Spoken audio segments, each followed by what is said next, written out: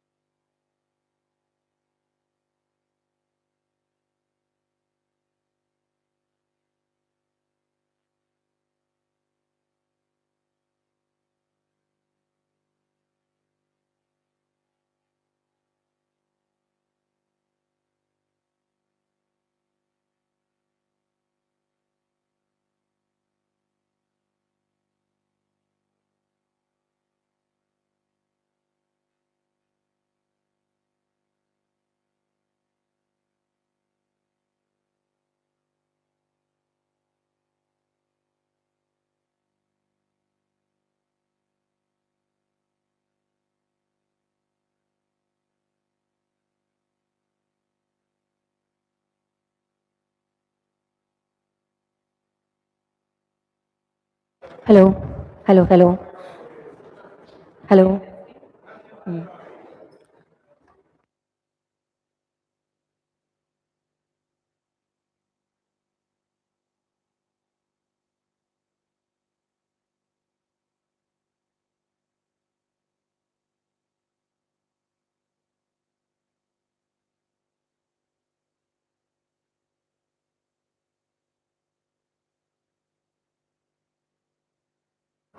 A very warm welcome and heartfelt good morning to one and all.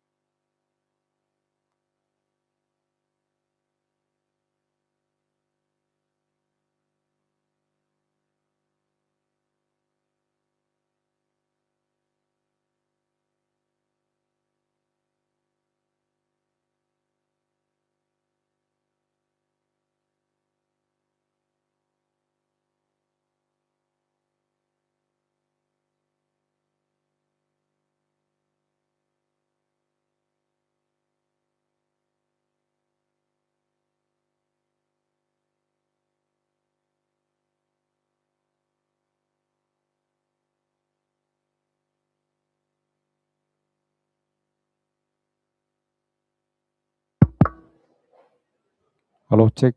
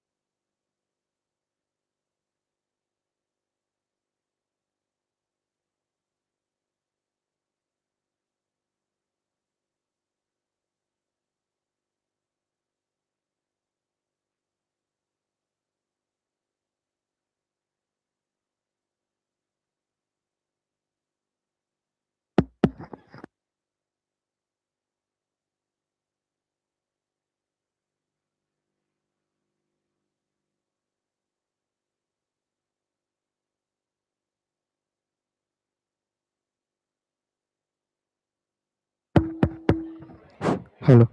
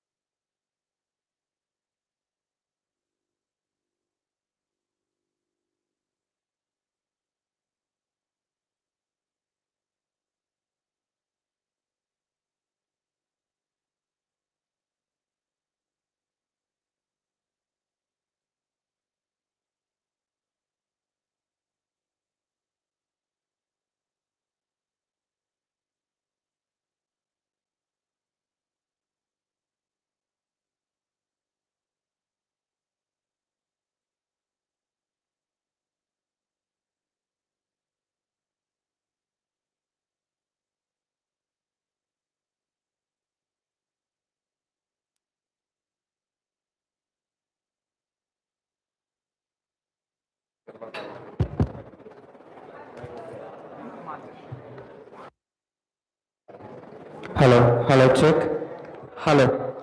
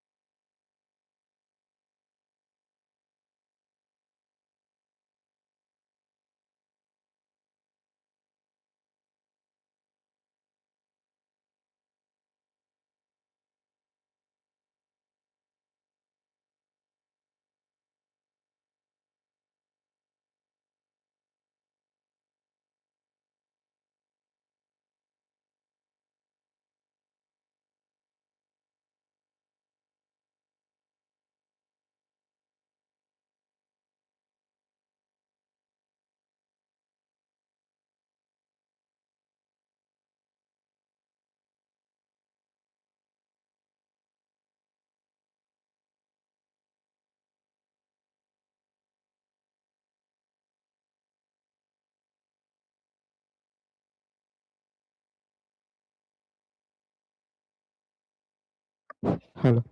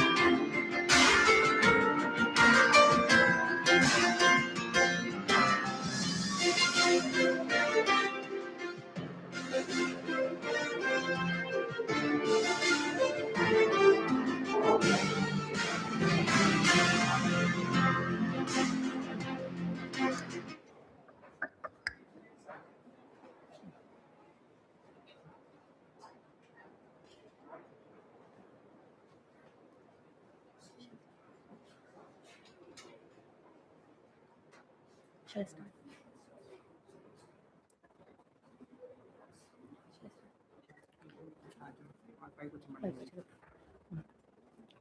A very warm and heartfelt good morning to one and all present here.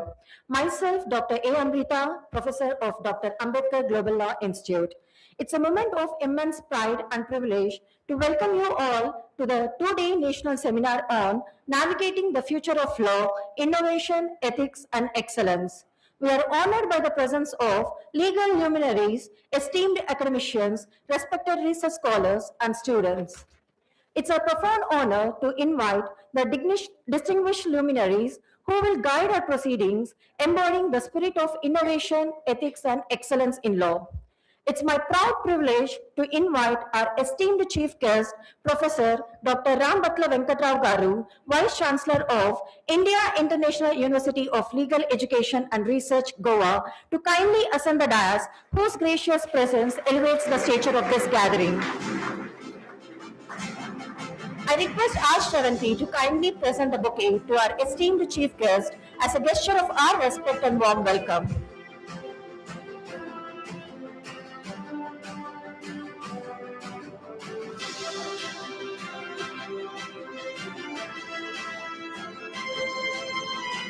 Now, it's my immense pleasure to invite our guest of honor, Honorable Justice Retired Dr. V.R.K. Kripasagar Garu, High Court of Andhra Pradesh, to grace the dais with his esteemed presence.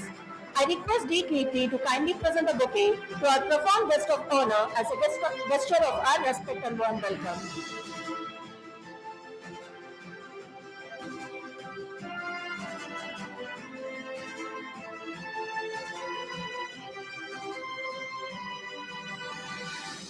With utmost respect and profound regard, I now humbly invite our esteemed special invitee, Professor Dr. Tata Narasimha Rao Garu, Honorable Vice Chancellor of Sri Venkateshwara University, to graciously ascend the dais and honor us with his distinguished presence.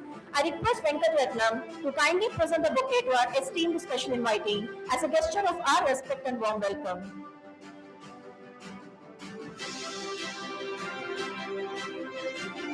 With great honor and deep reverence, I now cordially invite our esteemed special invitee, Professor Dr. B. Surya Prakash Rao Garu, Honorable Vice Chancellor of Damodaram Sanjeevaya National Law University, Visakhapatnam, to kindly ascend the dais and grace us with his distinguished presence. I request Reddy Krishna to kindly present the bouquet to our esteemed special invitee as a gesture of our respect and warm welcome.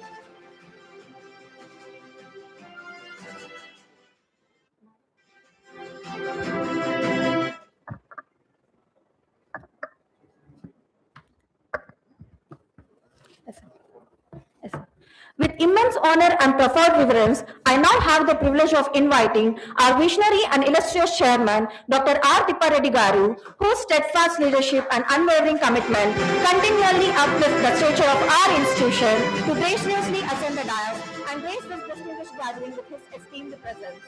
I request Saran to kindly present the bouquet to our honorable chairman, sir, as a gesture of our respect and warm welcome.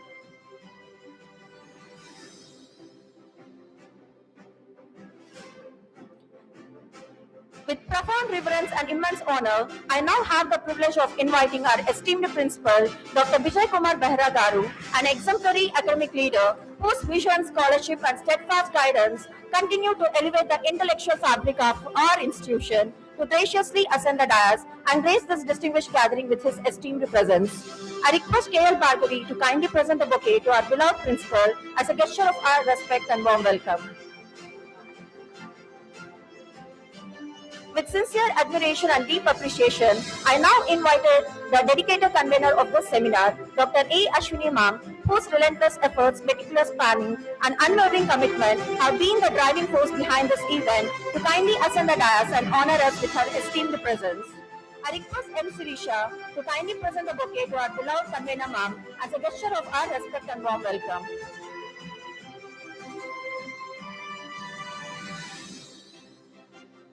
To begin this auspicious occasion with divine blessings, let us now invoke the Almighty through a soulful prayer. I request Angel Divyashree of 5 years LLB honors to lead us with a beautiful prayer song.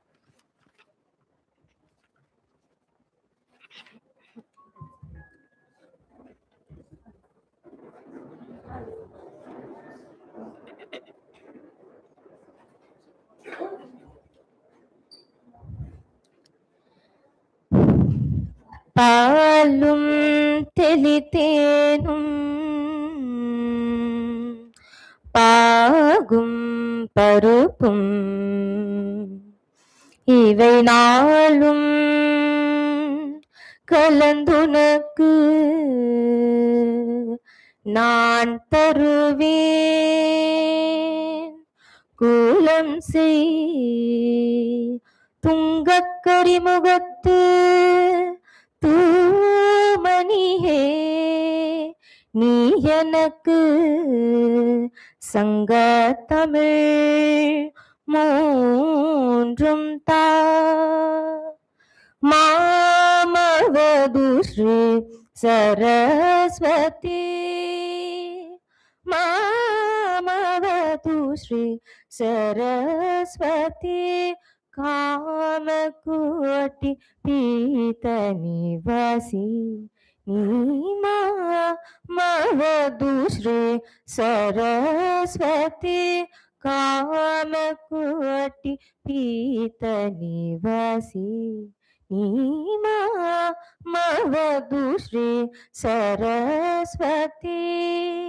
कोमलकर Saroj ऋतुवीणा, कोमलकर Saroj ऋतुवीणा, कोमलकर Saroj ऋतुवीणा, सीमातीत वरवा विभूषणा, सीमातीत वरवा वाग्विभूषणा मवधुश्री Saraswati Kamakoti पीतनिवासी नीमा मवधुश्री सरस्वती राजाधिराज पूजित चरणा राजीवनयन रमणीय वदना राजाधिराज पूजित चरणा राजीवनयन रमणीय वदना सुजन मनोरथ पूरण चतुर सुजन मनोरथ पूरण चतुर निजबल शोभित मणिमय हार सुजन मनोरथ पूरण चतुर निजबल शोभित मणिमय हार अजब वंदित वासुदेवा चरणामृत सकल वेद सारा अजब वंदित वासुदेव चरणामृत सकल वेद सारा मामवधू श्री सरस्वती कामकोटि पीतनिवासी नीमा मवधू Shri Saraswati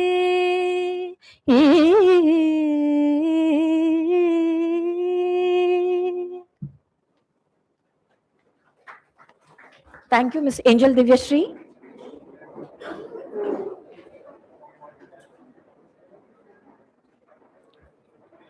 I now humbly request all our esteemed dignitaries on the dais to kindly come forward for the ceremonial lighting of the lamp, symbolizing wisdom, enlightenment, and the auspicious commencement of this two-day national seminar.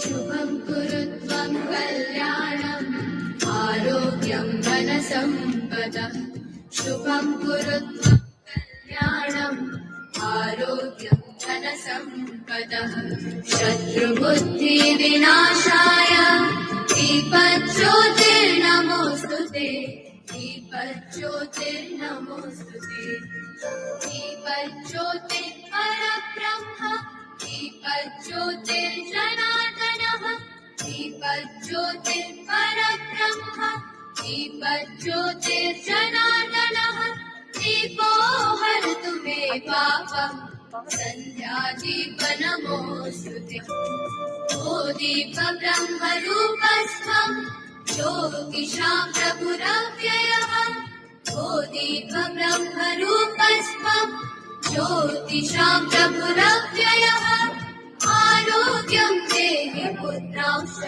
पतिं स्वच्छामि मे सदा रवेरस्तं समारभ्य यावत् सूर्योदयो भवेत् रवेरस्तं समारभ्य यावत् सूर्योदयो भवेत् यस्य तिष्ठेत् Thank you, everyone.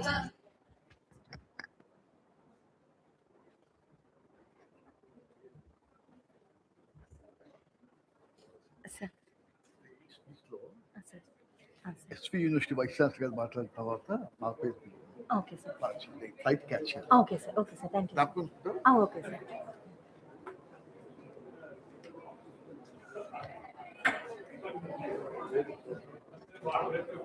I'm calling you now. I'm calling you now to say the instructions.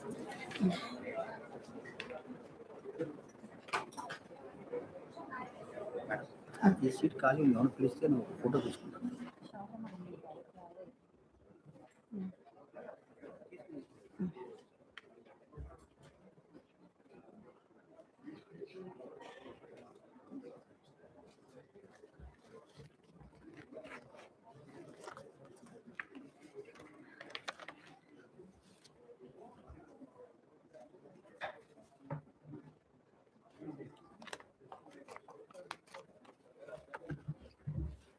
Okay, shall I start? Yes, sir. Sir కొంచెం చూసుకో ఇది ఉంది సార్, ఉంది సార్. నరసింహరావు తర్వాత సార్ అంటే ముందు సార్ ఇప్పుడు ప్రిన్సిపల్ సార్ మాట్లాడతారు.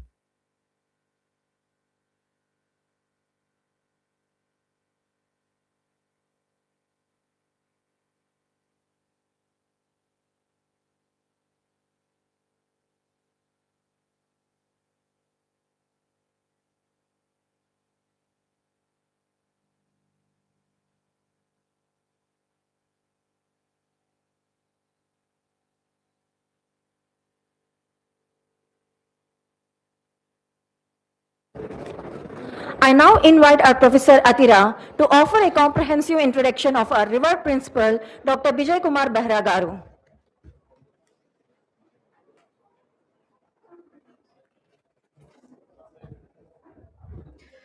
Good morning, everyone.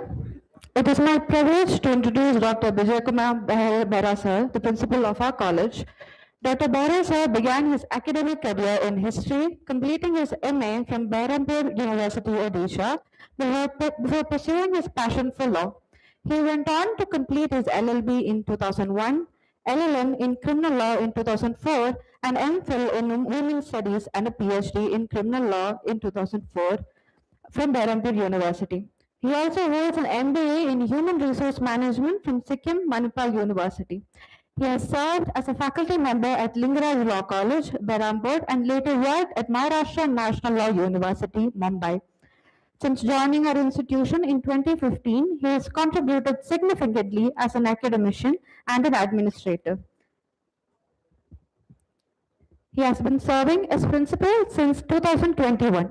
Dr. Behra has published several research articles, presented papers at national and international conferences. He has also represented India at an international conference in Sri Lanka, presenting research on human trafficking under international law. Please join me in welcoming Dr. Bijay Kumar Behra, sir. I now have the honor of inviting our River Principal, Dr. Bijay Kumar Behra sir, an exemplary academic leader and guiding force of our institution, to kindly address this august gathering and extend a warm and gracious welcome to all the dignitaries and participants.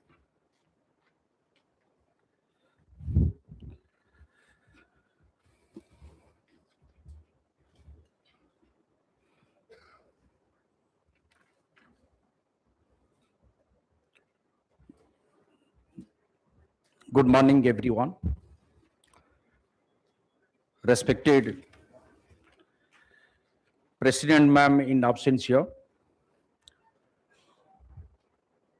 Chief Guest of this occasion, Most Revered Professor Venkat Rao sir,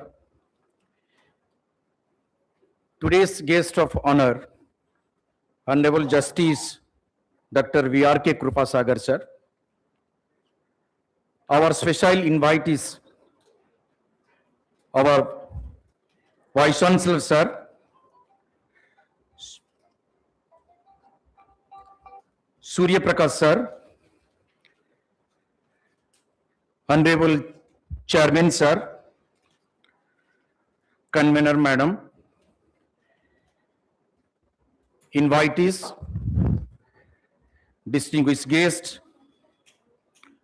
a galaxy of intellectual, other dignitaries,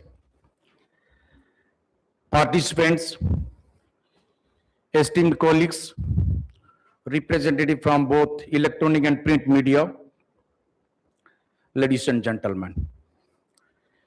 I deem it an honor and privilege to welcome all the participants, the distinguished guests, dignitaries to this two-day national seminar on the theme Navigating the Future of Law, Innovations, Ethics and Excellence. At the outset, I extend my heartfelt greetings to our esteemed dignitaries, distinguished resource persons, respected academicians, legal practitioners, honored guests, and dear students. Your presence adds the immense value to this academic gathering, and we are privileged to have you with us today. Dear participants, the world of law is undergoing a rapid transformation.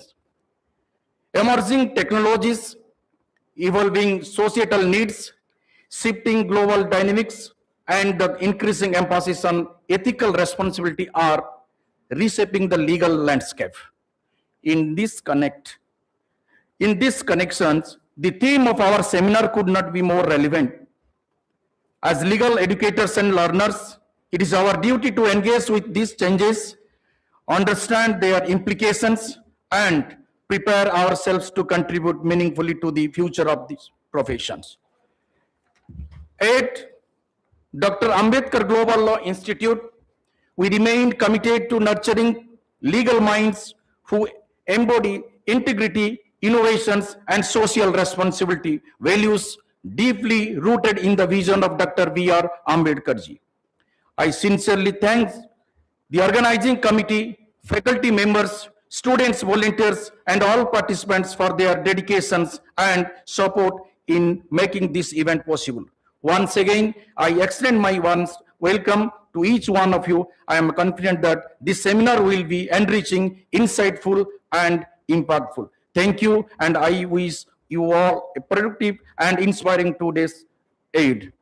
Andarki namaskaram. Thank you very much. Thank you, sir, for your enlightening and inspiring address. I now invite Professor Atira to present a graceful introduction of our esteemed convener, Dr. A. Ashwini ma'am.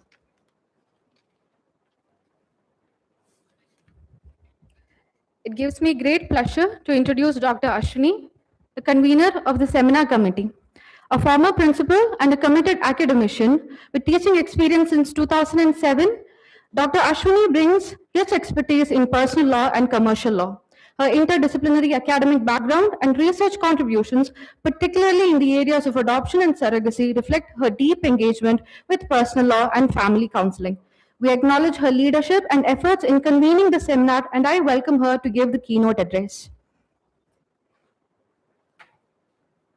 Now, I invite Dr. A. Ashwini ma'am, the convener of this seminar, to deliver keynote address, guiding us into the core deliberations of today's program.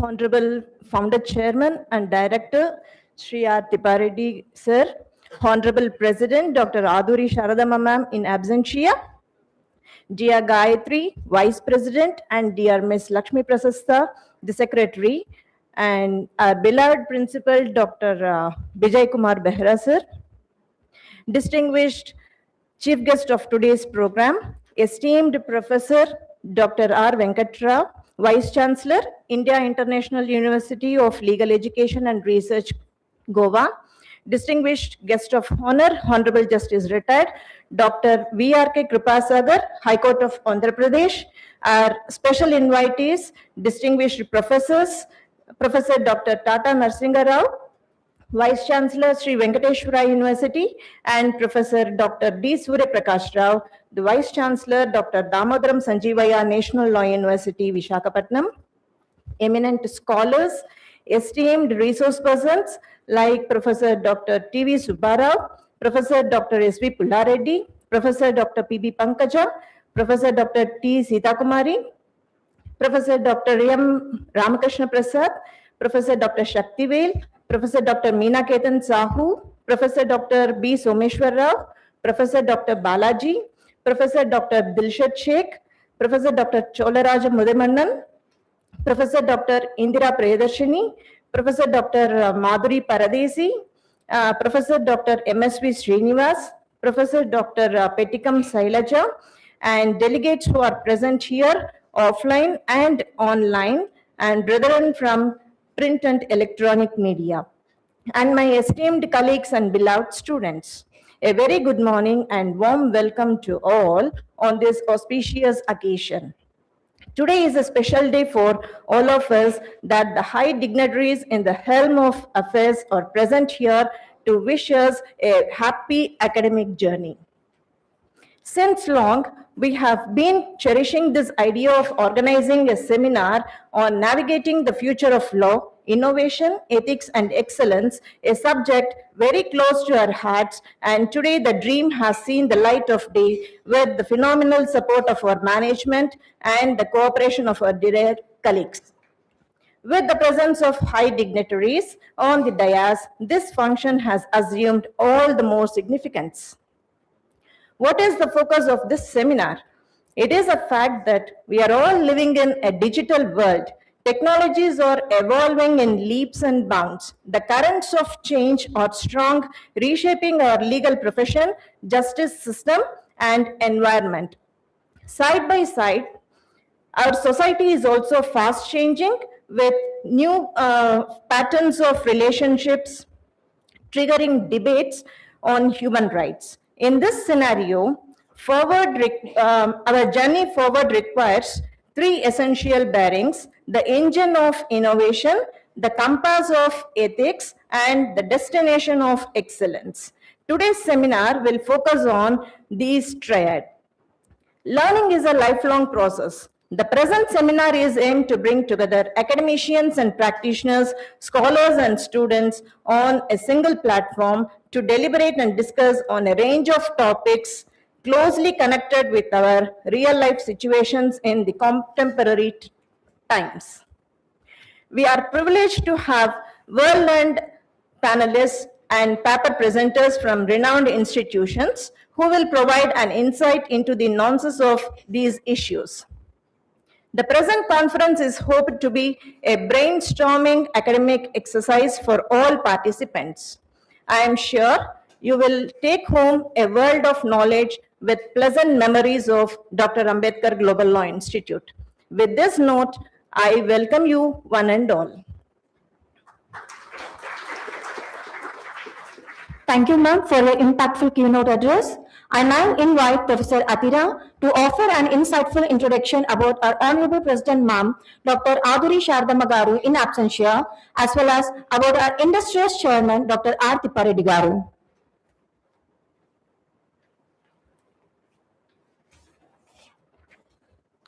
It is my privilege to introduce Dr. Aduri Saradama in absentia, the founder, president of the institution.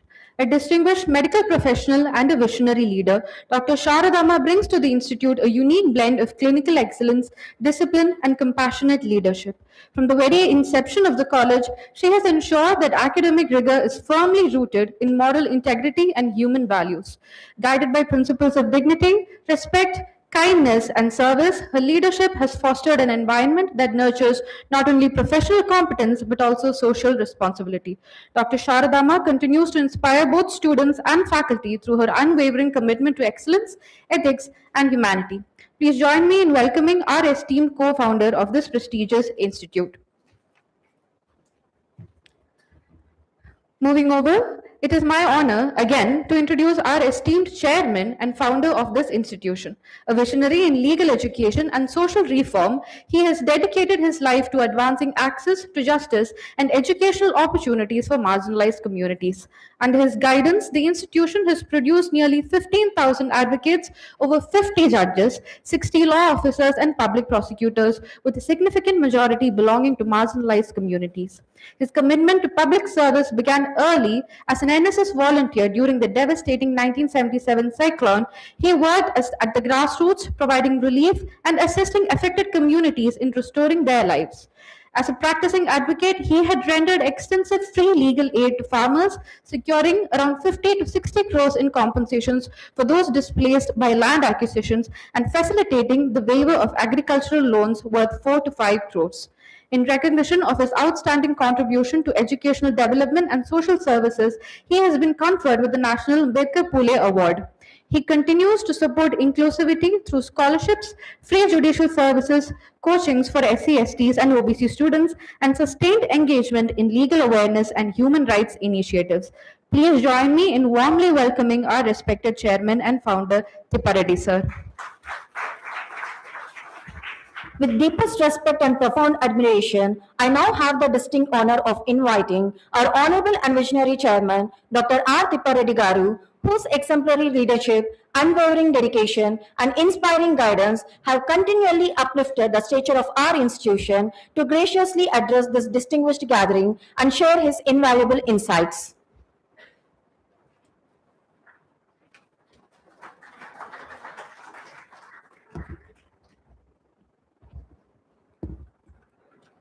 మరీ పొడవుగా పెట్టారు తొంగుతుంది అందరూ కూడా అందరికీ కష్టము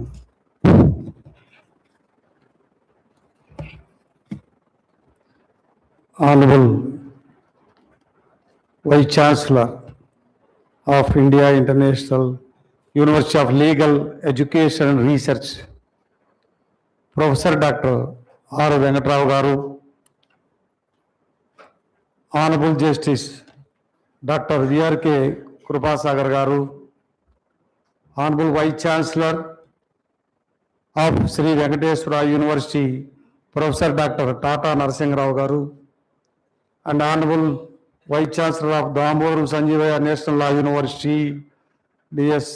Surya Prakash Rao Garu, Dr. Aru Sweradamma, President of this college in absentia, and Professor Dr. S.V. Pullareddy, and Madam Usha Rani, and Professor Dr. Meena Ketan Sahu, PG Department of Law, Sambalpur University, Orissa, and Professor Dr.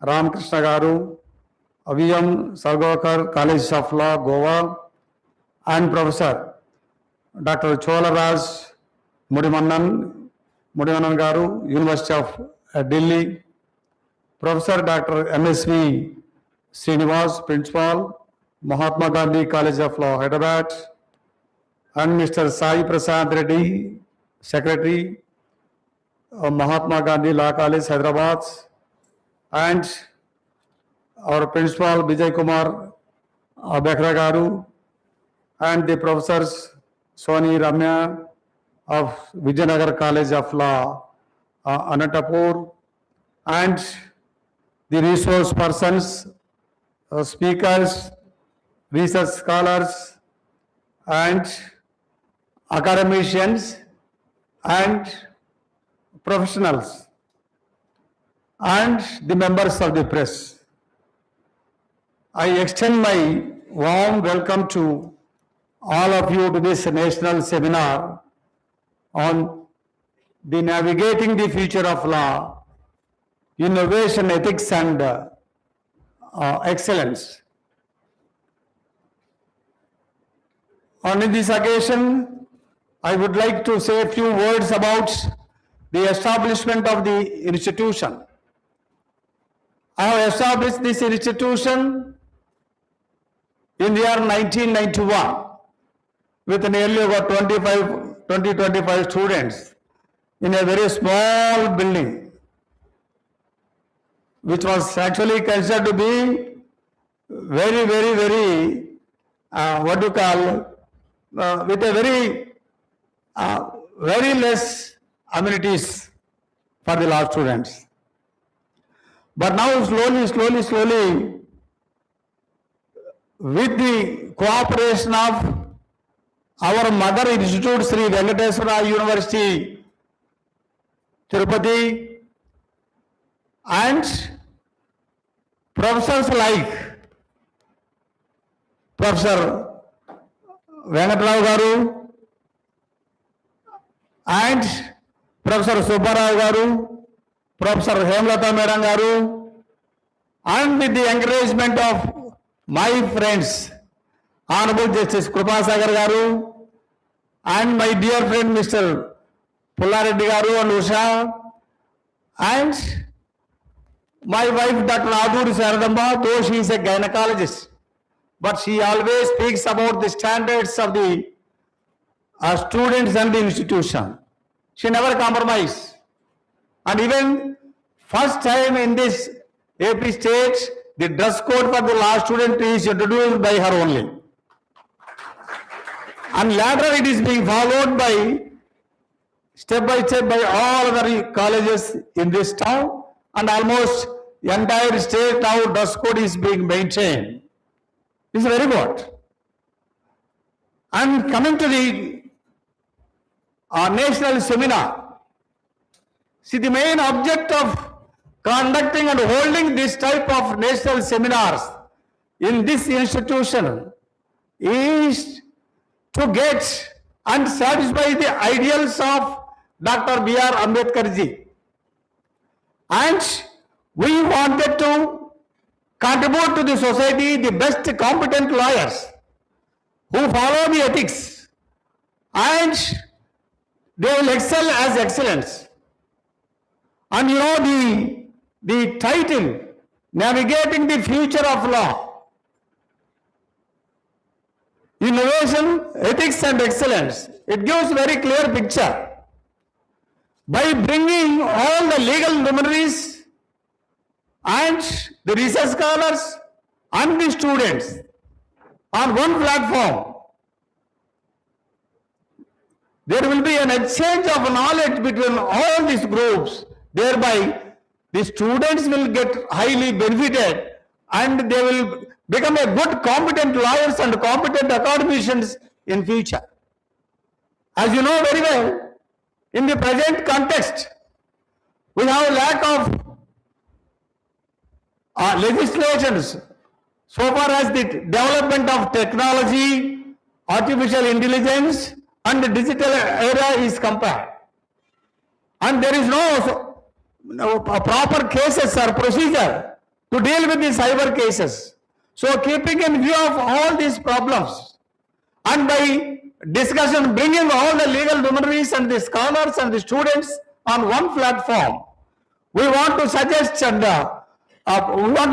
certain measures which will be followed by the legislators and the executive, and also it will even the judiciary.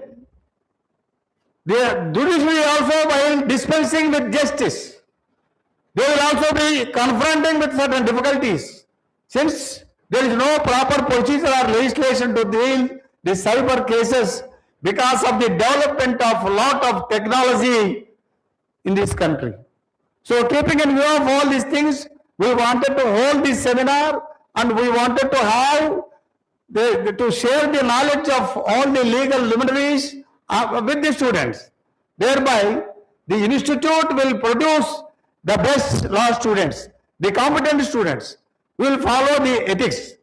With these few remarks, I once again congratulate the organizing committee for conducting this national seminar on this topic, and my best wishes to all the research scholars, resource persons, all the academicians and advocates who have come here to participate and exchange their knowledge. My best wishes to all of you. Thank you, one and all.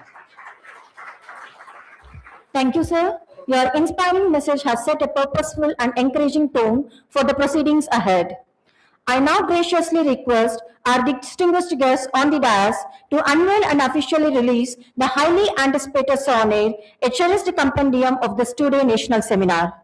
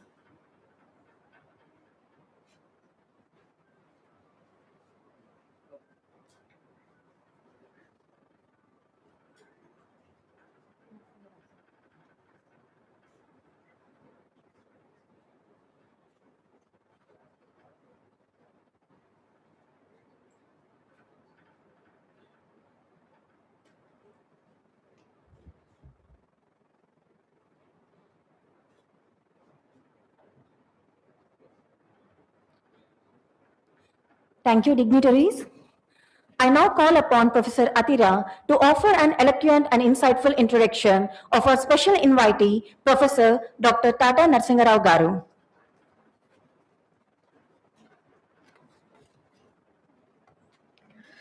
Professor Dr. Tata Narsinga Rao is the current appointed Vice Chancellor of Sri Venkateswara University in Tirupati, taking office in October 2025.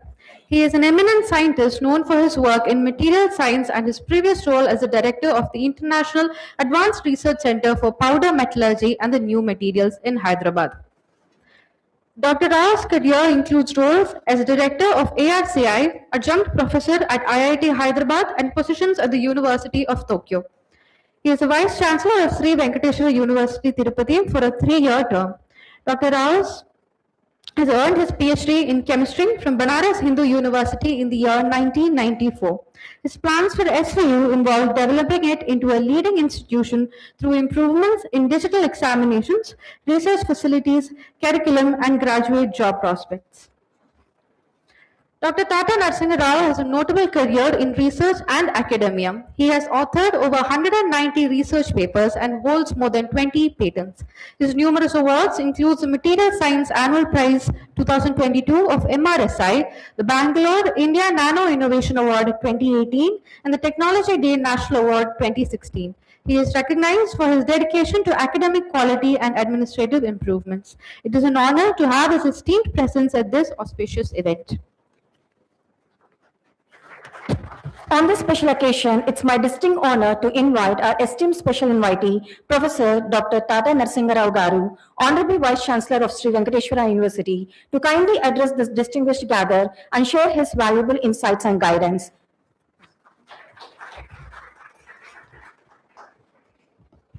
Good morning, everyone. And let me first thank Sri Tippareddy Garu for inviting me to this and giving me the opportunity. And distinguished honorary members on the dais and of the dais and students, ladies and gentlemen. Actually, I feel very nervous to stand in front of you all because you are all the law professionals and law students and I'm just odd man out. So I was, from yesterday, I told Tippareddy, sir, what shall I speak here? Because I am a scientist, I can only talk science. He said, whatever you want, you speak, but just come and address. When I was telling my personal secretary to connect science and law and then draft something, and I was also at night, I could not sleep, but I was thinking, because when I addressed the gathering, as a responsible vice chancellor of the prestigious university, my speech also should make some sense. So I thought it is my responsibility. And first, let me read a little bit what my PS wrote based on my instructions. And then while the discussion was going on, I was thinking that I can speak something different, what is relevant after going through these topics, what you chose for this workshop. Okay, thank you. So, Honorable Chief Guest, Honorable Guest of Honor, distinguished academicians, esteemed members of Dr. Ambedkar Global Law Institute, faculty, scholars, students, and respected guests. A very good morning to all. It gives me immense pleasure to address this distinguished gathering at a national seminar on navigating the future of law, innovation, ethics, and excellence. The seminar brings together great legal minds, researchers, and aspiring young legal professionals. A seminar this nature is not merely an academic meeting, it is a platform for reflection on how the law is evolving and how legal education must transform to meet the needs of the rapidly changing society. We are living in a time when law is no longer confined to traditional boundaries. Technology, globalization, environmental change, and new form of digital interaction are compelling us to rethink the purpose of practice of law. India today has one of the largest legal education ecosystems in the world, with more than 1,500 law colleges and over 4.5 lakhs students currently enrolled in legal studies, if my data is right. Nearly 70,000 graduates enter the field every year. This huge talent pool reflects the tremendous interest and trust that young people place in the legal profession as a vehicle of social transformation. However, the expectations from the law graduates are changing rapidly. The legal services sector is growing at nearly 20% annually, driven by new areas such as technology law, data privacy, corporate compliance, intellectual property rights, cyber security, environmental regulation, and dispute resolution. The future lawyer must be both interdisciplinary and innovative, equipped to deal with complexities that earlier generations of lawyers never encountered. As at this moment, I must acknowledge with pride the role played by Dr. Ambedkar Global Law Institute, one of the affiliated law colleges of Sri Venkateswara University, and I am proud to be the mentor of this institute. The institute stands as a tribute to Baba Saheb's vision of social justice, equality, and constitutional morality. Ambedkar ji reminded us that constitutional morality is not a natural sentiment, it has to be cultivated. An institution like this college cultivate the morality every day by shaping young minds with knowledge, ethics, and sensitivity to social issues. India is also engaging more deeply in international legal process, from environmental treaties to cross-border data governance. As Oliver I think you may know it, Wendell Holmes said, the life of the law has not been logic, it has been experience. And today's experience demands lawyers who are technologically skilled, globally aware, and socially responsible. The future of law holds extraordinary opportunities. Fields like cyber law, artificial intelligence governance, environmental and data climate law, forensic technology, sports law, space law, entertainment law, and intellectual property rights are opening new horizons for the students. To the students present day, I want to emphasize that your role is crucial in shaping India's legal future. Build competence, but also build character. Engage deeply with the Constitution, for it is the moral foundation of our democracy. Do not be indifferent in justice, because as Ambedkar warned, indifferentism is the worst kind of disease that can affect people.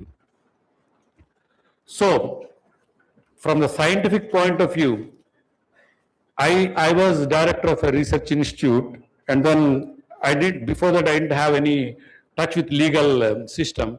But when we transferred with the institute where I worked, it is a technology transfer from the fundamental research to the high technology readiness levels, and we transferred several technologies in the interest of Atmanirbhar at Hyderabad. And during that time, if our memorandum of understandings, because we are all scientists, we don't really care too much because we think that everything will go smooth. But during the course, we understood that legal vetting of the agreements are very, very important. Then we started intellectual property cell and a legal counsel who will always vet our MOUs and then deal with all the cases. And that made my life easy, actually. So with the future, coming future, you have a lot of challenges and a lot of opportunity. I keep telling my students and the researchers in science, I say that with the challenges what are coming in, whether it's in terms of carbon dioxide emissions or water pollution or the cyber security and the defense, the future wars are no more with the humans, it is all digital wars, as you already witnessing. So in this respect, India is progressing so rapidly. For example, 20 years back, we used to import weapons, and now we're exporting weapons to all our Asian neighboring countries like BrahMos, which are developed in defense system in Hyderabad. So India is reaching its heights, and with the new missions started by the present government, National Hydrogen Mission, National Cyber Security, National Solar Mission, and now recently National Semiconductor Mission, and a few missions are there, which I don't recollect. All are related to the manufacturing technology. See, 25 years ago, we and China were almost equal in terms of economy and technologies.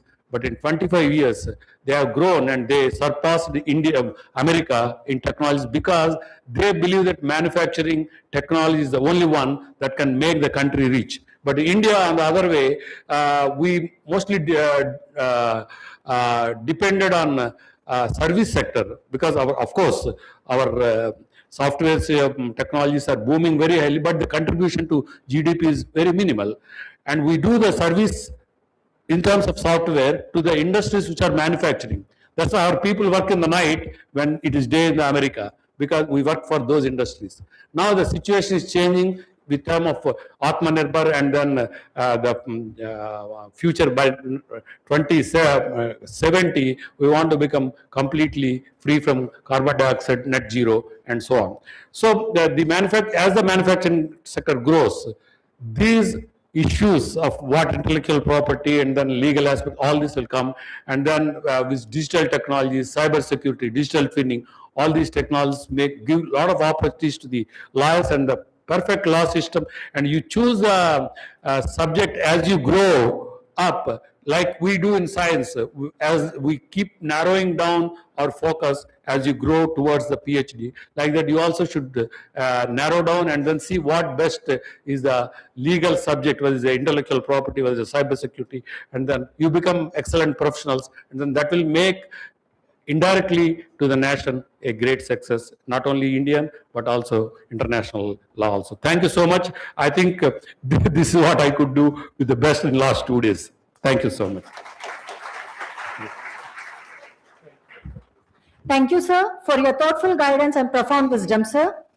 I now call upon our Professor Atira to offer an insightful introduction of our illustrious chief guest, Professor Dr. Rambatla Venkatrao Garu.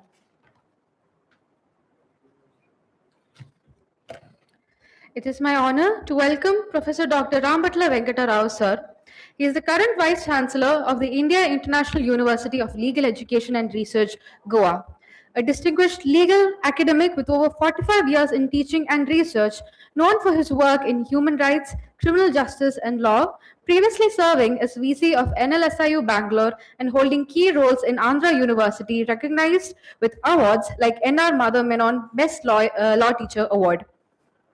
His previous roles include former Vice Chancellor of the National Law School of India University, Bangalore, serving from 2009 to 2014 and renewed for a second term. He is the recipient of awards like Professor N.R. Madhav Menon Best Law Teacher Award in 2018, Attorney General K. Parasaran Award for Scholarship. He was also the gold medalist for his PhD thesis. He has received the Best Teacher Award by Government of Andhra Pradesh in 2006, the Best Vice Chancellor Award in 2014. His recent activities include participation in the BCI International Lawyers Conference 2023 as a panelist on the future of legal education, delivered keynote addresses, and participated in national seminars on legal education and ethics. Please join me in welcoming Professor Rambatla Venkata Rao, sir.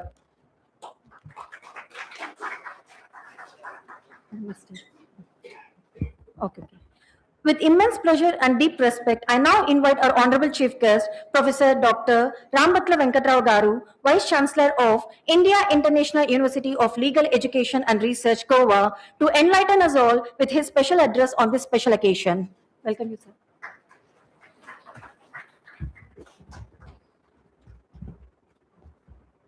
Sabhaya Namaha. Ladies and gentlemen, when I was a student of French Revolution, my teacher taught me Rousseau's statement, man is born free, but is everywhere in chains. But if the same Rousseau were to come today, he would say, man is born free, but he is everywhere in digital chains. Now, that's the state of affairs in 21st century. Our Honorable Vice Chancellor was speaking about technology and as to how this is a conference of lawyers.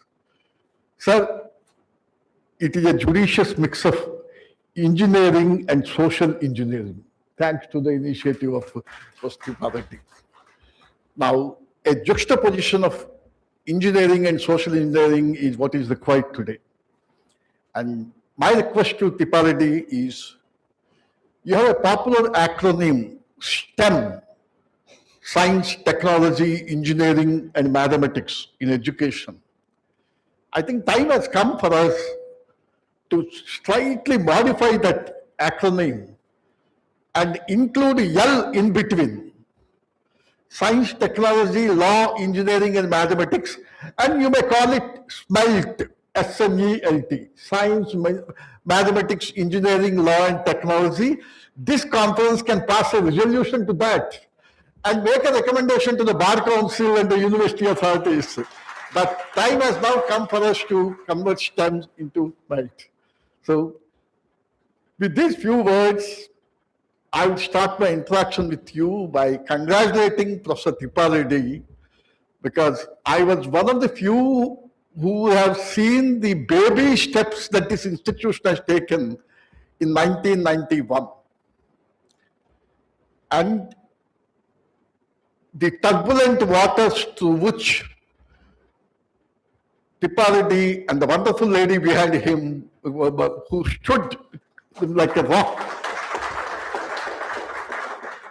in meandering this institution through the formative years. My professor used to tell me, overnight success means 20 years of hard work. And there is nothing like overnight success. And the metamorphosis of this Ambedkar Global Institute of Law in the last 34 years is something unbelievable. And I'm not exaggerating even a wee bit. There are very few institutions in the world who have transformed into such stellar heights in the last 34 years. To such an extent, I would say Dr. Ambedkar Global Institute of Law today is 34 years young and not old. Because only human beings become old, but institutions continue to be young. And we wish and pray that the lotus feet of Lord of Seven Hills would continue to bless you to take this institution to further heights.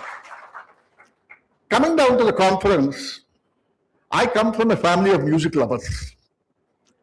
And that wonderful invocation in Marcos or Hindola Raga by that little angel, invoking Goddess Saraswati, may Goddess Saraswati bless you all through. Okay, that made my day.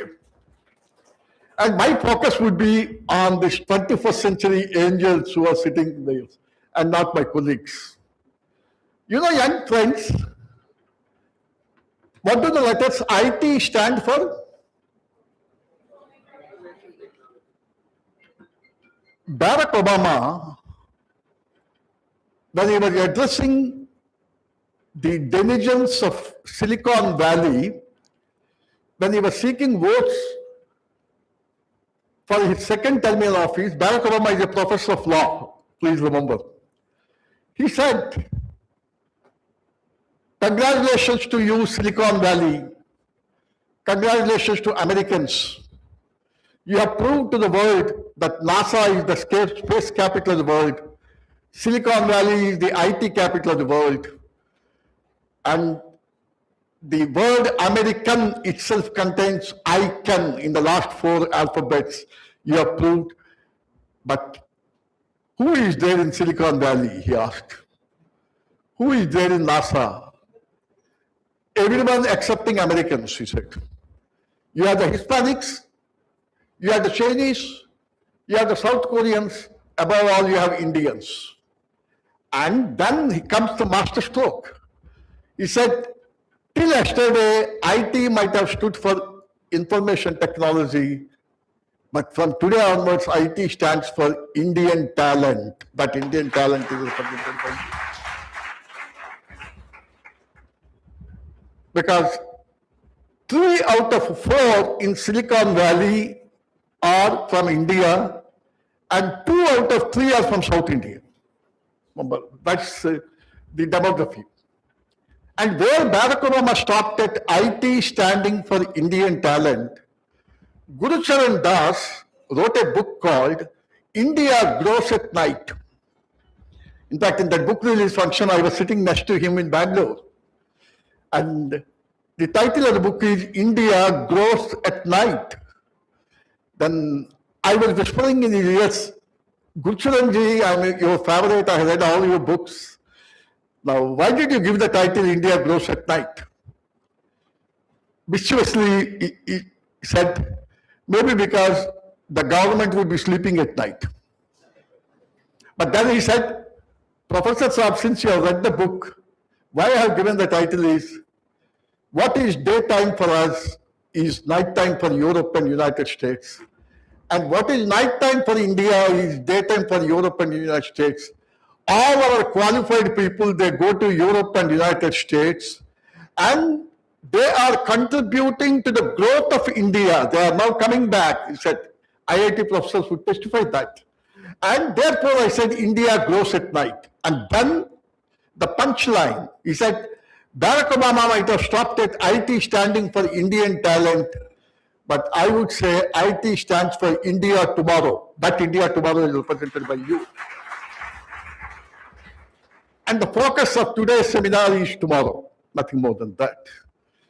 The three key words chosen by Dr. Tripathi: innovation, ethics, and excellence. I'll first say innovation.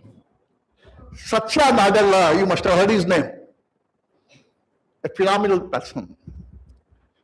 You know his favorite statement?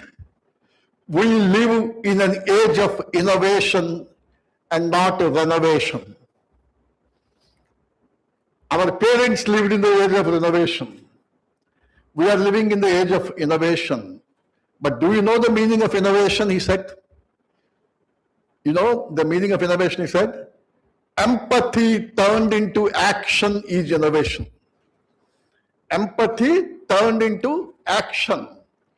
That means it is not enough if you have just a functioning brain. You need to have a functioning heart. That's what he said.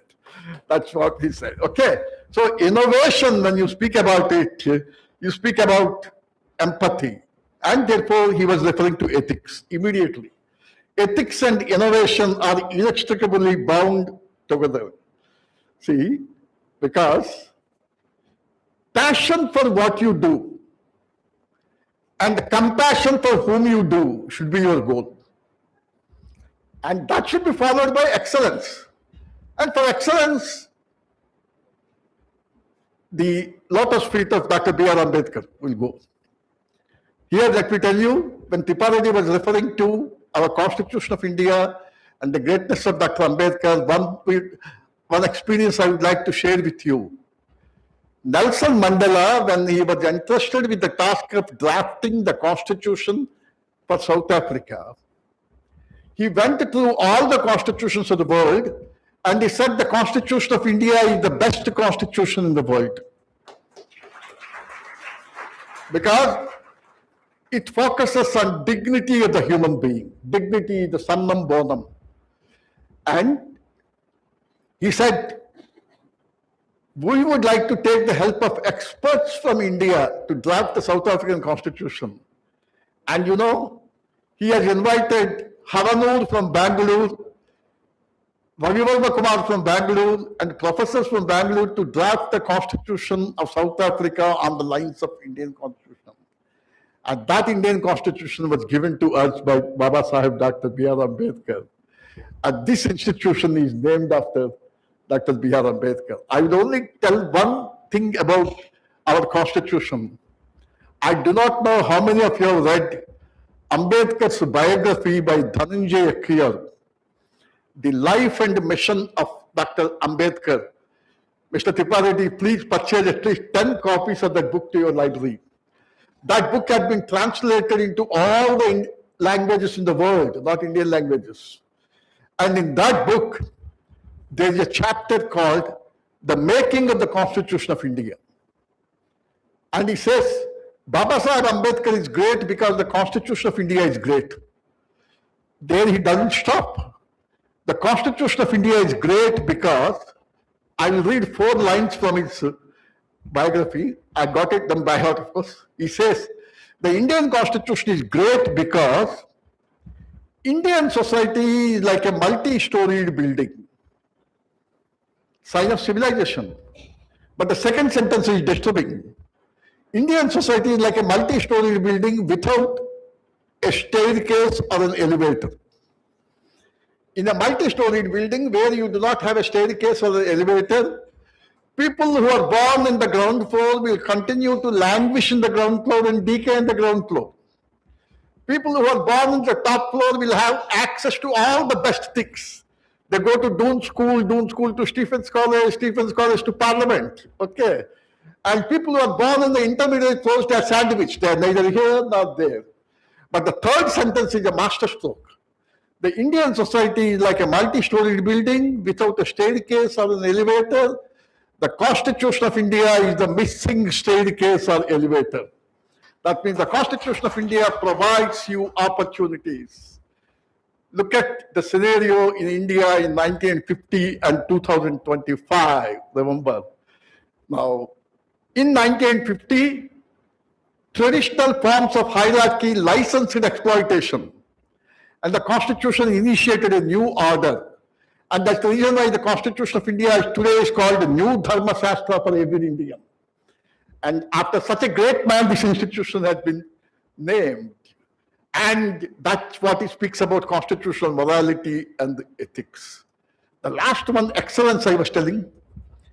In fundamental duties, there is 51A J, to strive towards excellence, both in your individual sphere of activity as well as your collective sphere, so that the nation constantly rises.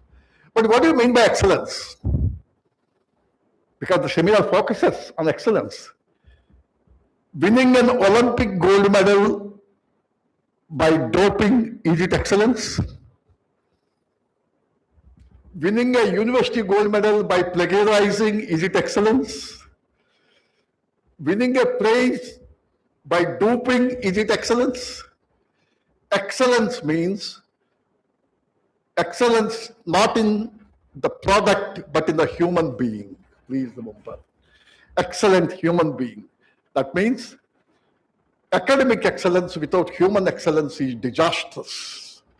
So when you are focusing on excellence, you must focus on excellent human being, because Honorable Vice Chancellor of SV University was referring to artificial intelligence. I have consulted a number of professors to give me the meaning of artificial intelligence in simple layman's terms. None of them could do it. I was invited as a judge for a debate competition on artificial intelligence by school-going students in Bombay. A 9th class student gave me the definition, which I remember. You know what she said? Artificial intelligence means an attempt to mechanize human thoughts. Simply she said that, nothing more than that. An attempt to mechanize human thoughts. But immediately she said, can all human thoughts be mechanized? Can all human thoughts be mechanized? They cannot. And done beautifully, she said. Maybe that's the reason why we call it artificial intelligence, not natural intelligence. The word itself, we call it is artificial intelligence and not natural intelligence. And therefore, she said all human thoughts cannot be mechanized, and therefore, she made a wonderful reference. I don't know how 9th class student in Bombay Public School have so much information. She made a reference to Klaus Schwab's book. Klaus Schwab is the president of World Economic Forum at Davos. He has written a book called The Fourth Industrial Revolution. The Fourth Industrial Revolution. In that book, he says, the first 3 industrial revolutions were product revolutions. The fourth industrial revolution is a system revolution. Because first you had steam engine, then you had electrification, then you had computers. But fourth industrial revolution speaks about Internet of Things, artificial intelligence. And there he said, a robot, that little girl said, can replicate human brain. But can it replicate human soul? Can it replicate human heart? Because heart is full of passion, soul is full of creativity, and robot cannot do it. And therefore, she said, if we are not to be dominated by technology at the end of the fourth industrial revolution, there must be a new human renaissance. Quoting Klaus Schwab. New human renaissance. Then the last sentence in the debate competition, remember, it got permanently etched in my heart. Then she said, all people keep saying artificial intelligence is dangerous. It will undo everything. But beautifully, she said, artificial intelligence in itself is not dangerous unless it is coupled with natural stupidity. He said, unless artificial intelligence is coupled with natural stupidity, it's not dangerous. Last sentence in my speech, I'll tell you. Yuval Noah Harari, the famous anthropologist from Israel, who has written masterpieces like Sapiens, has written a book called Nexus. Now, the whole book is about the story of the evolution of communications from Stone Age to artificial intelligence days, how communication has evolved. And at the end of the book, he was interviewed by the media. Then he says, artificial intelligence acronym itself is wrong. It is not artificial intelligence, but alien intelligence, he says. He uses the word alien intelligence. Why? Not because it is done in outer space. No. It is done in the laboratories, he says. Alien intelligence is done in the laboratories. But he says, if you are not careful, it is more dangerous than an atom bomb. Because atom bomb cannot work on its own. Somebody must command it. But artificial intelligence in certain situations can work on its own. You are seeing ChatGPT, okay. That is where the regulatory agent called law comes into play. And now the last suggestion would be a famous jurist called Richard Susskind, Richard Susskind. He has written a book, How to Think About Artificial Intelligence.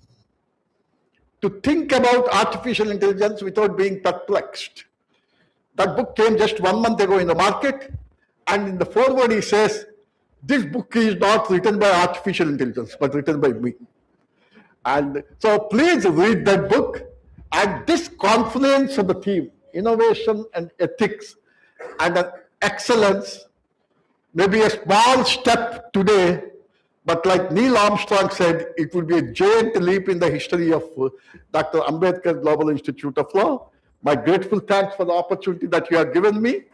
And as I said in the beginning, we are victims of digitalization, and the same digitalization constrains me to take leave of you because I have to catch a flight, okay, and to attend another meeting. So kindly permit me, God bless you all, and may Lord bless you all. Thank you very much. Thank you.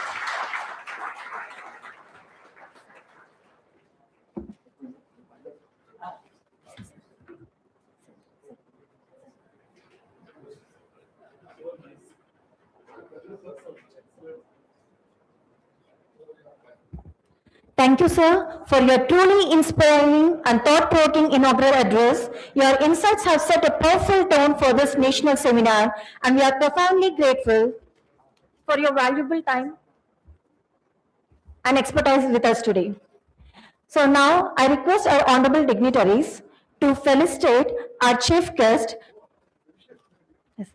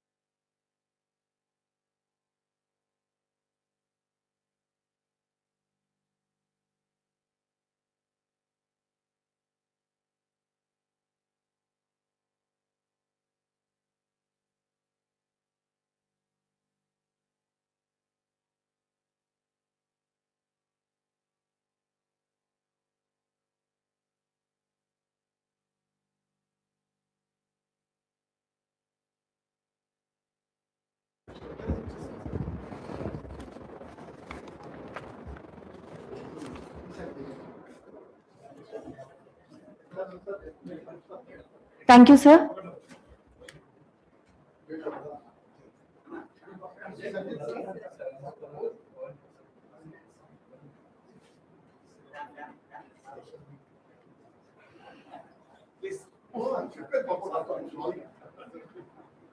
I have only one meeting here.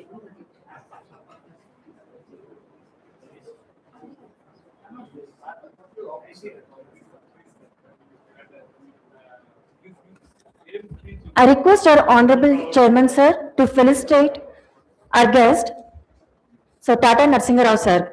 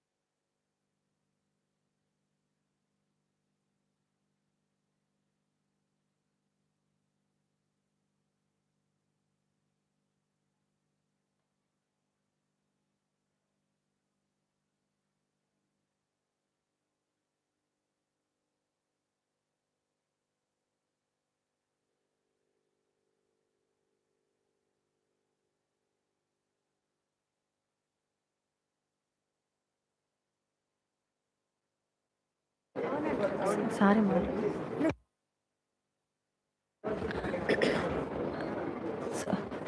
us proceed. I invite Professor Atira to present an insightful introduction of our distinguished special invitee, Professor Dr. D. Surya Prakash Rao Garu.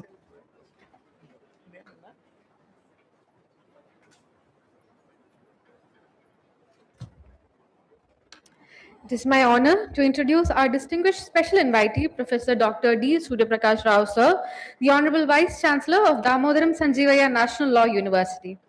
Professor Rao is an eminent academician with over 36 years of teaching experience, including 15 years as Professor of Law, and is widely recognized for his rare blend of academic brilliance, research excellence, and administrative leadership.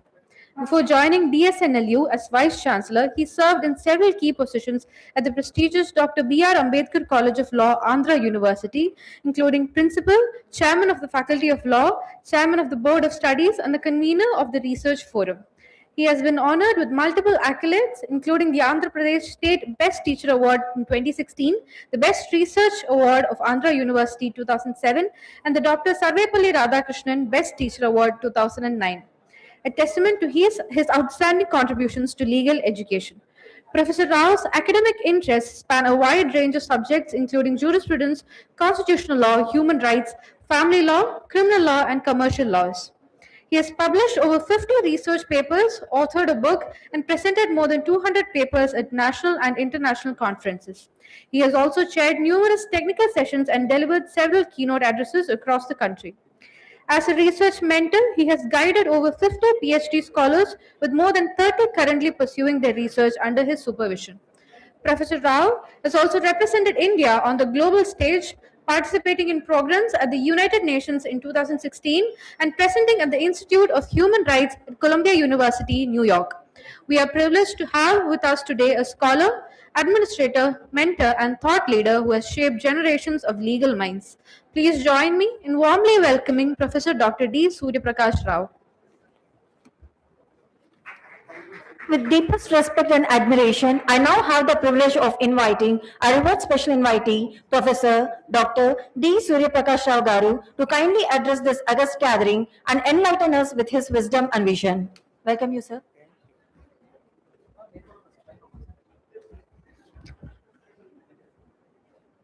Good morning to all of you.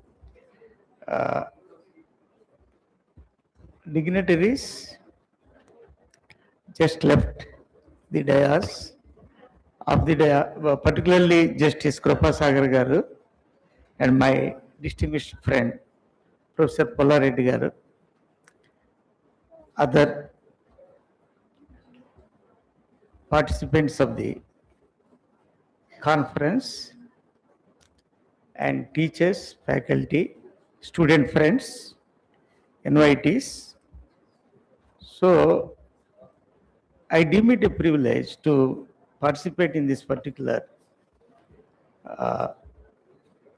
two-day national seminar on navigating the future of law, innovation, ethics, and excellence.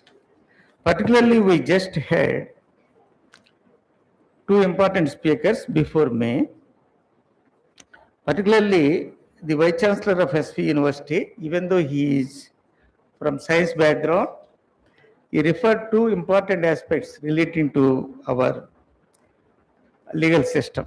Particularly, he referred the constitutional morality. And he also referred about Oliver Wendell Holmes' famous statement, "Law is not logic, it is human experience." How the human experience is being developed and assisted by the technology, he referred. And particularly Professor Venkat Rao sir discussed various aspects of the seminar themes, particularly the innovation, ethics and excellence, and particularly the future of law. And we know, as far as the evolution of law, since ages past, since the existence of mankind, so the moment there is a relationship between two human beings, law plays an important role. law regulates the human affairs, particularly in a common parlance, law is a regulator to regulate the relationship between two human beings in one aspect, and to regulate the relations between human being and the society. In the third aspect, human being and the state, particularly the political relationship of the person with the political state.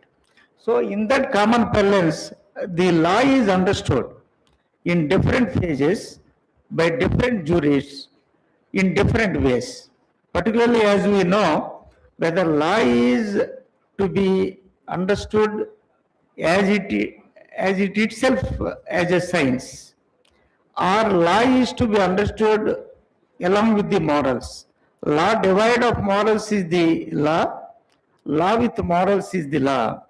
And after having lot of struggle and evolution of the concept of law and the different ideologies, particularly as we know, law is understood as an art proposition. Law as it ought to be, the natural law philosophy. Law is dictate of God, dictate of nature, dictate of reason. Of course, until 19th century, law was understood as only dictate of God or dictate of nature, law coupled with morals. But the question comes after having the scientific development, the post-scientific temper developed. Of course, we all know the Aristotle geocentric theory was followed until 12th century AD. So the reason was Aristotle understood the geocentric theory, Earth was constant, all the planets including Sun were revolving around the Earth. So until Copernicus and Galileo came and proved that Sun is constant, including Earth, all the planets are moving around the Sun. So the solar centric theory was developed, scientific development was there. So the impact of the scientific temperament is on all the ideologies, on all the human behavior. So particularly by 19th century, the law at that time developed, the natural law concept was challenged by positivists, particularly Bentham considered law as the natural law thinking as silt nonsense. So particularly he developed. So that's why Bentham is the first destroyer of natural law thought. He wanted to study law as it is. So morality has no role. But Immanuel Kant, the last protector of this particular natural law thought, the last protector of relevance of morals in the study of law, developed the idea of reason. Law is dictate of reason. So that reasonability still continues, even it binds on the human psychology, human ideology, human relationship with the fellow human beings. Particularly that's why in the modern legal systems also, if you study Article 14 equality, reasonable classification. Classification is permissible, but only reasonable classification is to be understood. If you go to freedom, reasonable restrictions can be imposed, but not irrational restrictions, reasonable restrictions. Subject to reasonable restrictions, your freedom will be allowed to be enjoyed. So if you go to Article 21, law is not any draconian law, law is a just, fair and reasonable law. So that's why Immanuel Kant's reasonability, the law is understood as a categorical imperative. So that categorical imperative, subject to the categorical imperative, now we are having established these legal systems.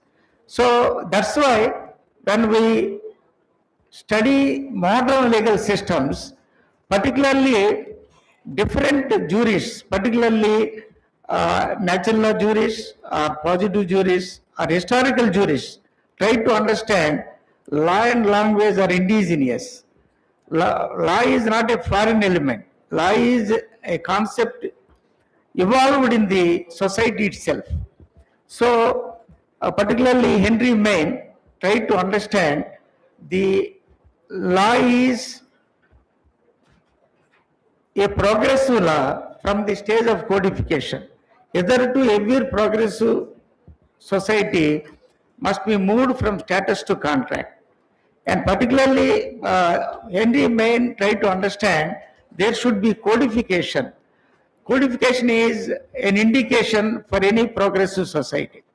So here when we have Constitution of India after having the colonial rule, and we know how this Anglo-Saxon jurisprudence, the common law system was introduced into the Indian soil, how the modern legal systems in India were developed. So particularly the Constitution of India provides you the responsible government, accountable government, and limited government. So the constitutional morality is the guiding principle for any modern legal system practiced in India. So we have psychological, the technological changes. That's why there is a notion whether law follows the society or society follows the law. In both the statements, there is truth. Now law is framed, law is fixed, law is codified. Regarding penal laws, Indian Penal Code was provided and people were asked to follow the Indian Penal Code. So in some aspect, law was established first and people are asked to follow. So society follows the law. So in some aspects, there are technological developments, there are progress in the society where the law has to follow the society. Particularly the information technology. We have agriculture revolution, industrial revolution, and information revolution.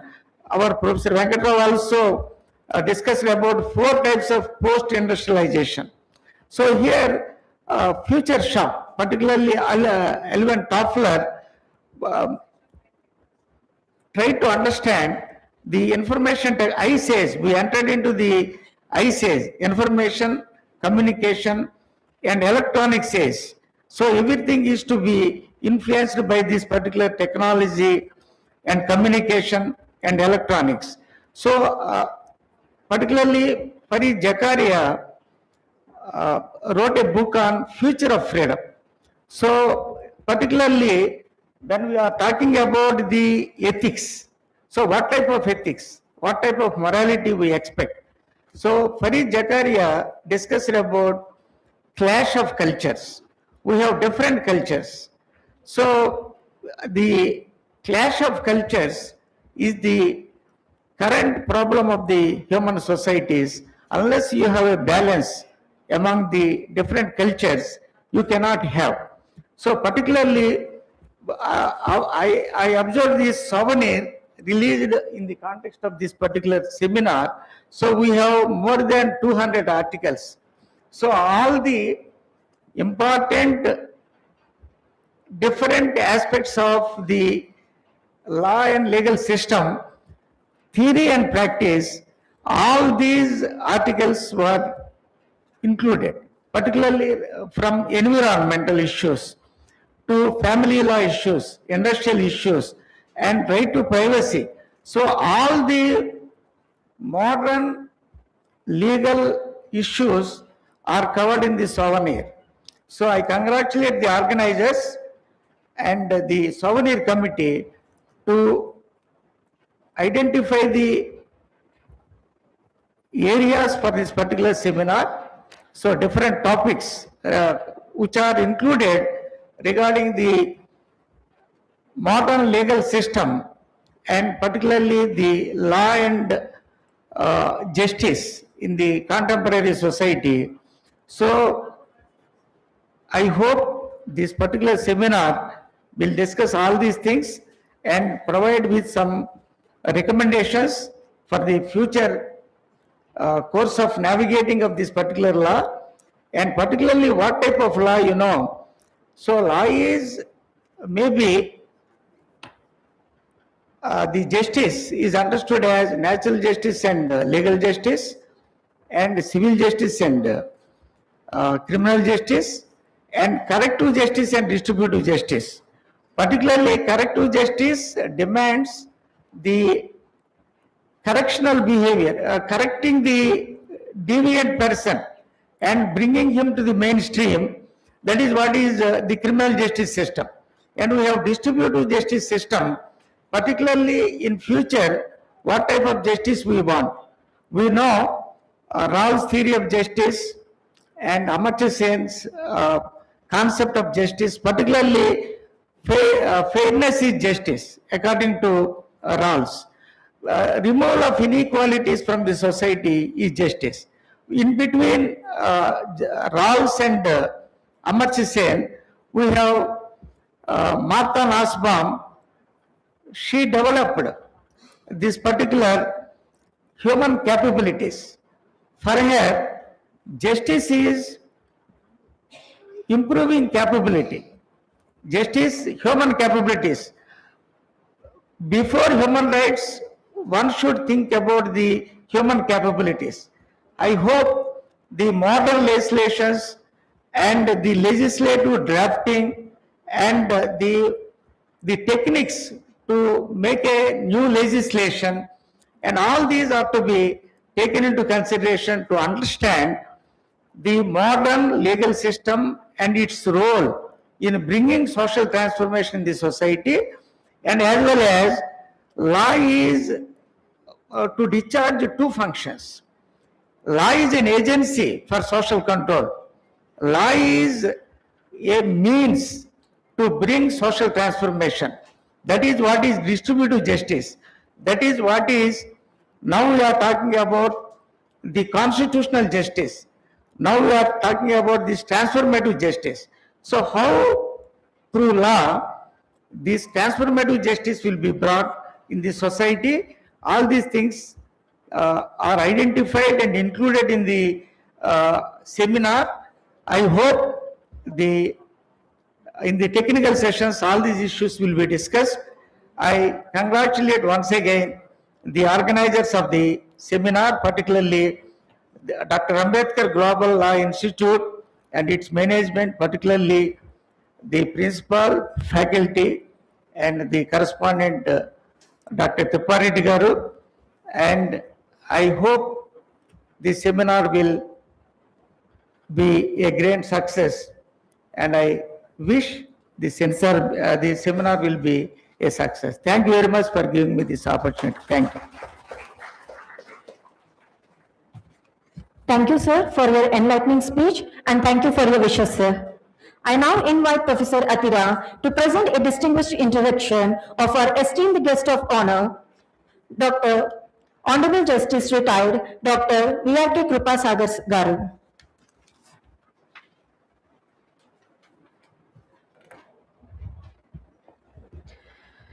Honorable Justice D.R. V.R.K. Krupasagar served as a judge of the Andhra Pradesh High Court, known for his meticulous jurisprudence, contributions to legal literature, and distinguished career starting as a Munsif magistrate in the year 1994 with a farewell on June 18, 2025, after a career marked by fairness, dedication to social values, and roles like First Assistant Solicitor General for AP High Court at Amravati. He was lauded for his composure, patience, and guidance to young lawyers through his published articles. His judicial entry began as Munsif magistrate in 1994 and rising through the ranks. He was elevated as a judge on August 4, 2022. He was the Assistant Solicitor General and served at the AP High Court at Amravati from 2019. He is legal advisories and counsels for various entities like UGC, FCI, AIIMS, and banks. I implore all of you to welcome Honorable Justice V.R.K. Krupasagar. It's my distinct honor to invite our esteemed guest of honor, Honorable Justice Retired Dr. V.R.K. Krupasagar Garu, former Judge of High Court of Andhra Pradesh, to kindly address this distinguished gathering and share his invaluable insights and perspectives. Welcome you, sir. Andariki namaskaram. Judges are well known for one thing, sound of silence. And now, going by that, I do not actually stand here for any winding speeches. But having been here, essentially, the topics that are actually published here would indicate to me, to my mind, it is human intelligence versus artificial intelligence. And one dimension of it is about problems. And as there are about 20 topics, the problems of artificial intelligence are only one or two. And the rest of the problems are only about human intelligence. The family problems, the property rights, the fundamental rights, their violation and all that. And as a matter of information, though it is known to all of you, a formality permits to tell you there are too many types of intelligence, and some of them are actually like this: linguistic intelligence, logical mathematical intelligence, spatial intelligence, musical intelligence, bodily kinesthetic intelligence, interpersonal intelligence, intrapersonal intelligence, naturalistic intelligence, and existential intelligence, and emotional intelligence. And now added to that, now we have got artificial intelligence, dear friends, and all the young minds under the guidance of wiser people have gathered here, and I wish them a great success. But finally, a word about excellence. Boost, Bournvita, Horlicks, tea, coffee, ఇట్లాంటివన్నీ తాగుతుంటాం అందరం. For some time back, Nestle company వాళ్ళది మైలో అని ఒక drink వచ్చింది అది. So the legend of Milo goes like this. While he was a young boy, there was a baby ox. He used to lift the baby ox every day. Every day the baby ox was growing, and Milo, the croton, was also growing. Every day he used to lift it. Finally, when the beast became full-bodied, it weighed about 1200 kgs, and Milo was able to lift it. And that is the story of Milo. And what is the moral of this story? Constant use of your organs would lead to excellence. So seminars are one occasion where you would keep on improving your excellence. I wish you all the best. Thank you. Thank you, sir, for your insightful and thought-provoking address. As a token of our deep respect and heartfelt gratitude, we now proceed with the felicitation of our special invitees and guests of honor. Your presence today has truly enriched this occasion, and we are honored to have you all with us. I invite our Honorable Chairman, sir, beloved Principal, and Seminar Convener to honor our dignitaries. I invite our Honorable Chairman, sir, and Principal to honor our Guest of Honor, Honorable Justice Retired Dr. V.R.K. Krupasagar Garu, High Court of Andhra Pradesh.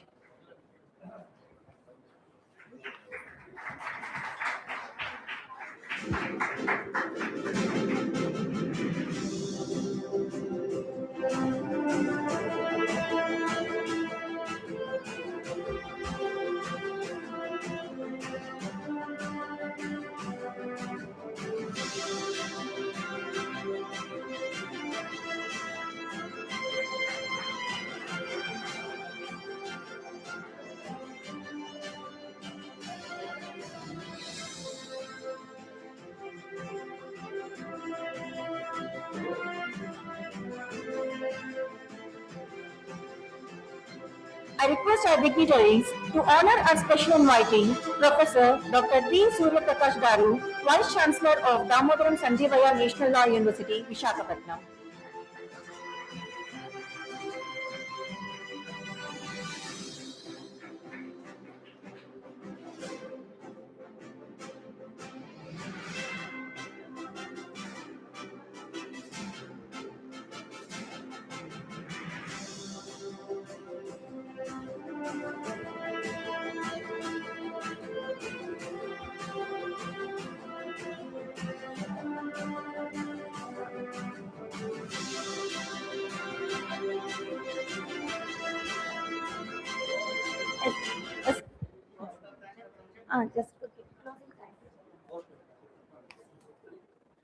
We are truly grateful to all our distinguished guests for their invaluable contributions to this inaugural ceremony.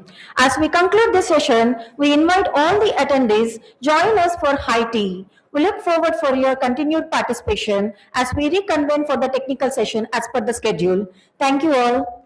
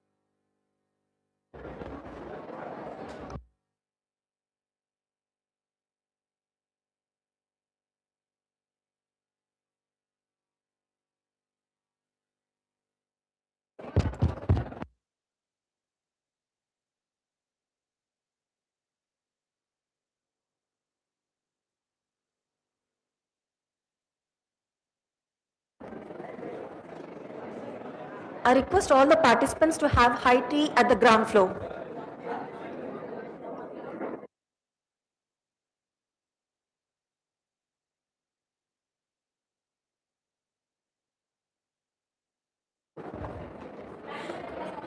Refreshments are arranged at the ground floor. I request all to have the high tea there.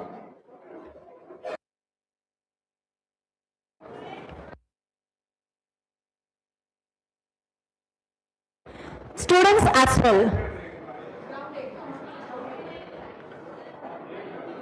The refreshments are arranged for everyone at ground floor. Kindly have it.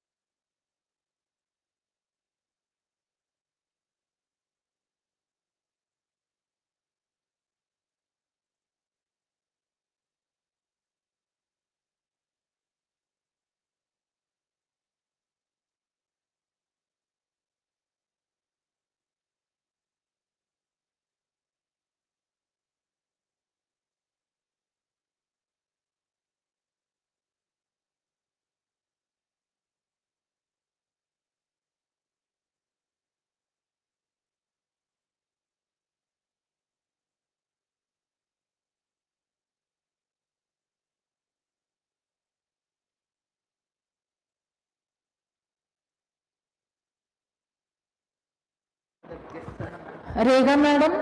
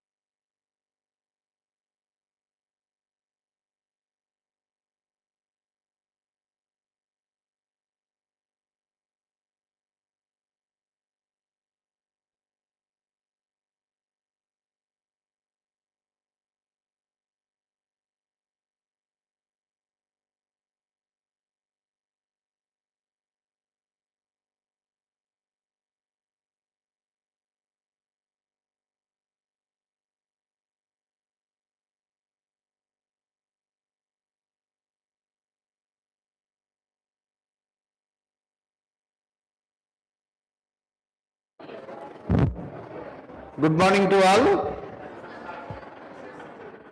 Now technical session 1 in person. Our chairperson and co-chairpersons are there.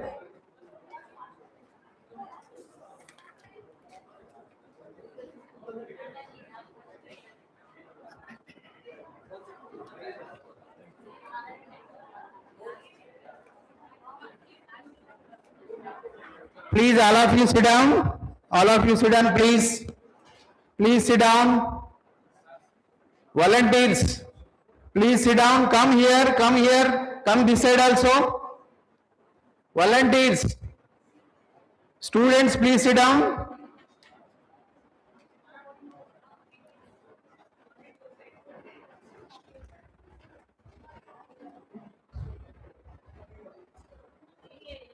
Please sit down, all of you. Volunteers, please sit down.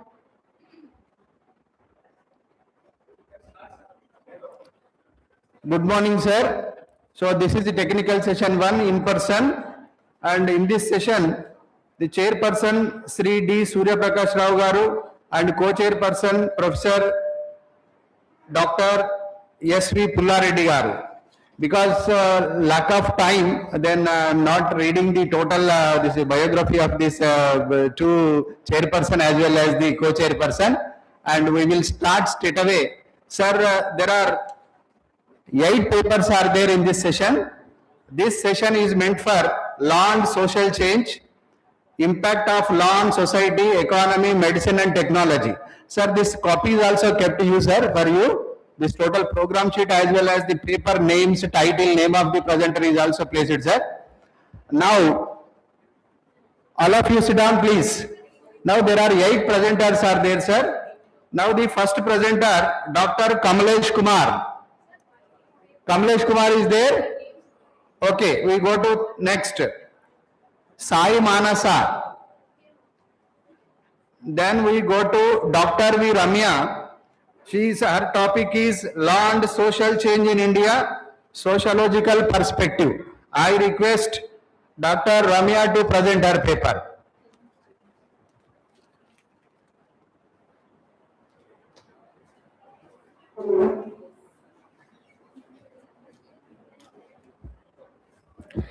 Namaste everyone, I am Dr. V. Ramya and I am Assistant Professor from Vijayanagar College of Law, and I am going to present a paper on the topic Law and Social Change in India, a Sociological Perspective.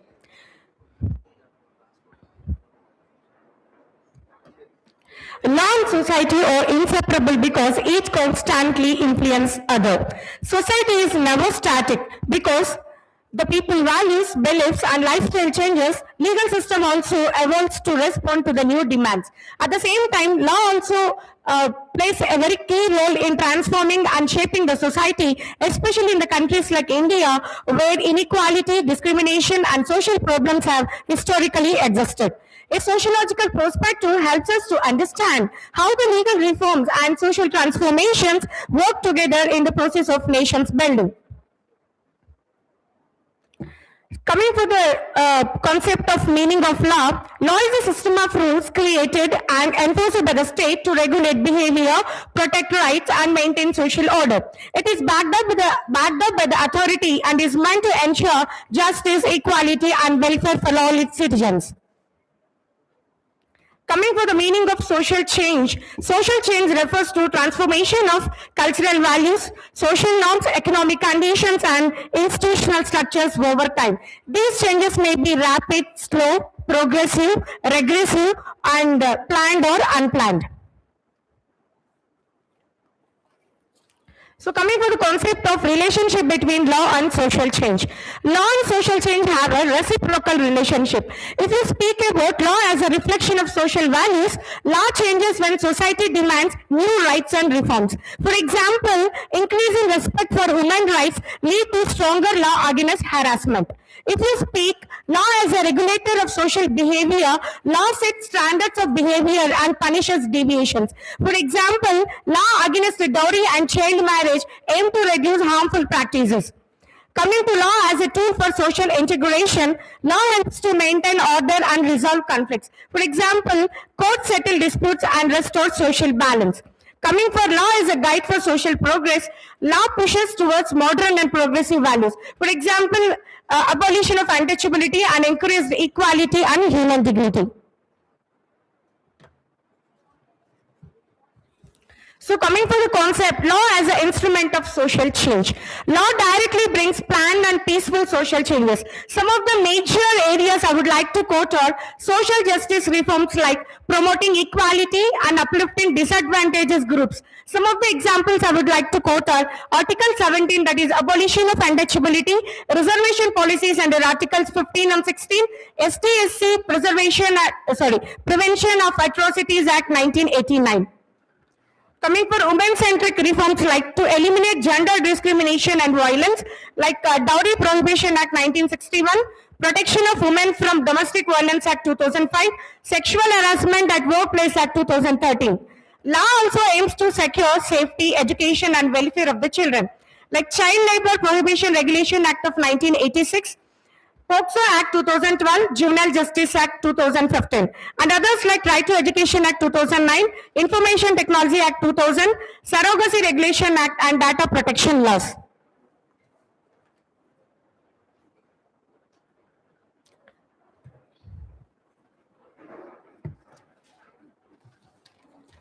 So coming for the topic, social change as a cause of legal reforms. Changes in society force the law to evolve, like modern views on marriage, no-fault divorce discussions, labor laws, Competition Act, SEBI, regulations regarding economic development, cyber laws and data privacy regulations regarding technological advancements, collective movements push for new laws like Nirbhaya Movement, Criminal Law Amendment Act 2013, Environmental Movement, Environmental Protection Act 1986. So coming for the role of judiciary in social change, the judiciary has played a major role through judicial activism and public interest litigation, and courts interpret laws liberally and progressive way to expand rights. For example, expanding Article 21 with the right to life and dignity. Some of the important cases brought social changes are like Menaka Gandhi versus Union of India, which has broadened Article 21. And Vishaka versus State of Rajasthan in 1997, which has taken guidelines at workplace harassment. Nauti Singh Johar versus Union of India 2018, which has decriminalized homosexuality. Velu Citizens Welfare Forum versus Union of India in the year 1996, like environmental protection principles. So coming for the challenges in using law for social change. Even though law can bring reforms, it is facing many obstacles like lack of awareness. Many people do not know their rights. Second is social resistance, like deep-rooted customs and traditions resist legal reforms. And third is weak implementation, corruption and poor enforcement dilute the impact of laws. And next is economic inequality, like poor and marginalized communities benefit less. And lack of political will, like slow legislative reforms, hinder change.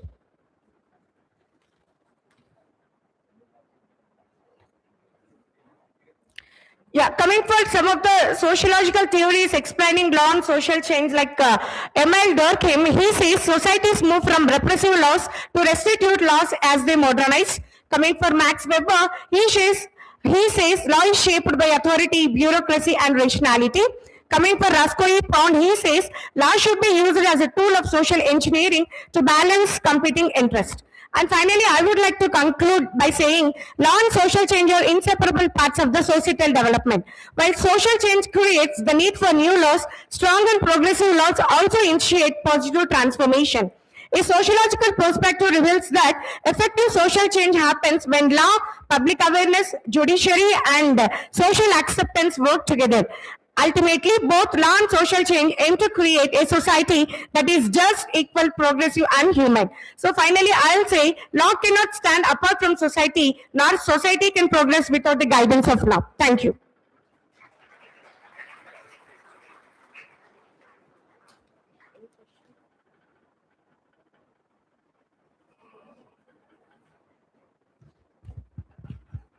Thank you, Dr. Ramya, for presenting your paper on law and social change in India, a sociological perspective.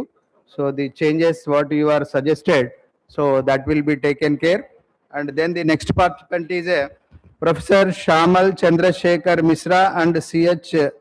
Vinisha Srinidhi.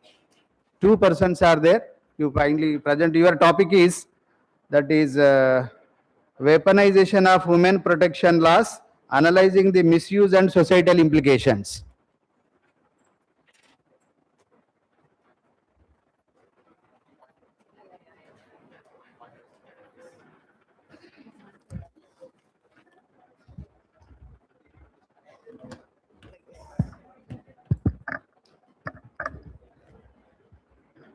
See, when a protection law is used as a weapon of vengeance, two crimes are committed.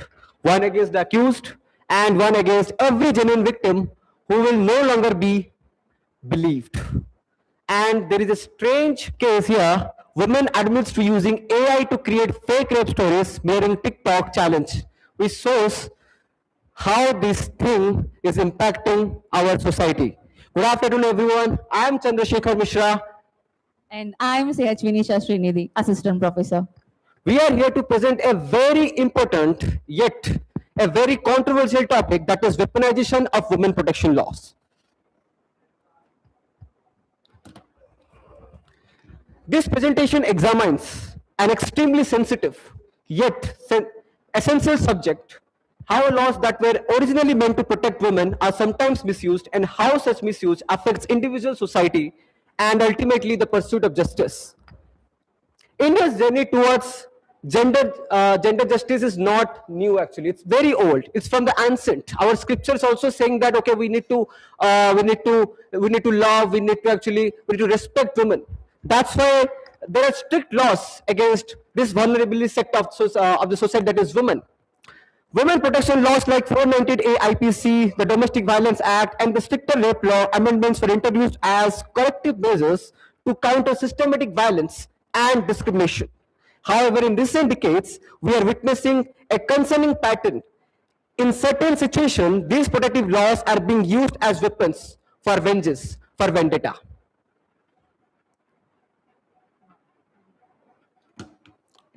Before understanding misuse, we must understand the original intent. Section 498A IPC, now reflected in the Section 85 BNS, was introduced in 1983 to combat dowry harassment. It was made cognizable and non-bailable to ensure that a woman facing cruelty receiving immediate intervention. The Domestic Violence Act 2005 created civil remedies, residence orders, maintenance and protection orders to empower women in abusive households. After the 2014 Delhi gang rape, which was unpopularly known as Nirbhaya gang rape, the definition of rape was expanded. Bail became stricter and the system was more victim-centric. So the legislative intention was clear: quick access, strong protection, and legal presumption in favor of women.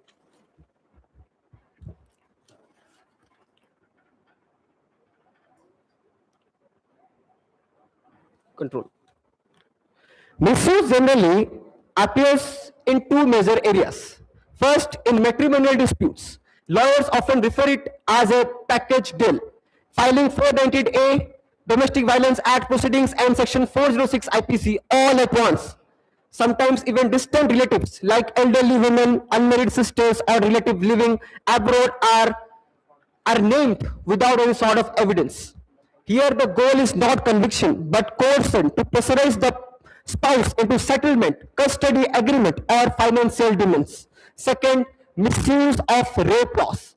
Court increasingly encounter case for long-term consequential relationship breakdown, and later the man is accused of rape based on promise of marriage. When consensual intimacy is retrospectively reframed as rape, it dilutes the seriousness of genuine sexual cases. The judiciary has been extremely sensitive into this topic. In Sushil Kumar Sharma versus Union of India, the Supreme Court made a powerful observation. It stated that 498A, although enacted to protect women, was increasingly being used as an instrument of legal terrorism. It stated that 498A IPC is widely using just to take undue advantages from the husband. Then came the landmark judgment, Arnesh Kumar versus State of Bihar. Here the Supreme Court noted a shocking pattern: high arrest but very low conviction rates. The court held that police must not make automatic arrest in offense punishable up to 7 years. A notice must be issued first. NCRB data, which is not a joke, also continues to show a high number of cases marked as false due to lack of evidence or mistake of fact supporting these judicial observations. The consequence of weaponization is severe. For the accused, the process itself becomes punishment. loss of jobs, social stigma, financial burden, and in many cases, psychological trauma. For genuine victims, misuse is disastrous. When police repeatedly face false or exaggerated complaints, they become skeptical. This skepticism often hurts real victims who urgently need help. With this, I want my co-author to continue with this part. Thank you. Our seminar study made some committee recommendations and some committee observations. Yes. The first one is according to J.S. Verma Committee in 2013 makes some suggestions regarding sexual assault. Laws more gender neutral in nature, and if you take 172 Law Commission report proposed replacing the term, the word rape with the gender neutral sexual assault. And coming to the last one, Mallimath Committee, and in 2003 openly recognized the misuse of section 498A in IPC. Now in BNS it is a section of 85, recommended making the bailable and non-compoundable offense. So this recommendation shows a clear trend towards a balanced, inclusive and fair legal framework. Now coming to the recommendations made by this paper, the first one is make domestic violence law more gender neutral in nature, and the second one is mandatory pre-FIR investigation and mediation should be made, and the third one is the strict penalties for perjury and the malicious prosecution should be made. And the last one is strengthen the evidence-based policing to prevent innocent relatives from being falsely implicated. Now, coming to the conclusion, I'm having some statistics with me that false cases have domestically increased, rising by over 60%. It's not a joke, over 60% in the last 5 years alone. In 2021 alone, over 1.2 lakh men were arrested under 498A IPC, yet conviction rates remains negligible. This data reveals that the law intent to protect are in practice being turned into a tool for the personal revenge.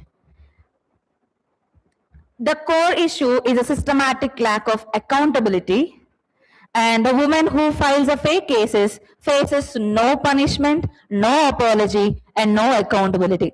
So that's the bad thing here. And this failure to hold liars responsible not only allows a wrongly accused, like the French diplomat, or if you take Atul Subhash case, etc., they have been destroyed, not only losing their reputation and their jobs and their families too. Yes. So every fake case makes it harder for a real victim to believe. And addressing this imbalance, a proposal was introduced in the Rajya Sabha, making that a national commission for Men Bill 2025 has been introduced. So it is crucial to being anti-lies and ensure a system that genuinely protect the innocents. Yes, thank you.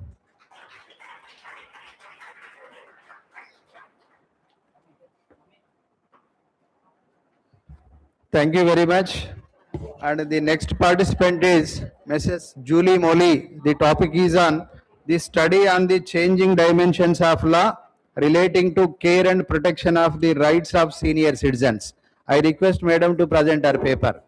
Because the time is very short, so that is why I request the presenters to cut short their paper and main recommendations what they want to tell. You please kindly do it.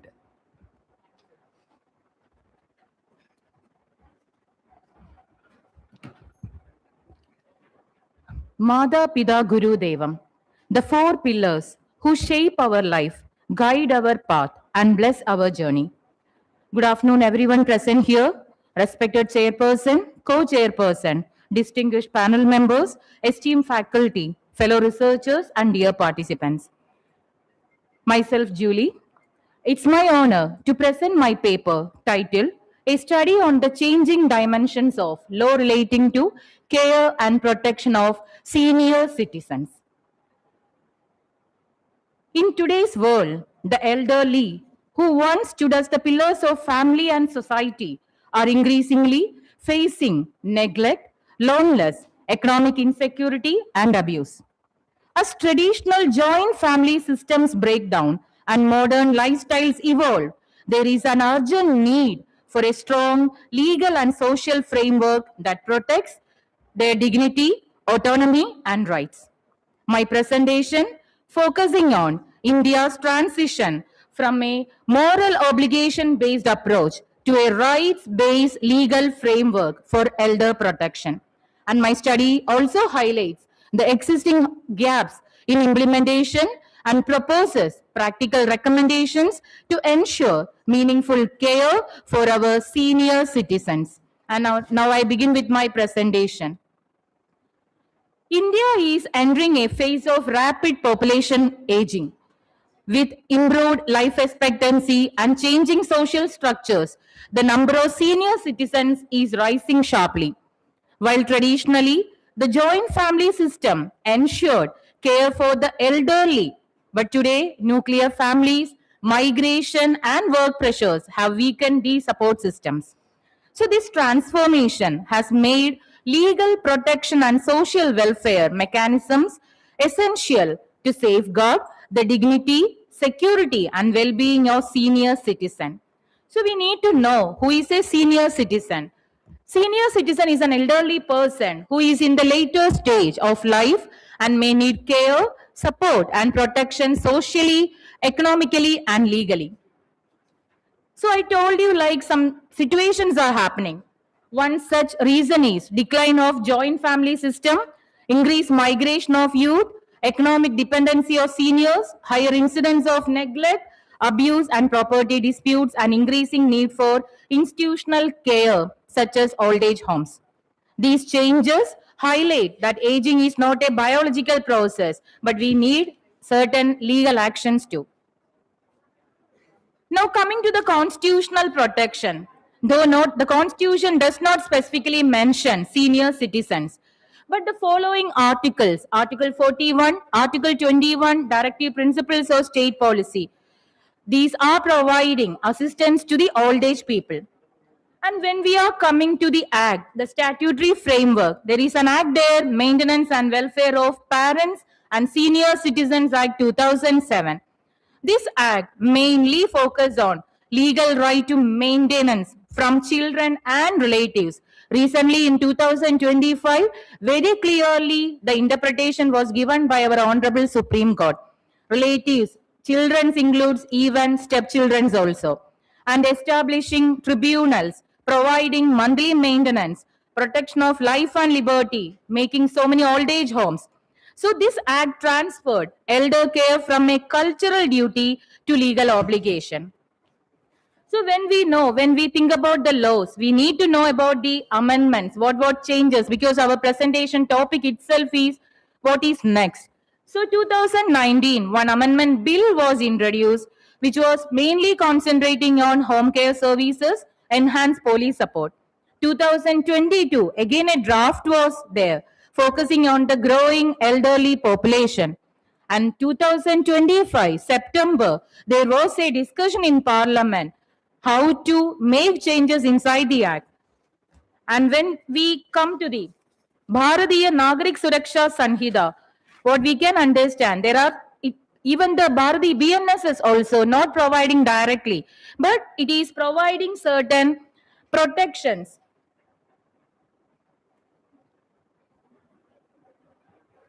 Like speedy investigation and trial, online statements, summons and hearings, mandatory FIR, victim protection from threats, faster enforcement of maintenance. And the other legal provisions are National Policy on Older Persons 99, National Policy for Senior Citizens 2011, Social Security measures such as pension, health insurance and welfare schemes. When we come to the judicial support, two main cases we need to understand. One is Ashwini Kumar versus Union of India 2019, where the Honorable Supreme Court given direction to all the states in our country to strictly follow the Senior Citizens Act.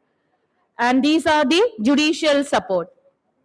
And when coming to the challenges, what we are facing still, even though we are having a main act, even though we are having the constitutional provisions, We are having so many other provisions also. Still they are following abuse, neglect, and abandonment, and even their healthcare is not properly done. So what recommendations we can go through to improve the elder protection? I recommend through my presentation, we need to conduct awareness campaigns on rights and government schemes, strengthening maintenance tribunals, regulating private old age homes, improving healthcare facilities using technologies, because we are advanced now, helplines, mobile apps, and emergency response system. And I'm coming to my conclusion.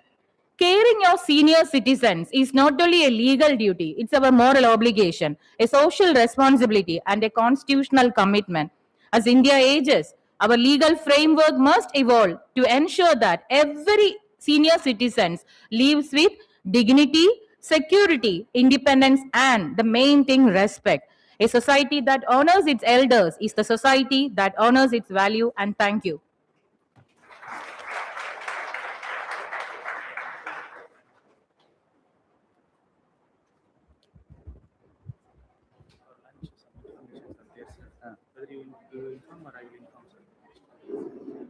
Inform.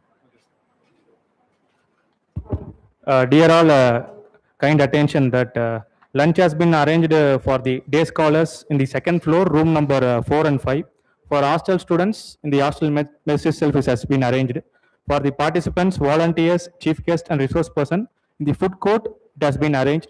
So kindly follow that. Okay, thank you very much. Thank you, madam, for your presentation. And after this session, that lunch starts as per that schedule. Words are told. Then respective floors, you please go. Now the other presenter is Professor Magdalene M. Raja. The topic is Insider Trading vis-a-vis Artificial Intelligence, Regulatory Challenges and the Future of Market Integrity. I request sir to present his paper.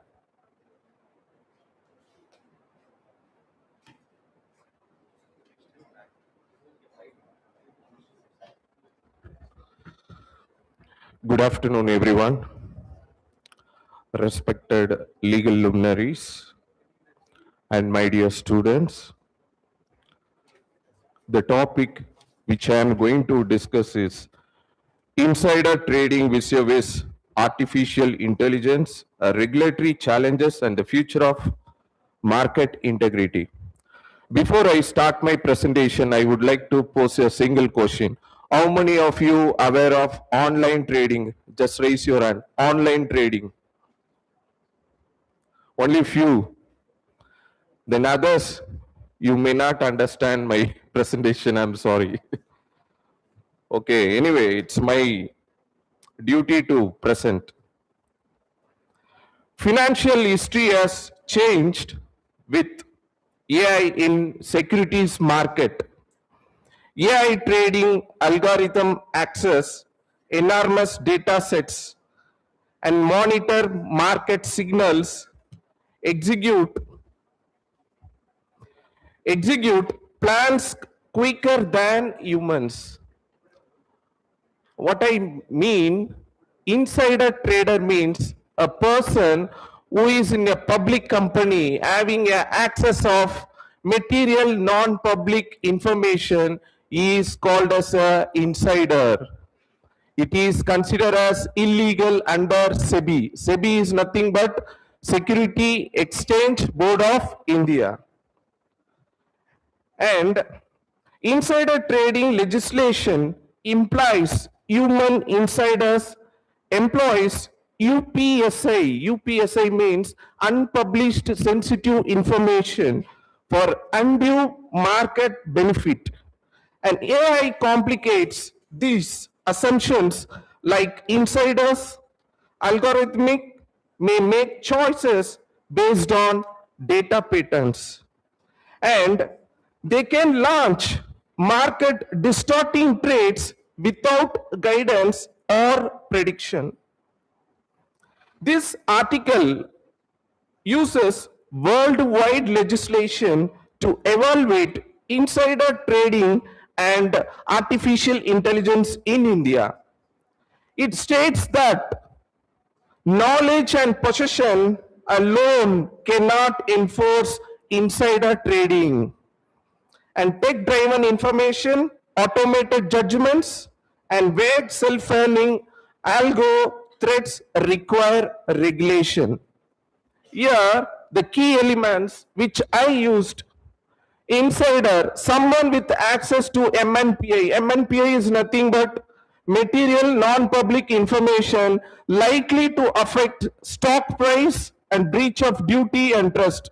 Legality, generally it's illegal and it undermines market integrity and investor confidence. And the objective of my paper to analyze the impact of artificial intelligence and algo trading on insider trading practices in modern security markets. And the second objective is to examine the effectiveness of SEBI's prohibition of insider trading. PIT is nothing but Prohibition Insider Trading Regulation 2015 in addressing AI-driven or automated trader-related risk. And the third objective, to explore how AI-enabled surveillance mechanism, for example, machine learning things. You might have studied ML. ML is nothing but machine learning, which automates everything. You can see through ML, and improve the identification and prevention of insider trading. And the final objective, to compare India's regulatory framework with international standards like European market abuse regulation and US approaches.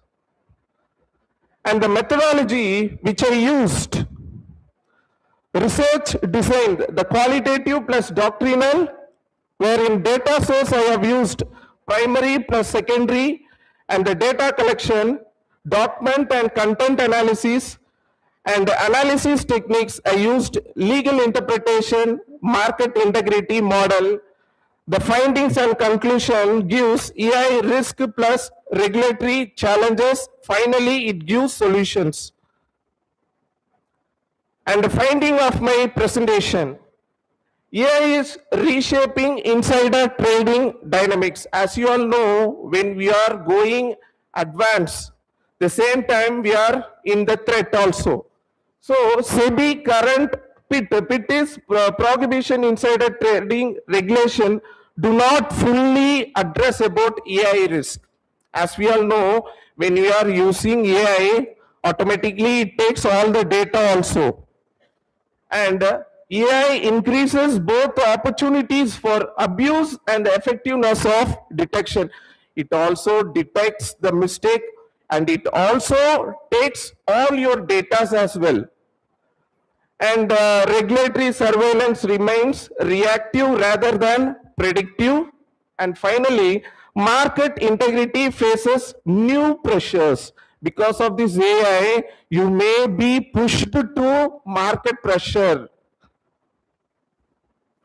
And earlier, I mean before AI, we used to have this kind of traditional methods to detect, like a rule-based system, a static alerts by simple threshold. Example, sudden volume of spikes. By seeing the increment of spikes, in those days they used to find. And human surveillance. Earlier there is no AI, so the human used to monitor the trading.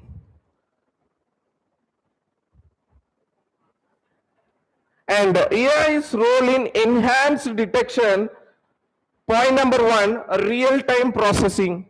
Actually, it reduces the time. And next, anomaly detection. Anomaly detection is nothing but it always looks about the surveillance. And finally, pattern recognition, like CNN, and many patterns are there. And the benefits of AI surveillance: it improved accuracy and proactive detection and scalability.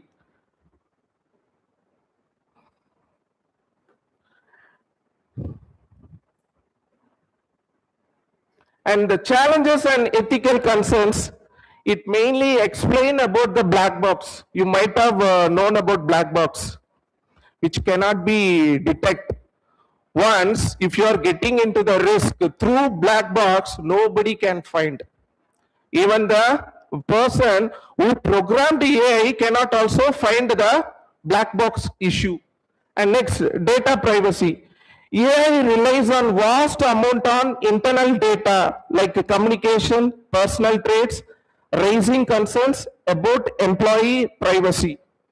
And model bias and drift. Bias in training data can lead to unfair flagging, and model performance can degrade over time if not maintained. As you all know, in 2010, US faced flash crash problem.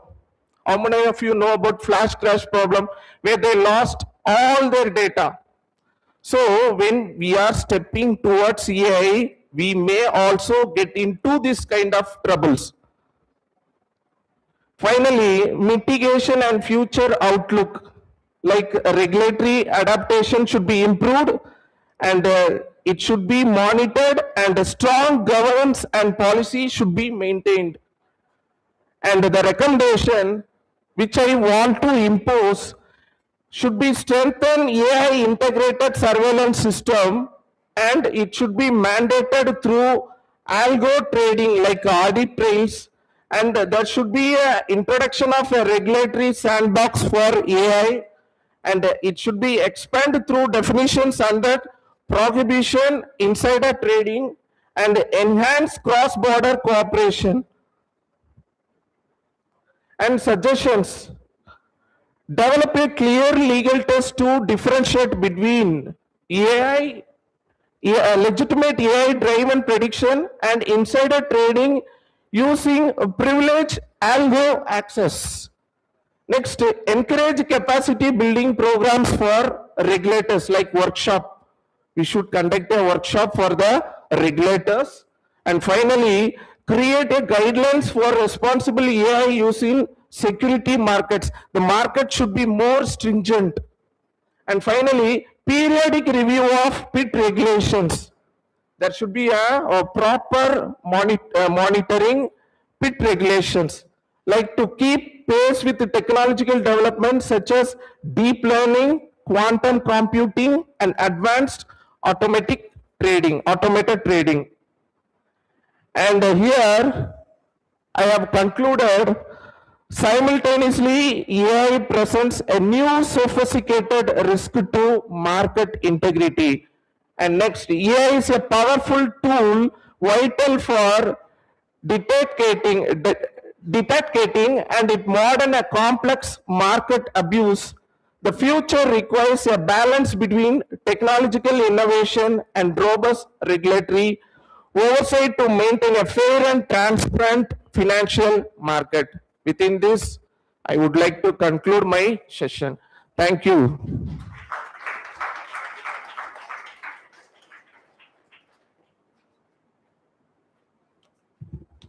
Thank you, sir, for presenting the paper on the AI and its role as well as how it is double-edged sword. Thank you very much. And next part, that is the presenter is M. Ambika. Her topic is a study on impact of child labor on social transformation in India.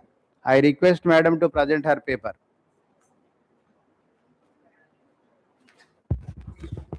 Thank you very much, sir, but you are giving me very crucial time when lot of eyes are watching me. When I will finish my thing. Okay, good afternoon, all eminent persons are present in this hall. My topic is a study on impact of child labor on social transformation in India. So I'm not bragging much about that. So child labor as a persistent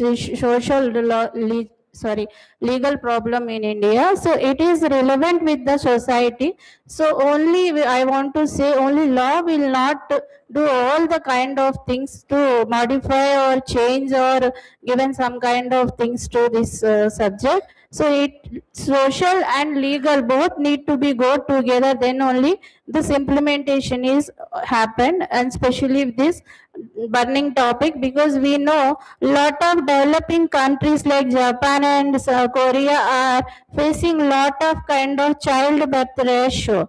But blessed one like our India never faced this issue till this time. But how we are using our resources like a child, so that is very important part, a very important subject which we need to be go and getting some awareness. So here I'm not going, just I mean show you some kind of things. So review of historical evaluation and social cultural roots of child labor, examine key laws and constitutional protection, assessments, how legal reforms influence. So I'm just not taking much time.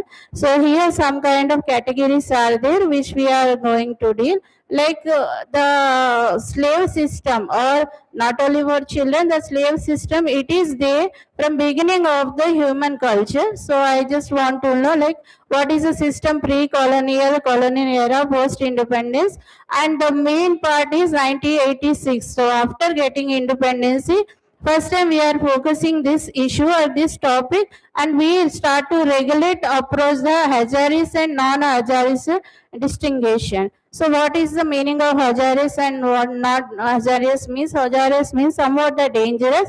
So below 14 years child, we are not supposed to allow the hazardous things. That first time we are given this regulated approach in 1986. Now the another main important stepping stone, or we are saying like 21-6 amendment, which is given one kind of guidelines, like clearly they will show what kind of things we are saying, what is the meaning of children and what is the meaning of adolescents. So here we are seeing like between 14 to 18 years people are considered like adolescent, and before the 14 we are saying the child. Now, impact on the social transformation. So this is the impact as there, where the shifting the social attitudes, the stigma, and the rise in education participating. So RTI Act, midday meals and scholarship, and changes in labor market behavior, and strengthening the accountability.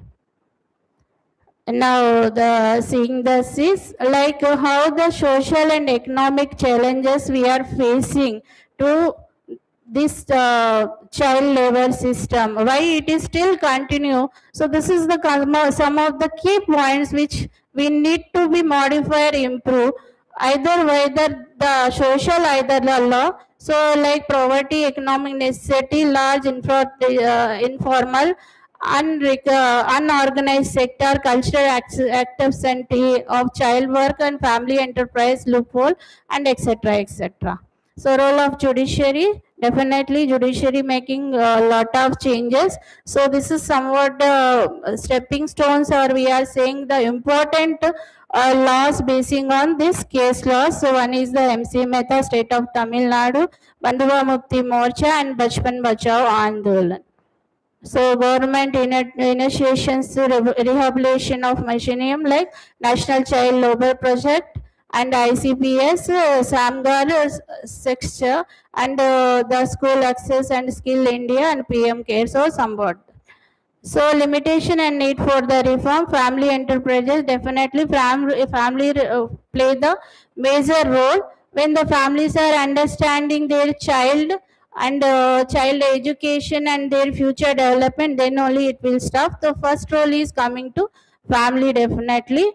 And the second one, like if inspections are there, regularity are there, and strict laws are there, definitely we are expecting somewhat restricted this child labor system. So recommendations are there, like remove or narrow family enterprises, strengthen the inspection and digital monitoring, community village, improve the quality of education, strict supply chain, and behavioral changes.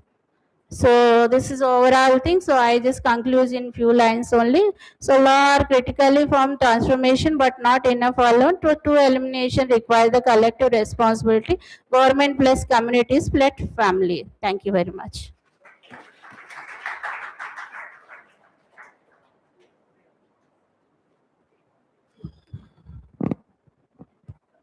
Thank you, madam. The last presenter is Professor Sharanya. Her topic is the impact of technology on marriage and intimate relations. I request madam to present her paper.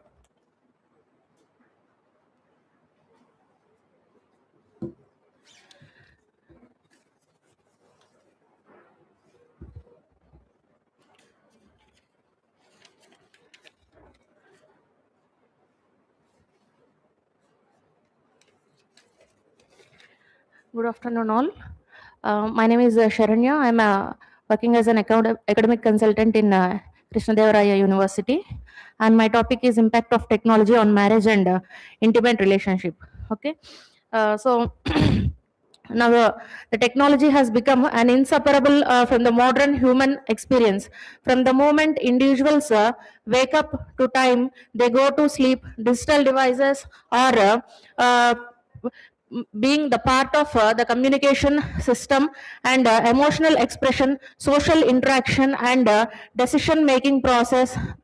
So for all this, the communication system, that is the social media, everything is playing the key role. So marriage, once rooted in the physical presence, face-to-face engagement, and traditional social norms, has historically relied on interpersonal communication and shared physical spaces. Now, the they derogate or evolve within the digital networks. The growing reliance on technology reshapes the expectations, definition, and dynamics of trust and privacy. So,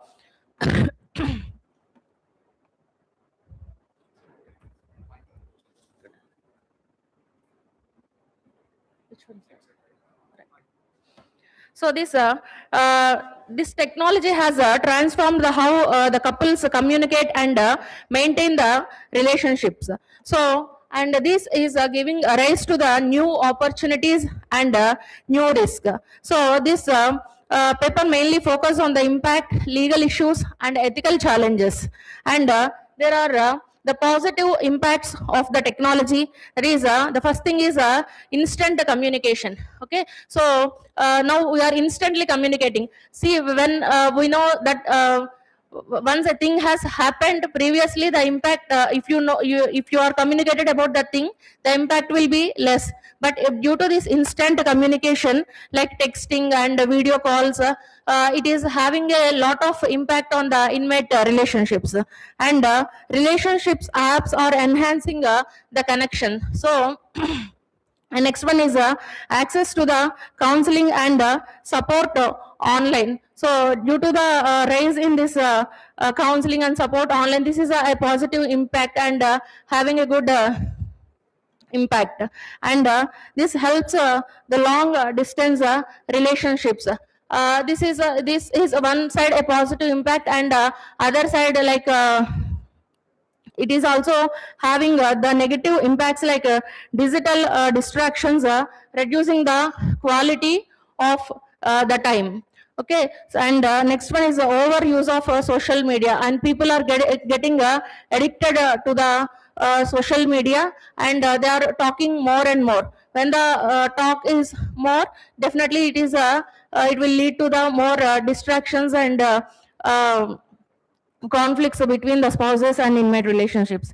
And next, this social media relationship creates the unrealistic expectations and public versus a private relationship boundaries. So what is this and next is jealousy triggered online interactions.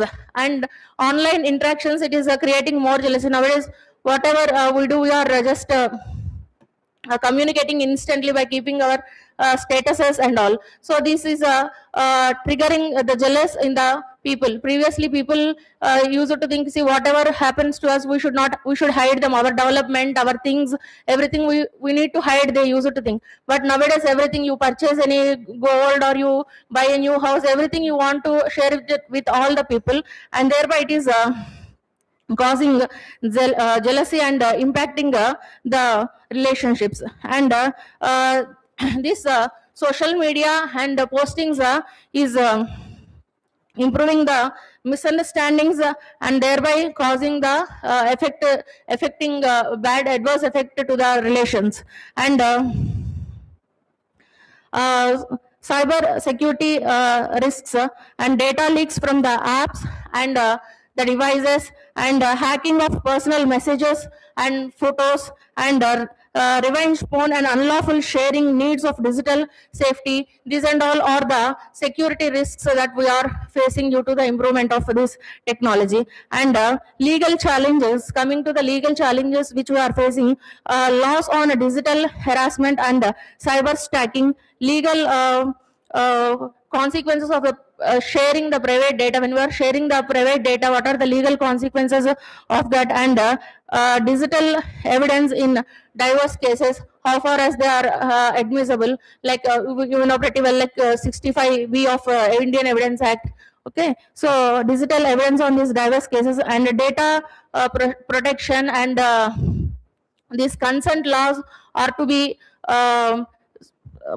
implemented properly. And next one is ethical challenges, the respecting the digital boundaries of the spouses and transparency and privacy. So this there must be a clear distinction between what is transparency and what is privacy. Like for example, when a woman is speaking with some a person in a dating apps, then you can say that being a husband, I need some transparency, I need to monitor her everything. And if the same the woman is speaking with her own mother about in-laws, and this is her privacy, right? So in domestic violence case, these the following things are recognized as cruelty. These following digital activities, that is threatening to leak the personal photos, restricting phone access to the woman, and monitoring the husband, monitoring the chats of the wife, and harassing the woman through the fake accounts. So and these and all are recognized under as the violence or cruelty under the Domestic Violence Act. And similarly, derogatory Facebook posts, Instagram evidence, false allegations as indicators of mental cruelty. So these things are recognized by the Honorable Supreme Court as the mental cruelty. So coming to the legal challenges, laws on digital harassment and cyber stacking, and the legal, what are the legal consequences of sharing the private content, and digital evidence in diverse cases, what are, how far they are to be admissible. And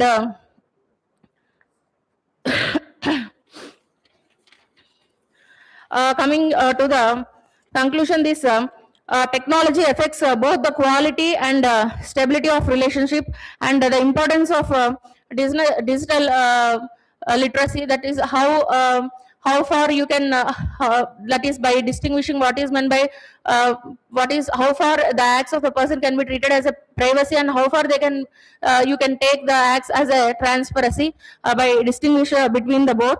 And there must be a clear need for laws and ethical guidelines. And so I conclude by saying that the healthy use of technology strengthens the relationships. Thank you.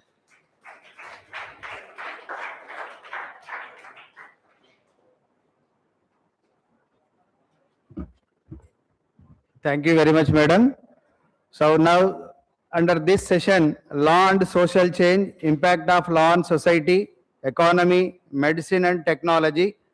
This 7 presenters submitted their papers, and I request Professor Dr. Surya Prakash Rao Garu, the chairperson of this session. I request the Honorable Vice Chancellor ji kindly address the the paper presenters and also on this theme.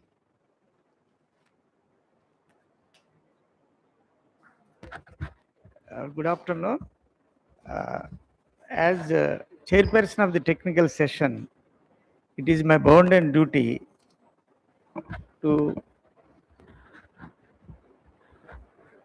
give my opinion and the suggestions on the presenters. So we have 6 presentations on this topic, all presented very effectively and systematically. Of course, even though The paper on insider trading is an odd man out of this technical session, but the presenter gave a comprehensive presentation on all the aspects. As far as the topic of this particular thing is concerned, law and social change. As we know, of course, now we accept law is an experimented social value. Particularly, law plays an important role in bringing social change, or modernly now we are calling it as social transformation and transformative justice. So we know there are different theories of social change: cyclic theory, straight line theory, Marxist theory, just to understand how the social change is brought, and various factors of social change. Negative factors are there, positive factors are there.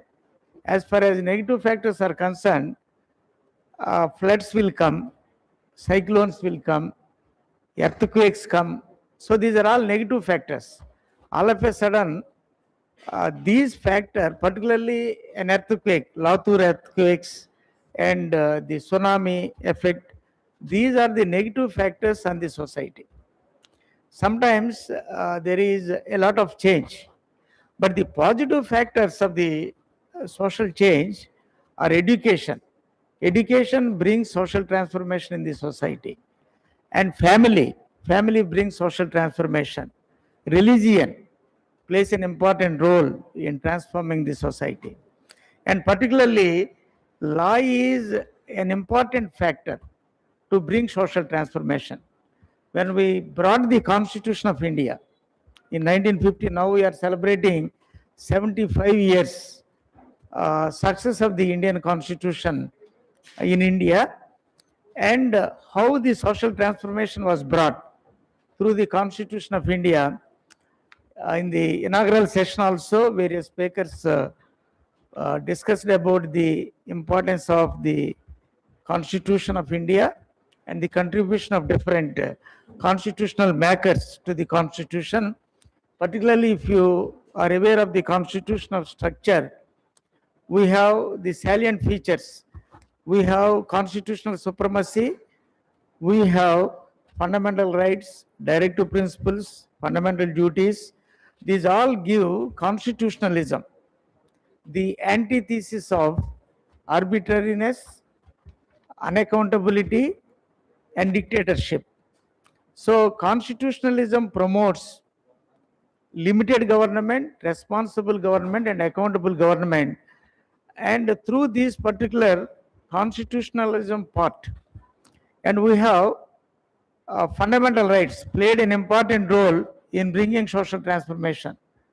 We have equality rights, we have freedom, we have right against exploitation, and some of the papers, one of the paper presenter discussed about the child labor, right against exploitation, and religious freedom, cultural and minority rights, and particularly we have these constitutional remedies.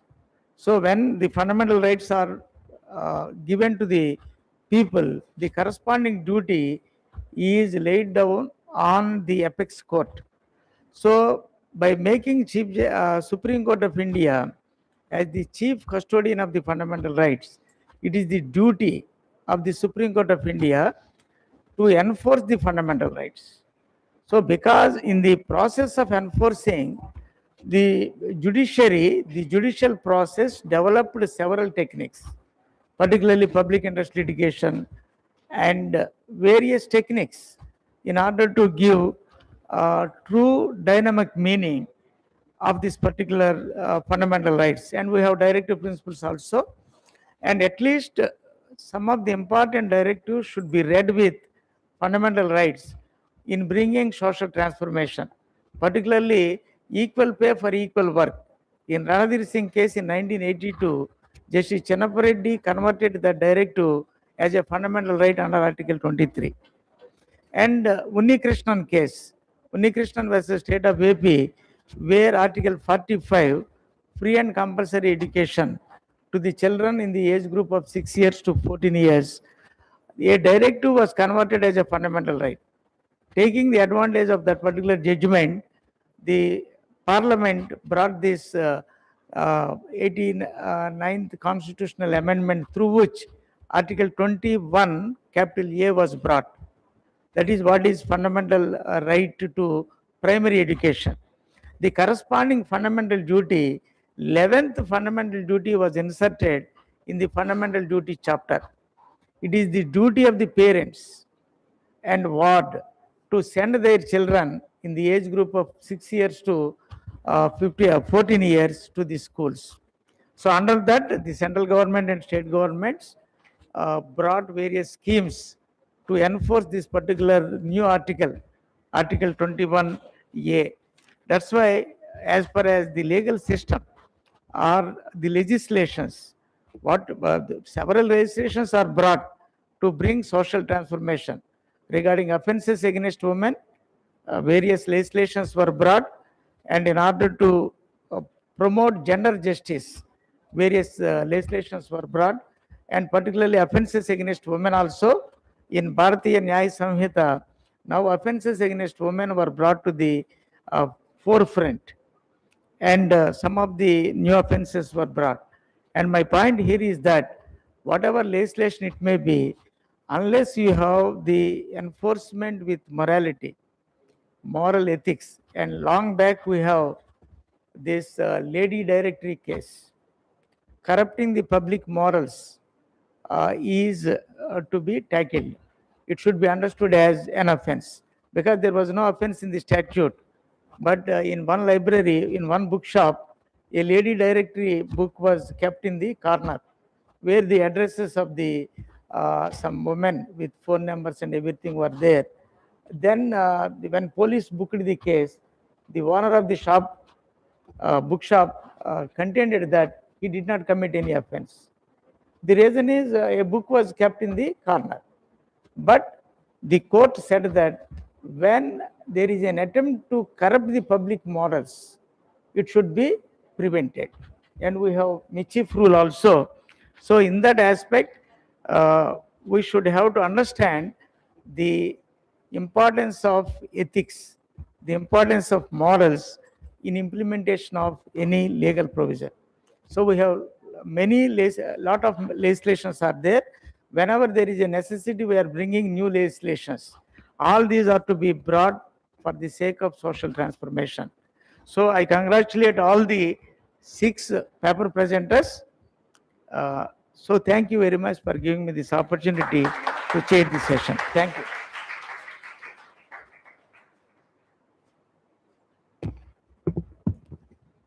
Thank you, sir. Thank you very much for your insight to the paper presenters and also the students. Now I request Professor S.V. Pullareddy Garu to say a few words on this occasion.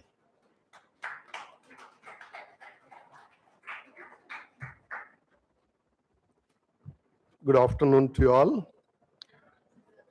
I'm not going to make any speech at this time. Now it's already 1:30. And I'm also not going to make any comments on the papers presented. Everyone has done their best, and most of the themes of most of the papers is very nicely connected to the seminar topic. I have a few observations relating to the mode of writing a paper, which perhaps may be more relevant to all of you. How, whether one is a teacher or a scholar or a student, how he or she has to write a paper on a legal topic. The first thing is that the title of the paper should itself give an impression to the reader or the member of the audience as to what the paper writer is going to talk about. For that, what is necessary is that the author should be very clear in his or her mind as to what exactly is the title of the paper. Therefore, you have to zero down the idea and take the title in such a way that everyone who is going to read the paper, by looking at the title itself, has to understand the focus on which the writer is writing. So first thing is to zero down the title. The idea is to avoid the vagueness, have the clarity in the mind of the writer. That is more important. The other thing is, what is the problem that you are going to address? So identification of the problem of the research is the next thing. For this, what is necessary is that you have to do some research relating to the a problem. Gather the information, data, then you will be able to understand. Let me just take one of the papers presented here. There was a presenter who spoke about the insider trading and the artificial intelligence. To zero down or to understand the problem, you have to understand what is insider trading. What is the problem involved in it? Who are the people going to be affected? What are the interests that are going to be affected by insider trading? For a long time, there was no law dealing with insider trading. Who is an insider? You should be able to be very clear. And what is meant by trading? Insider does not mean, in the company law, does not mean that it is only director who is an insider. Anyone who is having access to the inside information, not necessarily to the documents, but even the proposed decisions. If a person is having that access to that decision making, apart from the documents, he will be called as a direct insider. He is not trading by selling his shares only. He is being an insider, having access to this sensitive information. Sensitive information means here an information that will have an impact on the market with regarding to the value of the shares. And he is not making profits. Trading means doing business and earning profits.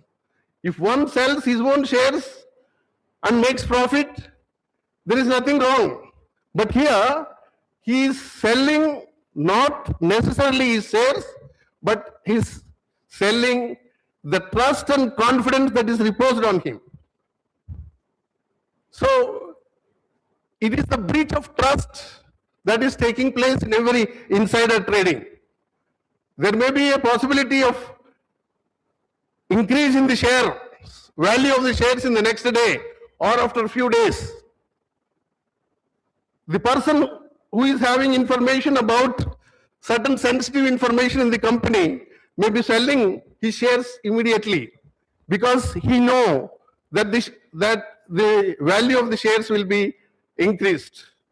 Or he may be having information relating to the health of the company, or there it may be in doldrums and only the person who is inside is having such information. So he will, in the next day or in the next few days, share value may go down. So if he is having a lump sum of shares, he will sell it immediately because he has the information that the company shares are going to be very weak in the next few days. So this is the kind of fraud that is taking place inside the companies for a long period of time, and the laws did not address that problem until 2016 when the law was enacted. But now, as rightly pointed out, with the technology, with the artificial intelligence, and the problem was not solved and there was no law, even if the law was enacted, it has become very difficult to unearth the insider trading because of various problems.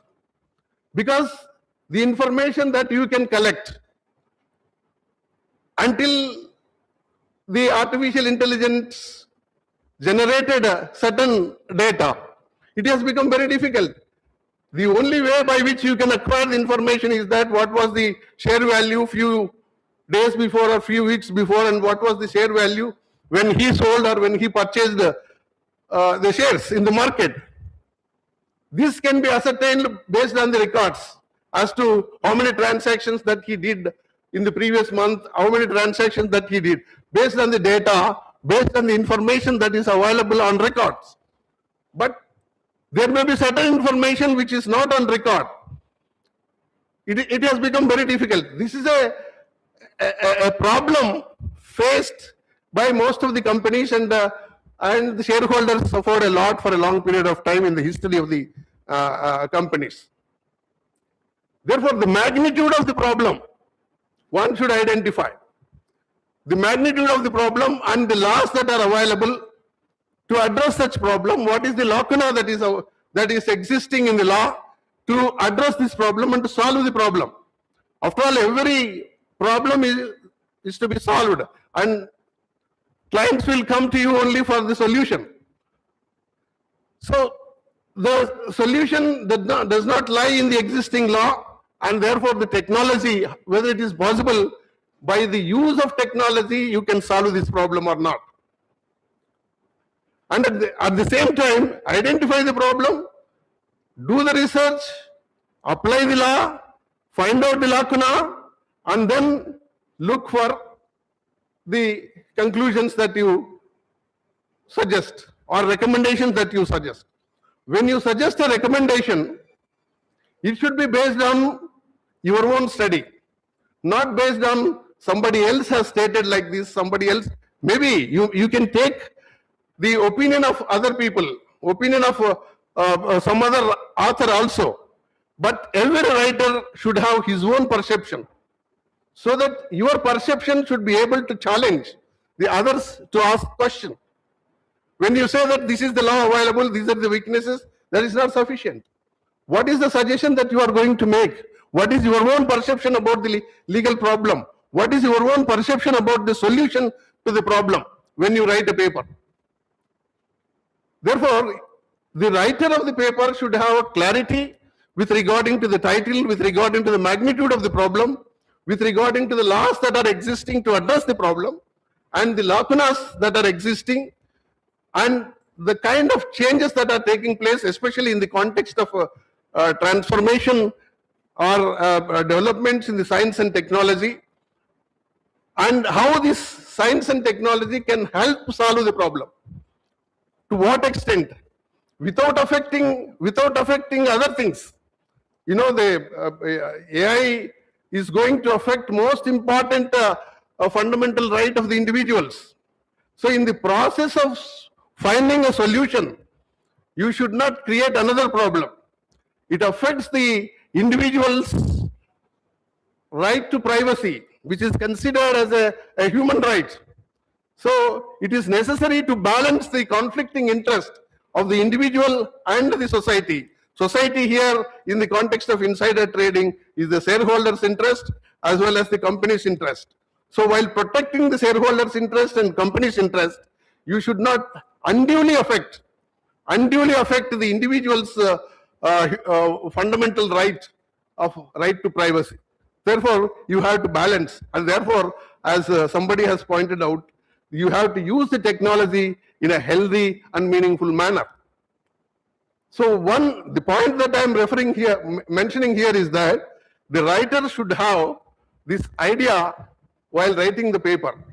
The title should be very crisp, clear, and the problem is to be identified by referring to the magnitude of the problem involved, the amount of loss because of this problem that is going to be caused, either to the individual or to the society, and the existing laws that are available to address this problem, and the lacunas that are existing or weakness in the law, identify them, and how the law failed in addressing, and how the latest technology, in what extent, to what extent it can address the problem, find a solution without affecting or by balancing the conflict of interests.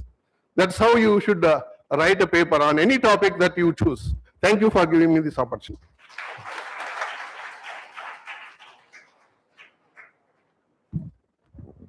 Thank you very much, sir, for giving insight to the research scholars and the students and teachers of this college.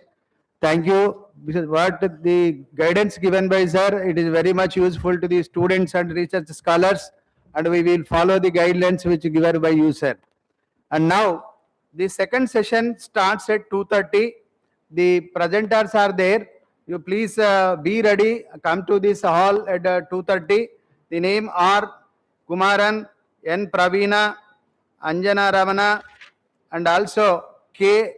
Divana, Reshmi, and S. Chandini, Priyanka, Srujana, Yashashwini, Navyasri, Hanita, Sravani, and also Priyadarshini, and Marayam Mammain. So these are the presenters are there. You please kindly come to this hall only at 2:30. Now, regarding vote of thanks, here the great personalities, two personalities in this session. One is Professor D. Surya Prakash Rao Garu, is a Vice Chancellor of Damodaram Sanjeevaya National Law University, and the other one, Professor S.V. Pullareddy Garu, SK University. These two personals are very great and familiar personalities to this college, and they contributed a lot and advised to the college time and again at the needy hours. And particularly in this national seminar, though they have busy schedule, they agreed to come and address to this our students, and also in the inaugural session. Thank you very much, sir, on behalf of the AMBEDKAR Law, that is Institute, and on behalf of all the teachers as well as students of this college. Thank you very much, sir. Our chairman, sir, and also secretary and president, and all are very much happy on the presence of your this attending the session and inaugural as well as the attending this first session of the technical session of this seminar. Thank you very much, sir. And there is one announcement to the students, and now please, sir, thank you very much, sir. So please, the chairpersons and the participants can go to ground floor. Participants and the chairpersons, please accompany madams. They have to go to ground floor for lunch, and then day scholars, they have to go to second floor. Just a minute, wait, day scholars, please. Let our chairperson and the participants leave this hall. After that, I request the day scholars to go to second floor, room number 4 and 5. Yes, all the students have to come to this hall only at 2:30. Please have the breakfast, that is lunch fast, and then come to this floor only, this hall. And hostelers, you have to go to the hostel only. For you, food is prepared for them in the hostel. And the staff and volunteers, you have to go to ground floor, sir. Staff and volunteers, you have to go to the ground floor. Thank you very much for this grand success of the inaugural session and also the first technical section. Thank you.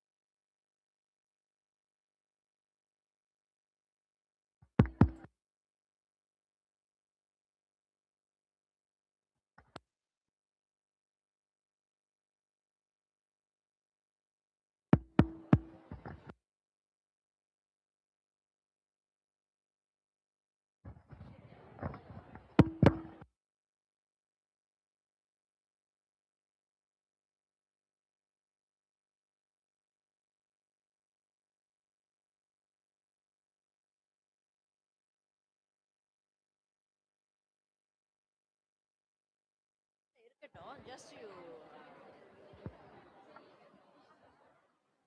afternoon. Good afternoon. Hope you had your lunch. And shall we start the second technical session? And I'll just read out the names of presenters.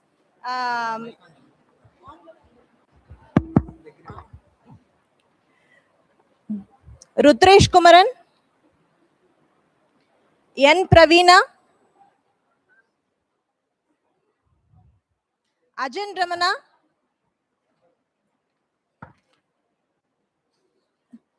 Kurupati Divana, Rashmi, Suriseti Chandini, Venu Priyanka, co-author. Yeah. Srujana, Yasashwini, co-author. Okay, fine.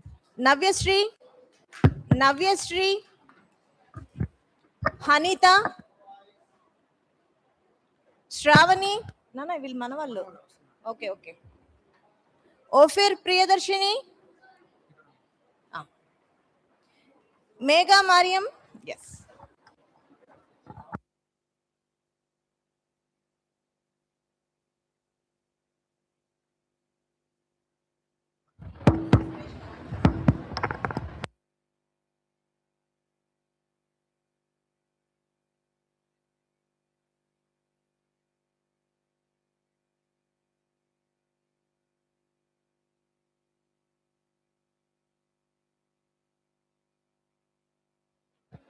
Rutresh Kumaran, I think, no, I think he has opted online because of his exam schedule. Yeah.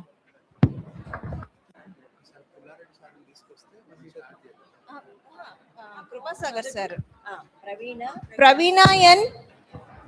Praveena. Praveena, where is Praveena?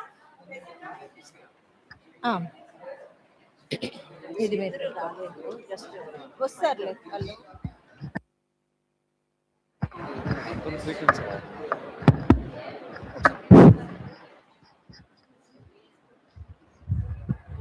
Sir, where is that sheet? Where is that sheet? Participants list. Arey, what is this? Not you. This session sheet.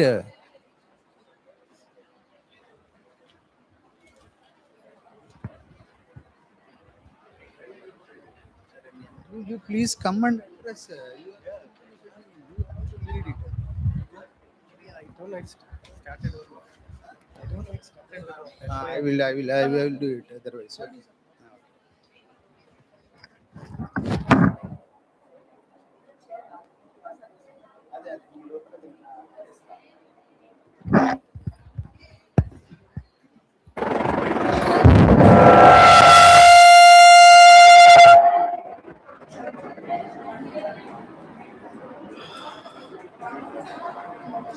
Good afternoon, all of you. Now the second session, technical session starts. Now two guests are there. One is Dr. V.R.K. Krupasagar. Justice V.R.K. Krupasagar, sir will join with us. And second is Professor Dr. P.V. Pankaja Garu. Now there are 13 participants are there, the paper presenters. Just I will read the name. If available, you be ready. Number one is Kumaran. Is he available? Next, N. Praveena. Praveena is available? Are you available or not? Praveena.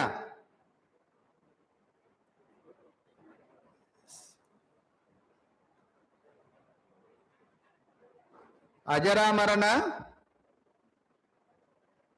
Ajara Marana is there? K. Maunika.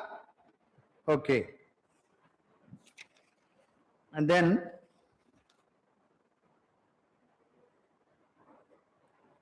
K. Divana.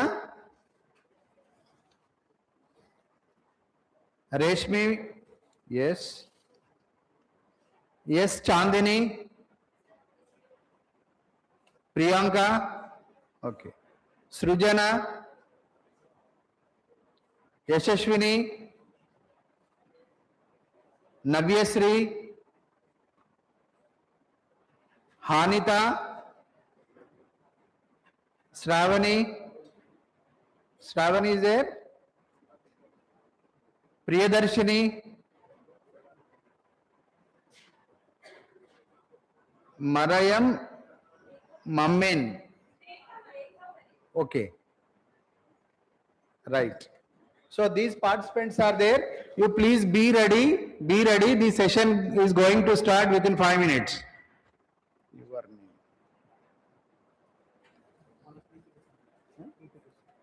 Now, if you have PPTs, you please give here.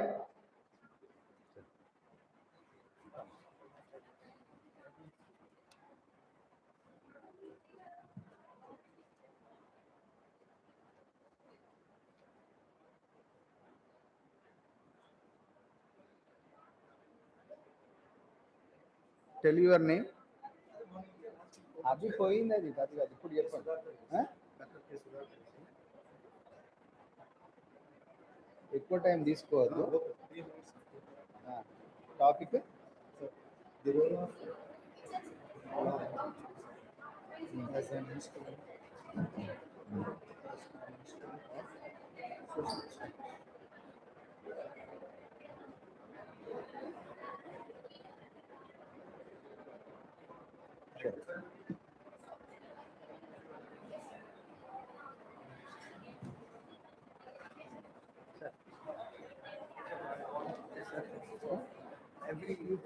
you come here. What you have to do, you call Monica. She already presented. You call Monica, then already presented first session. Then Dr. Sudhakar Reddy.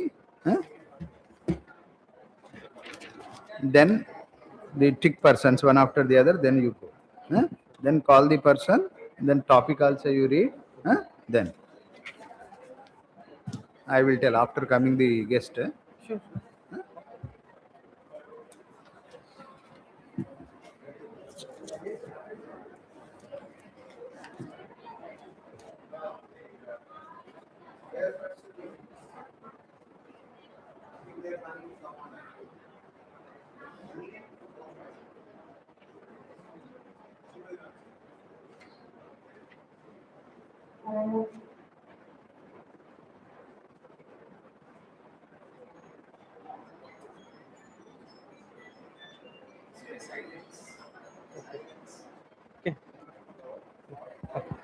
Please, all of us maintain silence, please.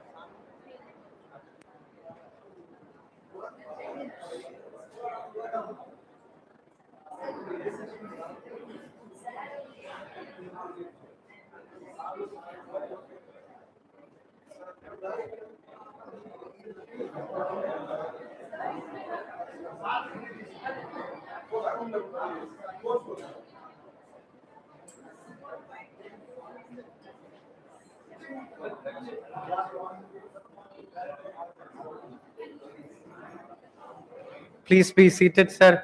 Our honorable guest and then our respected chairman, sir.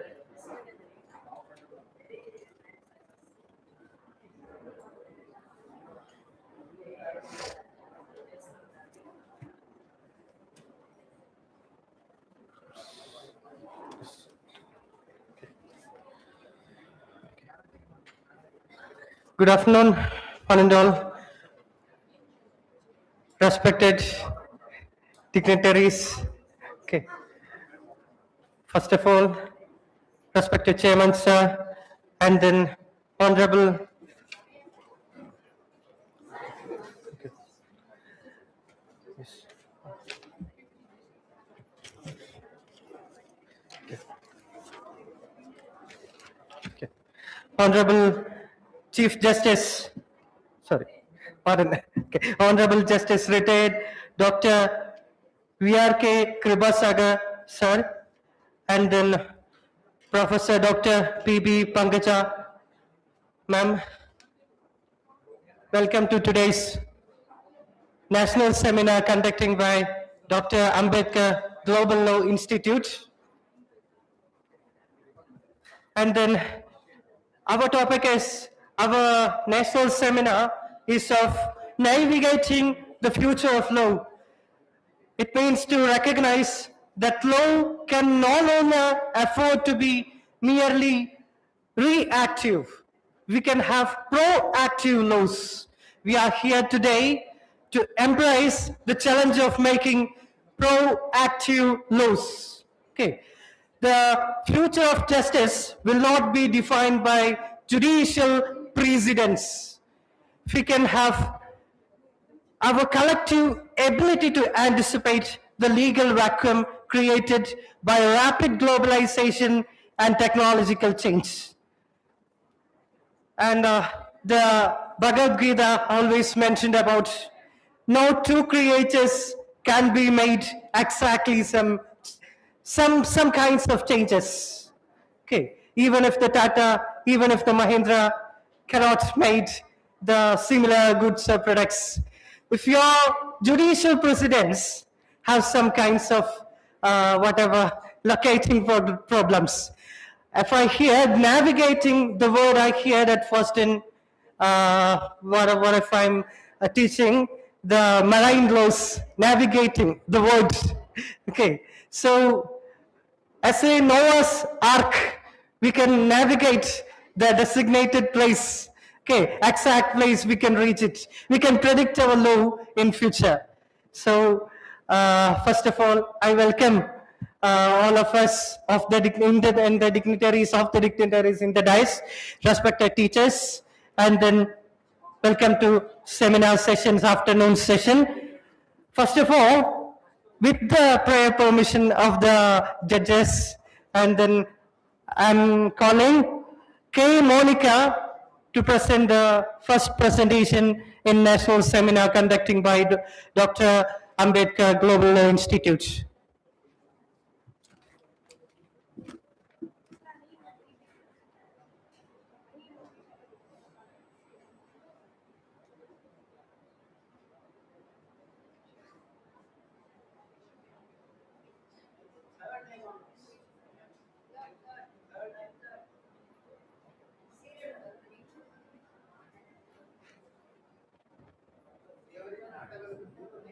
Okay, so person is here.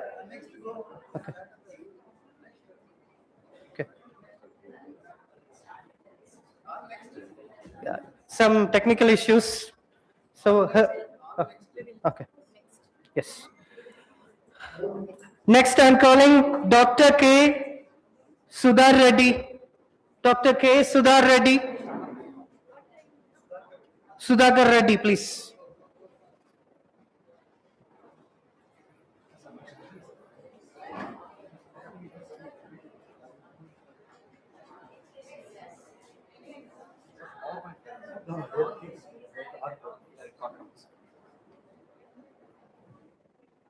Good afternoon to everybody. I am Dr. K. Sudhakar Reddy, BA LLB first year student in this university. Now I would like to express my sincere thanks to our chairman of this institution, Dr. Teppareddy sir, and ma'am, my dear teachers, my dear students. Today, my seminar topic is the role of law as an instrument of social change. Regarding this introduction, law and social change are deeply interconnected. While law provides the formal mechanism for regulating conduct and resolving disputes, it also acts as a tool for promoting reform and transforming of society. Social change refers to significant alteration in social structure, institutions, behaviors, or relationships over time. Law can be both a cause and a consequences of such changes. Law is a dynamic instrument that societies use to adjust human relations and climate, social tensions and conflicts. It serves as a mechanism for delivering justice, which is fundamental to creating peace and progress within a society. According to Blackstone, law is a rule of conduct prescribed by the supreme power in the state, commanding which is right and prohibiting what is wrong.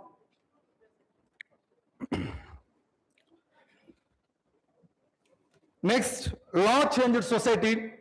First is law changed the society, which means that the law of the land compels the society to be changed according to it. Next, society changed the law, and secondly, the society changed the law as per its needs. It means law is made by the society according to its requirement by its democratic institutions like legislative or by adopting customs and usages.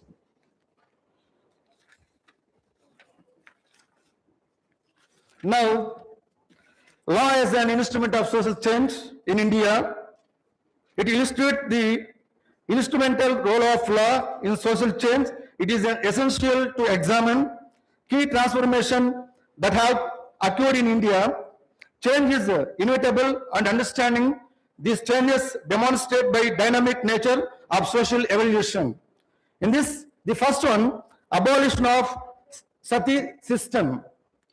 The sati system, an ancient Hindu customs where widows were expected to immolate themselves on their husbands' perennial prey, was formally abolished in the West Bengal Presidency of December 4th, 1829 by the Governor Lord William Bentinck. Second thing, free education as per fundamental right. The Supreme Court of India has ruled that right to education is a fundamental right under Article 21 of the Constitution. In the case of Mohini Jain versus State of Karnataka, a 5-judge bench held that the right of education is intrinsic to the right to life and personal liberty guaranteed by Article 21. However, the right to free education is specifically available only to children until they reach the age of 14 years. Third thing, introduction of public interest litigation. Till the Supreme Court has adopted a broader approach to locus standi, allowing public spirited individuals to bring matters of general or group interest before the courts, even if they are not directly affected. For example, if individuals are unable to approach the court due to economic consistency, a public spirit person can file a bill on their behalf. This approach has enabled greater access to justice for marginalized and disadvantaged groups. Now, right to information, RTI, the right to information is a crucial instrument of law for social change. The Supreme Court has upheld that the freedom of speech and expression as guaranteed by the Constitution, including the right of receive and import information. Next, compulsory registration of marriages. Marriage laws in India are governed by personal laws, while the Christian Marriage Act of 1872 mandates the compulsory registration of valid marriages. Hindu law originally left registration as an option. However, the Supreme Court of India has ruled that marriage registration is mandatory across the country. Now, judiciary and social changes. The Indian judiciary, especially the Supreme Court, has played a vital role in driving social change through progressive interpretation of laws and constitutional provisions. Landmark judgments like Vishaka and versus State of Rajasthan, and Navitesh Singh Johar versus Union of India, and Saira Ban versus Union of India. Now, law relating to prisoners. The philosophers behind laws relating to prisoners emphasizes reformation over punishments. Next, abolition of polygamy. Polygamy, the practice of having more than one spouse simultaneously, was prevalent in India with few restrictions. Under Islamic law, under Islamic law, a man could have up to 4 wives, but the Indian Penal Code of 1860 made bigamy a specific offence under the section of 494 Act, except where permitted by customs. Prohibition of child marriage. During colonial times in India, child marriages were common, with the spouse often unaware of the implications of marriage at such a young age. To address this issue, laws prohibiting child marriages were introduced. These laws recognizes and children are not capable to understand the complexities of marriage and aim to protect them from early and often harmful marriage relationship. Now, abolition of the slavery system. To eradicate slavery from India, several legislative measures were introduced to penalize the practice. Section 370 of the Indian Penal Code makes it the offence to import and export, remove, buy or sell or detain a person as a slave, punishable by imprisonment of to 7 years and a fine. Now, elimination of child labor. The Employment of Children Act 1938 was enacted to prohibit the employment of children below the age of 15 years, recognizing the importance of safeguarding their rights and ensuring their proper physical and mental development. Now, Without interfering, 2 more minutes. Okay, I will complete within 1 minute. Limitation of the law in achieving social change. Resistance from society. Social change through law often faces a resistance, especially in deeply tradition and conservative communities.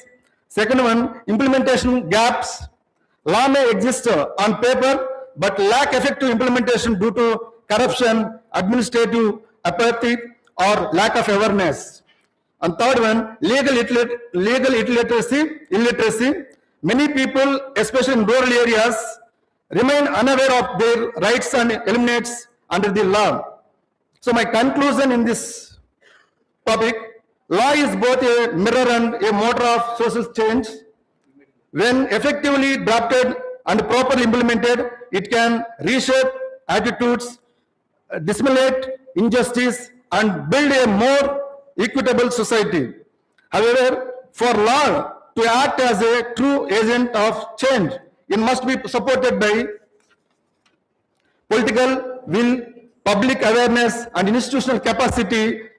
Law has been and continue to be powerful instrument of social change in India. So this is my paper conclusion and something. Thank you for giving this opportunity, Chairman sir and Rapporteur ma'am. Thank you.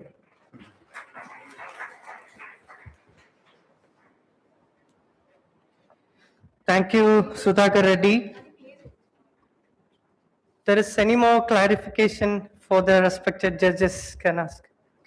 Okay, I'm moving to other person with your prior permission. K. Monica, please welcome K. Monica for next presentation, Law and Social Change.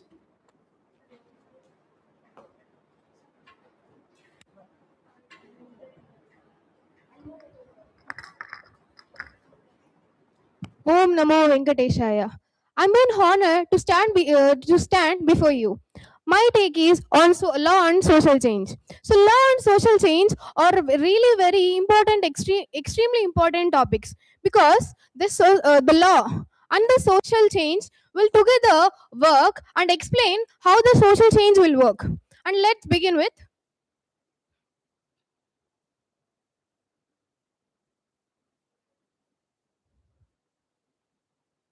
so yeah, the basic definitions about law and social changes. So law is a major instrument in bringing the necessary changes in the society. So laws are the rules that are made by the state to improve the human behavior. And social change, we generally know it refers to the transformation of culture, development, and human behavior. So my topic is how law improving the social change. So when we go throughout the history, law has removed many harmful customs. For example, sati, that was abolition of sati, that was in 1829. And when we look at into the major social change act, that is Dowry Prohibition Act in 1961, and many more acts were also introduced, that is for scheduled caste and scheduled tribes prevention atrocity acts. It is basically focusing on the tribal groups and scheduled tribe peoples. So here we can see the equality before the society, and it is and when we come to the Right to Education Act in 2005, it was a transformation. It was a huge positive transformation, that making compulsory education for the children of age 6 to 14 years old, because when we read, when we study, then only we can contribute to the society. The next one, social change are influenced by many factors. Say, for example, education, technology, culture, and economy. So they are not only influencing the social change, but also expectations. So new laws have to be introduced to the society. Say, for example, cyber crimes, due to the inventions of more technologies, the crime rate was also increasing. So new laws were introduced. That was cyber laws. And another example was women rights. And when we take, for example, nowadays the women things are happening more. So we have special laws for the women, that was Domestic Violence Act 2005, POSH Act, Prevention of Sexual Harassment at Workplace, and POCSO Act, which is a burning act these days, that is protection of children from the sexual harassment in 2012. When we move, the law also play major roles in protecting the society. These roles are protecting the society and reforming them. Reforming, updating the old customs. Say, for example, for instance, we have a major law, that is Muslim Women Protection Act in 2019. And when we move to the next role of the law, that is development, it was focusing both on the environment and economy of the country. Say, for example, the Environment Protection Act, and then the Goods and Service Act, that is GST Act. So it also majorly focusing on the promoting equality. That is Article 14, prohibition of discrimination on caste, place, religion, caste and sex.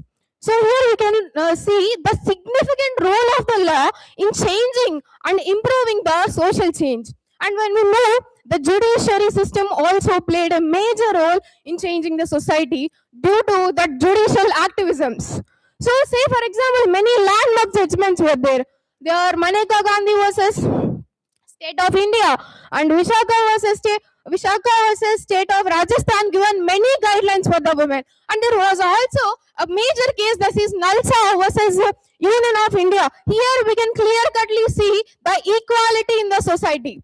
The transgender women were the transgender women were recognized, and this was a major change in the society. Let's move to the constitution. Constitution itself is a major social change.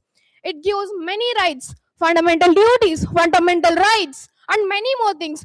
Say for example, Article 21. It's just not a right to live with the dignity. Many many rights were also introduced into it. Say for example, new rights: right to clean environment, right to privacy, right to shelter. Here we can see. So law is not only sticking to that, it is also adapting to the needs of the culture. Next, move to the thing that India, sir. India has a great nation, and of course, it has many things, but we are transforming every day. Every single social thing is changing day by day. But the saddest thing is, we still hear the sounds of women. We still hear the harassments. We still hear the assaults. That was heartbreaking thing when we look at the conditions of the women and children these days. The small children of very engaged are for cruel behavior, they're suffering silently due to the cruel behavior of the adults. So when we see, sir, we have lots of stronger laws, very strong laws. They are changing according to the society. They are changing due to the society. But we still hear rapes, murders, assaults, whatnot, everything, sir. So when we look at deep into the social and law, here we can clearly see backward thinking, harmful customs on widow women. Why should a woman have to wear a white sari when the husband died, but when a wife died, the husband is not wearing a white shirt or something? Old belief systems that are refused to accept the equality and respect human dignity. So I would like to say that we got freedom from India years ago, but we didn't got a freedom of fear for women, fear of assault, fear of judged, fear of followed, fear of silence. So, sir, I'm not questioning the law, what that was doing. The law, the legal system only cannot do this unless the mindset of the people will change. I think one day our India will be in great position by changing its mindsets. So I would like to conclude the final thing, that is, we need awareness, not only the legal awareness, not only the legal things, but also awareness on the dignity and respect. We need education, not only for the literacy, sir. We need education about morals, moral education at homes, moral education at schools, and we need society to speak. The society has to speak, sir. Because if we stood silence, the criminals will protect it. If the collective voice will rise, it will protect the victim. And then we need strict enforcements. Yes, we have great laws and doing great things, but the laws should be strict and certain. So I'm finally saying this. So we have great laws, great things, and great people here who can do, who can fight. Only when our country get developed, not only by passing rules of parliament, passing rules by the courts, the society will develop. when every citizen of India feels like protecting women, protecting children is not a favor, but their duty. But their duty. And I would like to conclude one thing. Laws are not made by the handsome people, sir. Laws are not made by the handsome people. They are made by the people who made their hands to someone required. This is my take on law and social thing. Social change. Thank you for having your valuable time for me. I'm Monica from Sri Vijayanagara Law College, Anantapuram. Thank you.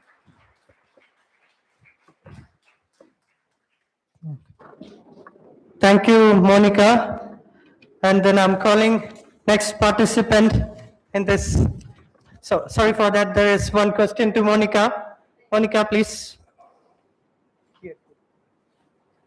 Monica? Madam. Yeah, well done. Thank you, madam. Appreciation. It's not Thank you so much, madam. question for you, but you gave a presentation extempore as a student. Thank you so All much, the madam. best. Thank you so much, madam. Thank you for your appreciation. I don't know that I could talk this into the mic, but when I become an advocate, I will definitely fight over women. Fight over innocent women. I'll definitely do that, and you people will definitely help me and support me, I think. Thank you for having your valuable time. Thank you, sir.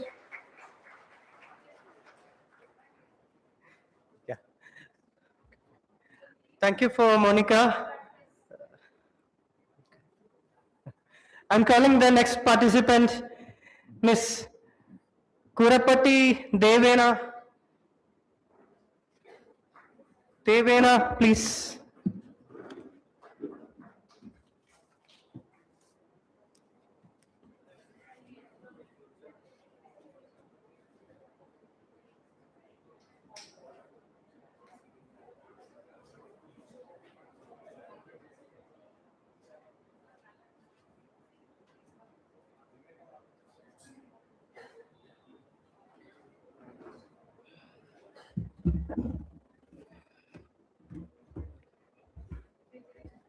My greetings to the dignitaries chairing the session, my fellow presenters, and everyone who is here. Good afternoon to you all. I'm Devna. I'm a research scholar from Christ University. I'm doing my research in AI and law. So I'm here to present my topic titled as AI in Governance and AI Governance, a conundrum of human rights. AI in governance is the use of AI system, including generative AI, in the governance of a state. This includes and is not limited to protective policing, facial recognition, data analytical tools, language processing tools, and surveillance systems. AI governance, on the other hand, is a system of frameworks, policies, or guidelines that aim at developing and deploying ethical and responsible AI systems. So basically, AI in governance is use of AI in the governance of the state, whereas AI governance is how AI is being governed so that there is safe and responsible development, deployment, and use of AI in India.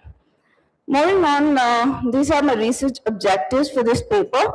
The first one being to study the AI governance in India, to evaluate how AI in governance is impacting human rights, and lastly, to evaluate whether AI governance in India is effective in dealing with the issues raised by the use of AI in governance.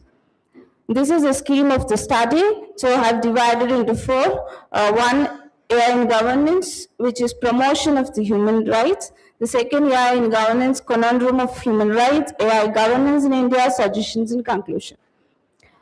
First and foremost, AI in governance, how AI is promoting human rights in India.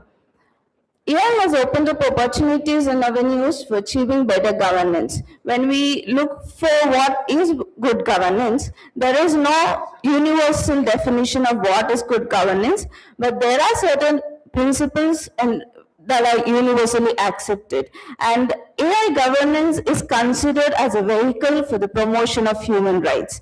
So I would like to highlight three of the principles of good governance which are used and promoted through the use of AI. The first one being inclusivity. When we look here, the OECD opinions that inclusivity is the heart of human rights. In India, we have seen there are two great examples. One being Bhashini. It is a translation tool which is powered by AI, which is how the government services are translated in Indian regional languages. Second being Ask Diksha. It is also an AI virtual assistant used by IRCTC. The second one is accessibility. As we all know, accessibility of governance is to ensure that government services is accessed by every person irrespective of socioeconomic or individual deficiencies.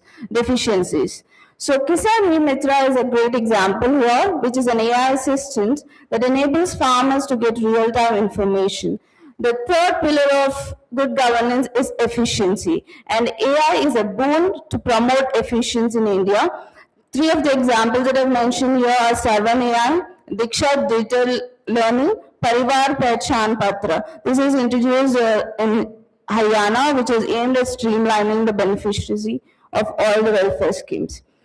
Moving on, this is the table 1, which I have included in my research, where it summarizes all the tools used in governance in India. The first for the legislature, second is executive. It lists all the tools which are used, primarily the chatbot tools, the language processing tools, facial recognition tools as AI Vani, AI Parichaya Idea, and also there are certain tools which are introduced like Marvel, TGI's CCC. These are the AI-powered law enforcement modules. Moving on, this is the judiciary. SU Space is an AI-powered tool that assists in the legal research. Summarizing, all these tools are helping in AI governance, and in return, they are helping to promote human rights through inclusivity, accessibility, and efficiency. Now, moving on to AI in governance, how it is creating conundrum of human rights. The first and foremost issue is the black box issue. The black box is the opacity in generative AI internals. It makes the decisions of AI system unreadable or unscrutinable by anybody who is using it, not even by the developers. Now, the problem with opacity is it is increasing the vulnerability of the people who are affected by the decisions of based on the AI. It is impacting the key human rights violations of equality, non-discrimination, the right to information and privacy, and also the right to legal remedy, as it impacts the ability to seek legal recourse, as it is impossible to prove the bias or discrimination by the system. Moving on, the second issue is the algorithm bias. Algorithm bias can be defined as a bias that arises from the skewed or incomplete training data. So when an AI system is trained using pre-existing data, whatever the social inequalities or existing problems in the society are reflected and amplified by the AI system. These are the examples that I have researched on. One of the schemes that are introduced in Telangana government in 2016 is Samagra Vedika, where the AI tool is used to streamline the delivery of subsidies in the state. Because of the lack of training data, the system has left out so many people out of the scheme. So this is leading to the bias. The AI system which was introduced with an aim to have an unbiased system is in fact promoting this. Sorry for interruption. Please conclude within 2 minutes. Yes. So moving on to the automation bias, it is the human tendency to use automated cues of heuristic responsibilities. We have seen automation bias, it is an over-reliance on AI. There are a lot of issues because of the over-reliance of AI systems. And the next important issue is information commercialization. It is a form wherein the information of a community is commercialized through facial profiling, digital profiling of the systems. The last and foremost is the surveillance. Surveillance is both directed and dragnet surveillance. Dragnet surveillance is the most dangerous here. We have seen a recent example in Digital Kumbh Mela in 2025, and it is against the Putaswamy's test of legality, necessity, and professionality. Moving on, what is the form of AI governance in India? So there are three main documents in India that are released by Niti Aayog, which I've highlighted here. The first is a discussion paper on responsible AI 2021. This highlights the principle of AI governance is safety, equality, inclusivity, and all of it. And the second instrument in India is the India AI Governance Guidelines of 2025, which is also similar and an extension to the Responsible AI Guidelines. And lastly is Kerala High Court Guidelines on the use of AI in judiciary. So India has also been a part of a lot of international collaboration. India's chairs Paris AI. So these are the three recommendations that came out of my research. The first one is to institutionalize the AI governance bodies. Second, to strengthen the AI Safety Institute, which is to give it a statutory status. And thirdly, enactment of new legislation to act as an overarching statute for AI governance. Thank you.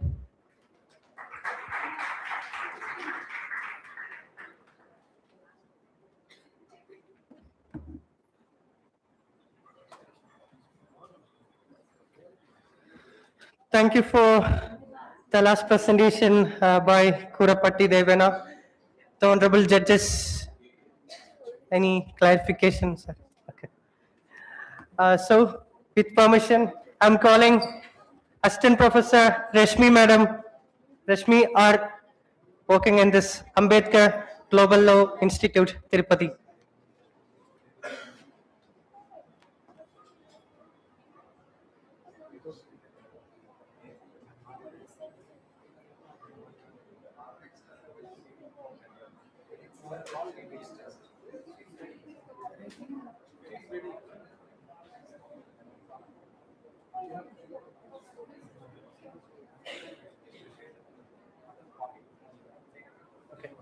Some technical issues, sorry for this.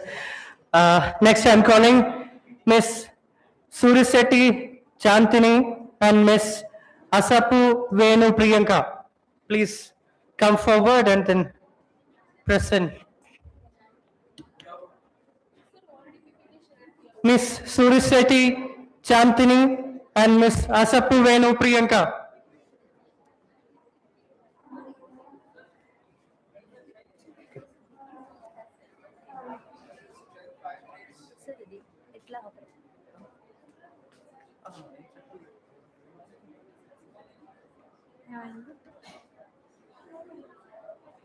A very warm good afternoon to the respected dignitaries and to all who are presented here. We are from Sri Padmavati Mahila Vishwavidyalayam, pursuing BLLB 4th year. She is Shamini and I am Venu Priyanka Asapu, author and co-author of this topic.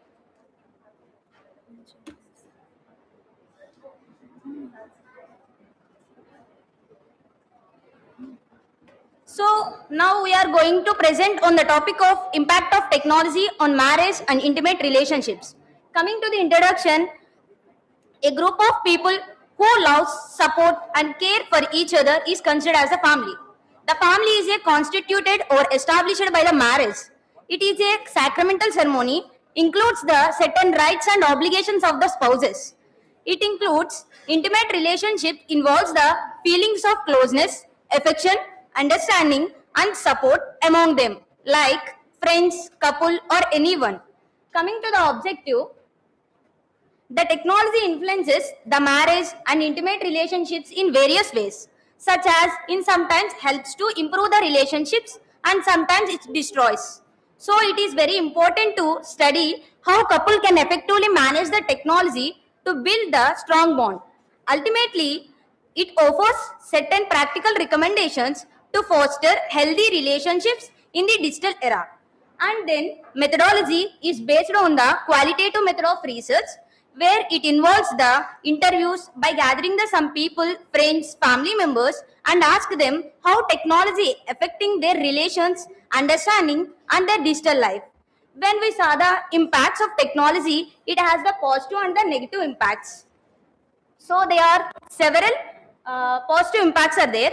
First one is enhanced communication. Couple can maintain the frequent contacts and express emotions easily. Reduce conflicts fosters through instant messaging, video calls like WhatsApp, Snapchat, Instagram, and so on. Second one, support for long distance relationship. In recent era, the people are living in different places due to the reason of the employment or education. So the technology helps to maintain the closeness of the couples, share their daily experiences, communicate their financial matters, and through watching movies at same time, playing online games like sharing the reels and memes. So this helps to increase their emotional bonds among the spouses. Next one, conflicts resolution tool. It has online resources that provide the techniques and immediate access to support for resolving the disputes and improving the communication. Next one, access to resource. That is therapy apps like Regain, Talkspace, BetterHelp, We Feel helps to provide the guidance and counseling to better or foster relationships of the spouses. Next, rest of the part will continued by the author.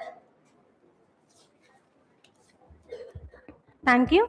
So, for every coin has two sides. The technology not only has the positive side, but it also has some negative impacts on marriage and intimate relationships in everyday life. So, coming to the first one, the reduced quality time. That means when the excessive use of technology in the way of social media, laptops, etc., may distract the partners from meaningful face-to-face interactions, and it also weakens the emotional bonds. And moving to the second one, the digital inferiority. That means when we easily access to the social media and the dating apps can lead to the emotional or physical inferiority, fostering mistrust and conflicts. And it also sometimes leads to the divorce, which deals under Section 13 of the Hindu Marriage Act 1955. And in the recent times, using social media, everyone is posting their personal life. So sharing these personal, private moments and information online increases the risk of breaches and misunderstandings between the partners. And in the recent era, for every small thing, everyone is going to depend only on the social medias and the digital devices. So by this over-dependence can lead to the neglect of the partner's needs and decreased intimacy. And it may also trigger the jealousy and insecurities and the misinterpretation of online messages and the communication barriers. And there are many more. So to overcome these challenges or from the negative impacts, it has certain kind of suggestions I would include in this PPT. So the first one is do not try to over depend only on the digital devices, rather than instead prioritize the face-to-face interactions and to establish device-free times. And the improve meaningful communication to build a trust over the partners and maintain the transparency. And if there are any disputes or any distractions between them, try to solve problems by exploring relationship apps like online counselings and educational resources to strengthen connection and resolve conflicts. And recognize signs of overuse of devices and try to avoid in every purpose and maintain a quality time with the partners. And I include certain legal issues which are arised by the digitalization highlights that how traditional marriage and family laws are adapting to address the evolved role and challenges posed by the digital technologies in the intimate relationships. Sorry for interfering. Just 1 minute. Yeah. Please conclude. So first, the Vinod Kaushik versus Madhurika Joshi, 2012. In this case, the petitioner secretly logged into the emails of her husband and in-laws used as evidence.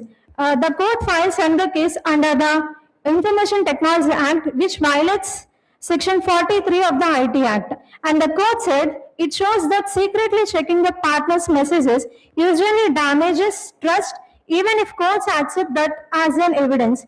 And the second, Anurima Abba Mehta versus Sunil Mehta, 2015. In this case, the court said that the secretly recording spouse's telephonic conversations as admissible evidence in matrimonial disputes, balancing privacy rights with evidentiary needs.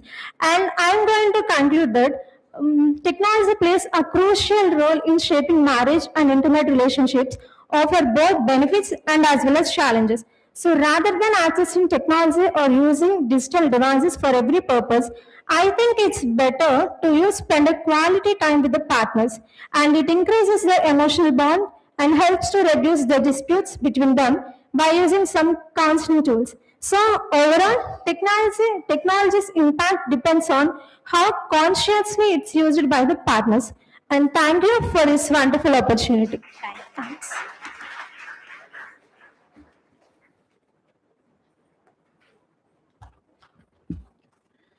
Thank you, Suriseti Chantini and Ms. Asapu Venu Priyanka for your presentation. Honorable judges, any questions or let me? Okay. Okay. Yes. Okay. Next, I'm calling. Sorry.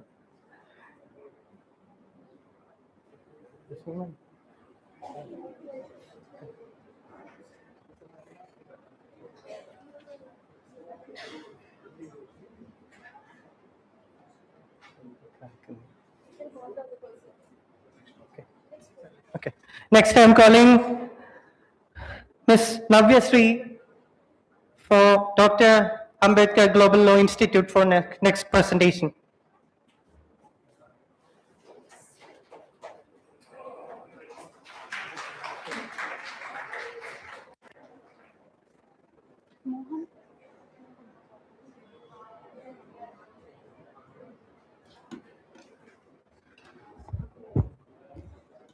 Good afternoon to the respected dignitaries and the participants. And today my topic is Connected at Apart, Technology's Dual Impact on Marital Bonds. Here we can see in this picture, this is where couples feel connected through screens but apart emotionally. And recently I saw couples in a restaurant that they were sitting beside each other, but they were not speaking to each other, but they were speaking to their phones. This scene captures me the entire topic of my presentation. And technology today connects across continents, but sometimes disconnects them even if they sit beside each other. And my presentation explores the positive, negative, and physiological and legal dimensions of this impact. And the main objectives of this topic would be how digital communication promotes emotional intimacy, identify negative outcomes such as screen dependency, online temptations, and privacy violations, and explore how technology affects attachment styles, mental health, and behavior patterns in the marital bonds. And finally, I'll be dealing with the recommending healthy digital practices. And moving to the positive impact of technology. Technology strengthens marriage in many ways. It allows partners to stay connected through video calls, messages, and so on. And even we have many apps for managing household chores. And we have even technology will support the online counseling systems. And mainly technology will helpful for the long distance relationships. For example, if a partner is living in an abroad, and if they can't come to India or to their native place frequently, so when they read bedtime stories to their children via video calls, it strengthens the emotional bonds between the parents and the children. And moving to the negative impacts of technology, that is, however, technology has certain challenges like screen addiction, reduce the quality time, and misinterpretation of text would cause the conflict, and social media temptations, that is online infidelity, and privacy invasion, checking phones of our spouses will cause the and even recent research shows that nearly 1/3 of the divorces worldwide mention social media as a conflicting factor. And for example, ignoring a spouse while scrolling the mobile phones can create emotional bonds between them. And when come to the legal dimensions, with increasing with increasing the digital activity, courts frequently examine the electronic evidence. Now, even courts allowing the WhatsApp chats, screenshots, and emails can be used as an evidence. And cyber inferiority may be a mental cruelty, as it is stated in the Srinivas Rao case, and privacy violations protected under the Puttaswamy judgment, and digital harassment punishable under the Information Technology Act. Digital harassment includes threats, stalking, misuse of intimate images. It is punishable under the Information Technology Act, and it is recognized as a serious form of domestic abuse. And comes to the healthy digital practices for couples. And to balance the connection and well-being of couples can adopt a simple healthy digital practices like device free time, respecting privacy, and limiting social media comparison, and using counseling apps when it is needed.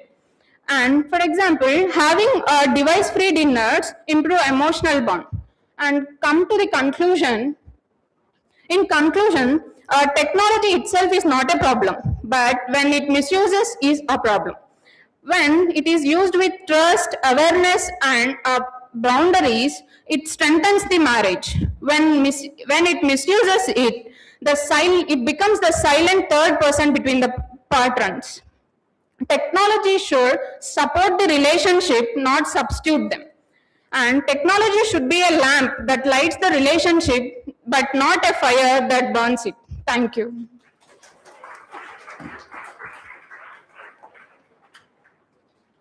Thank you, Navya, from our college. Judges. Okay. I'm calling next person, Assistant Professor Rashmi R. from Dr. Ambedkar Global Law Institute.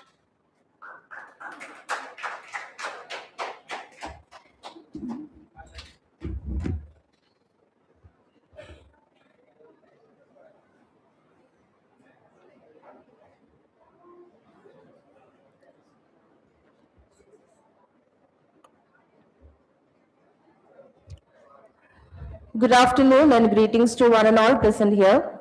So my topic is data colonialism and global inequality, human rights in the age of artificial intelligence. So as far as my presentation is concerned, I'm having 9 division of it, like starting from introduction, research aim, then research objectives, the literature review, methodology, result analysis, discussion and conclusion. Coming to the introduction part, this one.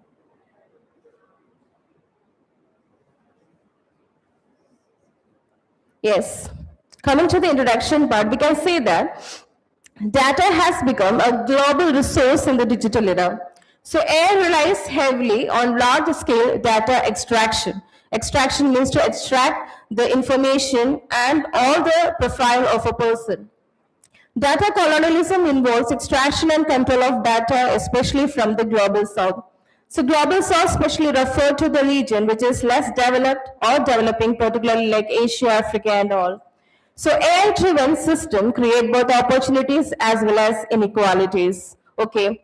Then human rights concern includes biasness, surveillance and privacy violation. As the data has been extracted, then it creates the privacy issues and all. A profile and a detail will be exposed to the entire world.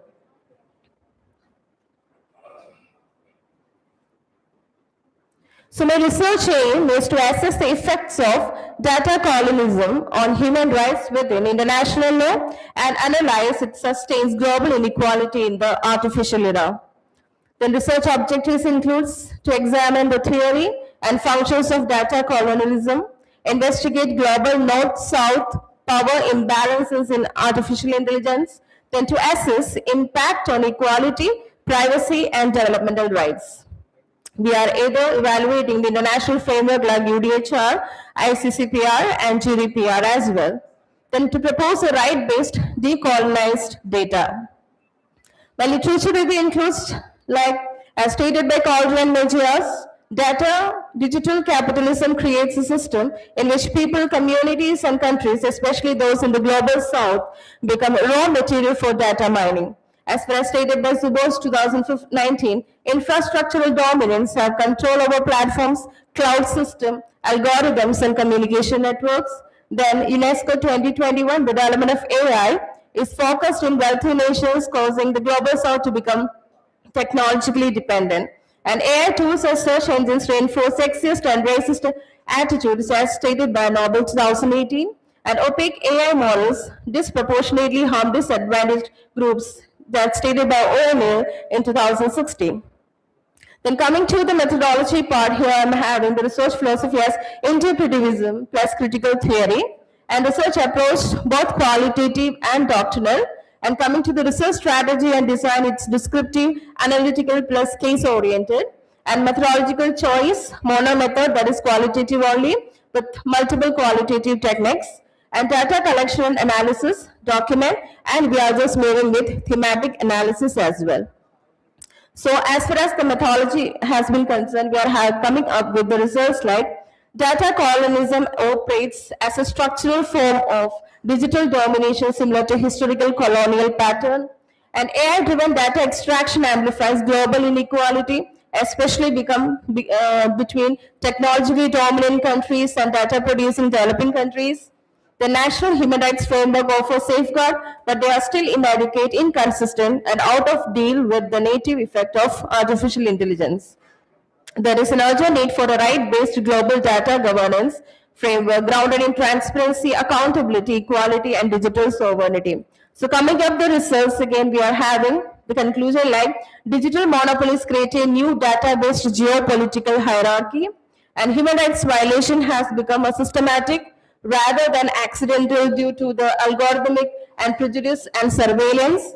Then the lack of uniform standard for ethical AI contribute to gender disparities as well. Then we have just went to the theme analysis. There, here I have supposed to take theme 1 as digital extremism as a new form of colonialism, and theme 2 global north-south technological inequality. Then theme 3 as human rights vulnerabilities and algorithmic harm, and lack of digital sovereignty in developing nations as theme 4, and ethical and regulatory fragmentation in AI governance as theme 5, and emerging right-based governance model as theme 6. Then data justice and equitable development 2 minutes. for theme 7. So coming to the discussion part, we can say that the data colonialism functions as a digital continuation of imperial exploitation, and digital extraction replaces geographical conquest, and it also mirrors historical pattern of exploitation and unequal benefit sharing as well. Then many developing nations lack independent digital infrastructure, weak digital sovereignty increases vulnerability, and AI system built on biased data sets can create systematic discrimination, surveillance undermines privacy, dignity, and autonomy. Then GDPR has been also be taken as a part of discussion, where it offers safeguard, but enforcement is uneven globally, which creates gap in global AI accountability. The ethical and right-based framework has also been stated, and also towards decolonized AI governance has been proposed. So coming to the conclusion part, we can say that the colonialism is a modern form of, that is data colonialism, is a modern form of structural exploitation, and also AI technologies driven by large-scale data extraction concentrate power and profit in the hands of few dominant powers, and existing international laws are not that much sufficient to tackle with this existing situation. And to build an equitable digital future, the study emphasizes the need for right-based, inclusive, and decolonized global data governance. Thank you.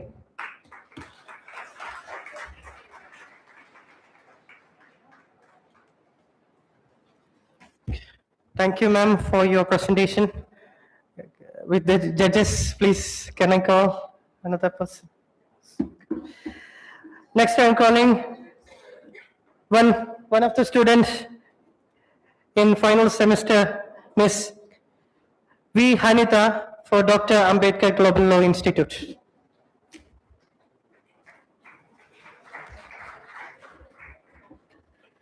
Good afternoon to everyone. I'm Hanita from this AMBEDKAR Global Institute. My topic is AI governance and the protection of fundamental human rights. Now, the future of AI is not just about smarter missions, but about protecting the dignity and rights of every human beings. With this, I am going to move my presentation. What is AI? AI means missions are computer programs that can think and act in ways that seems intelligent, similar to humans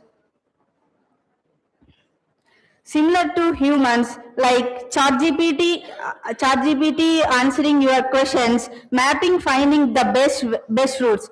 Next, benefits of AI. There are so many benefits of AI. Some we have to discuss. Save times. The AI will save times for every human. It works 24/7 and it is available for everyone. And healthcare. The AI is helpful to doctors to diagnose disease and help and give suggestions treatments. In education,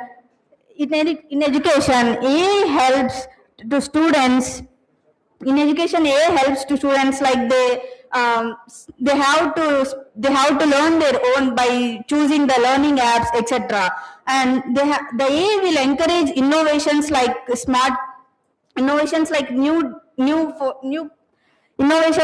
new things and etc. Next, we have to move to negative benefits of AI. So many negative benefits are there, and then that is job loss. Many tasks done by humans are now replaced by machines, leading to unemployment. High cost. Developing and maintaining AI systems is very expensive, lack of creativity, and AI cannot think creatively like humans. It works only on given data. Dependency. People may become dependency. AI and losses problem solving skills. Privacy. AI can misuse personal data and harm privacy. And then what is AI governance? AI governance means the rules, policies and systems that guides how artificial intelligence is developed, used and controlled so that it is safe, fair and beneficial for human. What are the future human rights of AI? AI and human rights interest in various presentation, both opportunities and challenges for promoting and protecting human rights in the digital age. Some of the human rights are first one is right to privacy. AI technologies raises concerns about data privacy and surveillance, and they often rely on vast amounts of personal data to train algorithms and make predictions. Protecting the AI into privacy requires safeguards to prevent unauthorized access, uses and misuse of personal data in AI application, as well as mechanisms for ensuring transparency, consistency and users' control over data collections and processing. Freedom of expression and information. AI powers content moderation algorithms have implications for freedom of expression and information online. Ensuring the content moderation practices respect. Sorry for interfering. 3 more minutes. Respect the user's right to freedom, express requires transparency, accountability, and due as well as mechanisms for addressing errors, bias, and censorship in content moderation algorithms. Next, right to equality and non-discrimination. AI technologies have for the right to equality and non-discrimination, and they can amplify mitigation, disparities and inequalities in access to opportunities, resources and services. Promoting equality and non-discrimination in AI requires proactive measures to address systematic bias, ensuring fairness and equality in AI system outcomes and promote inclusive and accessible AI technology for all individuals and communities. Next, right to due process and fair trial. AI technologies are increasingly being used in judicial and context raising concerns about the right to due process and fair trial, ensuring that AI-derived discussion making in legal process proceedings respect individuals' right to due process requires transparency, accountability, and procedural fairness in algorithm decisions making, as well as mechanisms for ensuring human oversight, legal reviews, and accountabilities in a AI assistance legal process. Now, and the last is right to work and labor rights. The technologies have implications for employment of labor and labor rights as they Conclude, please.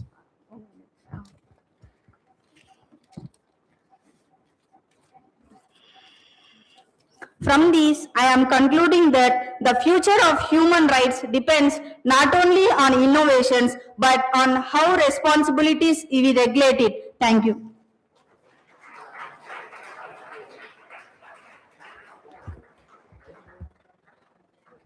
Next, I am calling Ms. K. Sravani. K. Sravani is there?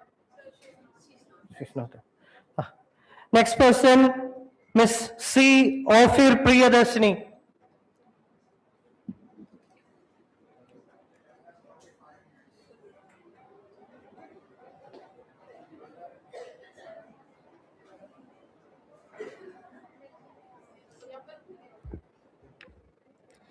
Respected members, good afternoon to all. I am C. Ofir Priyadarshini. I am second year law student from RKM Law College, Chittoor. I am going to present a paper on risks of generative AI hallucinations and their legal implications for lawyers.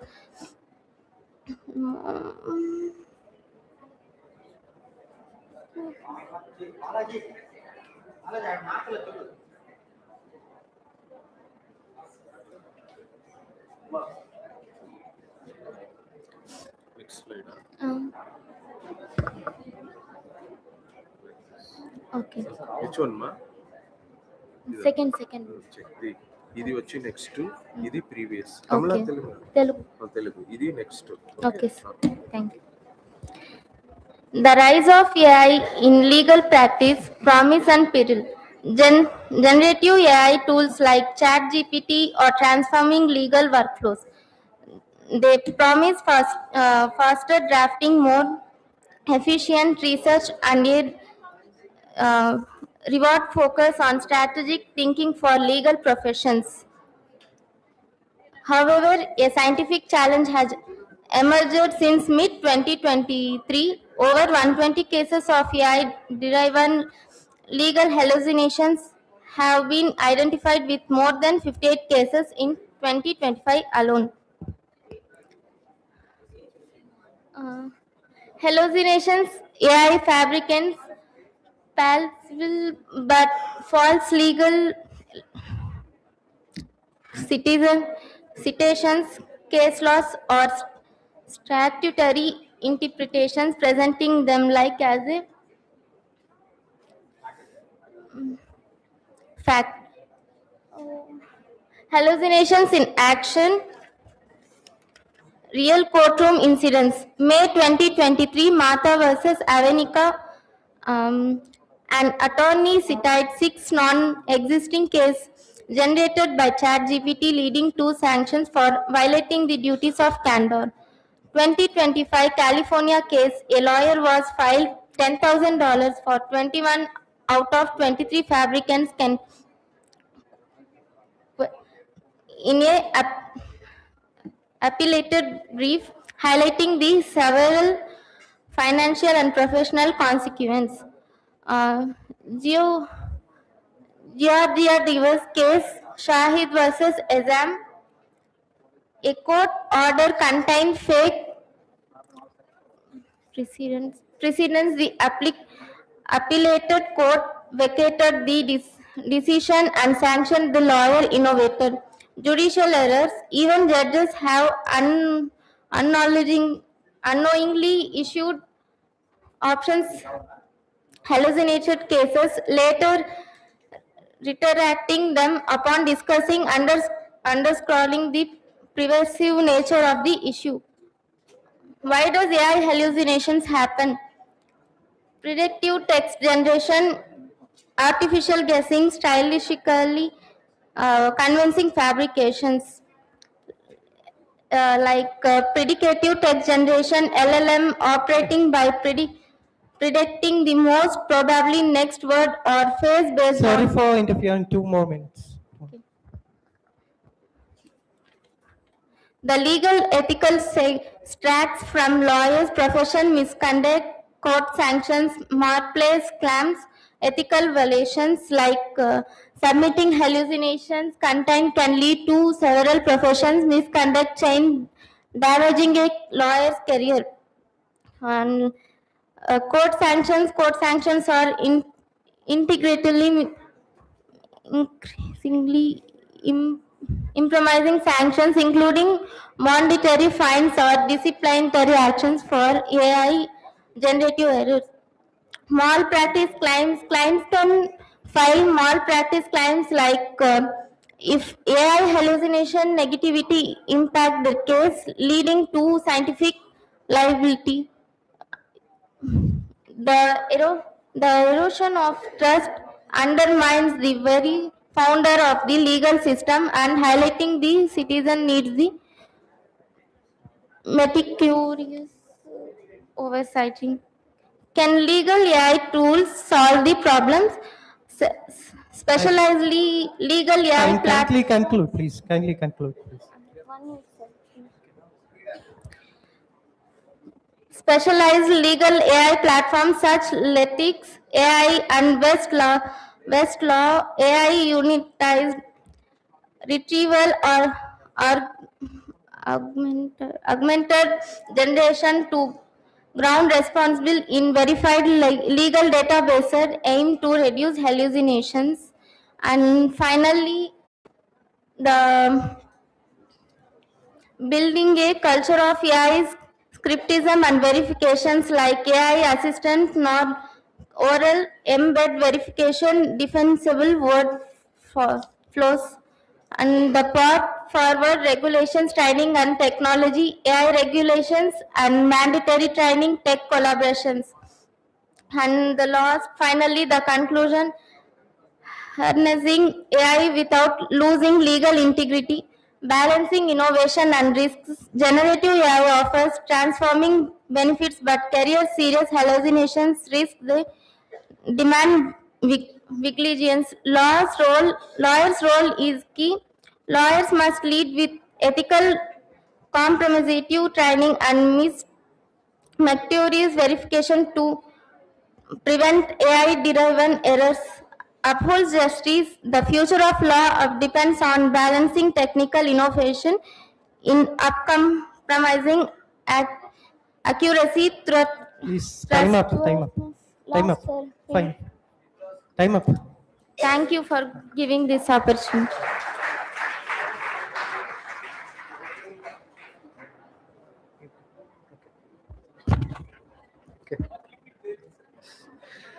Thank you, Priyadarshini. Next, I am calling Mega Mariam Mamin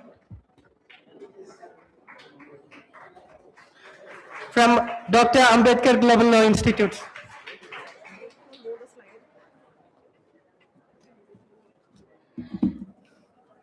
Good afternoon, everyone. Respected judges and who all are seated here. And today, I'm here with a presentation on the topic artificial intelligence, human rights, and social justice, a critical examination.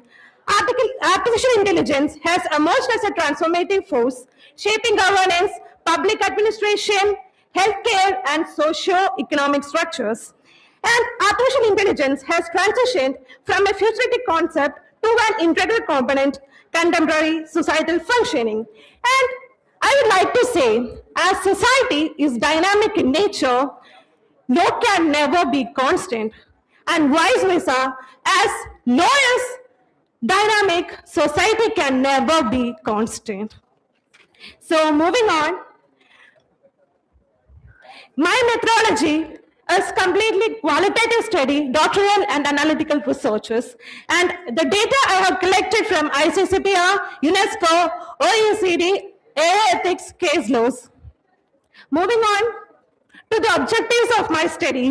First one is precision health opportunities, that is precision healthcare and diagnostics, personalized learning systems, assistive technologies for the accessibility. So my objective is to analyze how AI affects human rights across global and national frameworks, and secondly, to examine how AI may reinforce or reduce social inequalities, and thirdly, to evaluate emerging regulatory mechanisms aimed at ensuring ethical rights compliant AI. Finally, to propose a balanced, human-centered model for AI governance. And we live in a country where consent is very, very important. As said in Selvi versus State of Karnataka, court, the judiciary can give access to enter into personal data of a person, but what needed is the consent. And now we are in a developing country, developing world, a true AI world. And the real question emerging here is whether AI requires consent of the people living in the world. And if AI violates the right of the people, that is the basic human rights of the people, to whom? Or to whom we can sue? How we can regain our rights back from the AI? That's the question in this developing era. Moving on to the first chapter, that is AI and human rights, opportunities and risks. We all know that in a developing country or in a developing world, in a developing era, AI offers so many opportunities and risks. Firstly, AI intersects with nearly every category of human rights protected under international law, including civil, political, economic, social, and cultural rights. Its implications vary across constants. First one is the right to equality and non-discrimination provided by the AI. AI system often replicate and reinforce social biases embedded in training data. For example, predictive policing tools used in United States disproportionately target minority communities due to historical pattern of over-policing. Secondly, right to privacy and data protection. AI relies heavily on large-scale data collection, leading in a pervasive surveillance possibilities. Facial recognition systems used by law enforcement and private corporations create risk of mass monitoring without informed consent. Next is the freedom of expression and information. Algorithms shape the information individuals receive through social media filters and automated content moderation. While intended to curb misinformation, automated moderation frequently misclassifies political speech, protest content, and minority voices. And last one is the economic and social rights.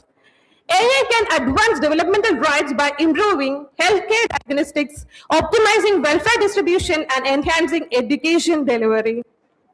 And next is AI and social justice as structural implication.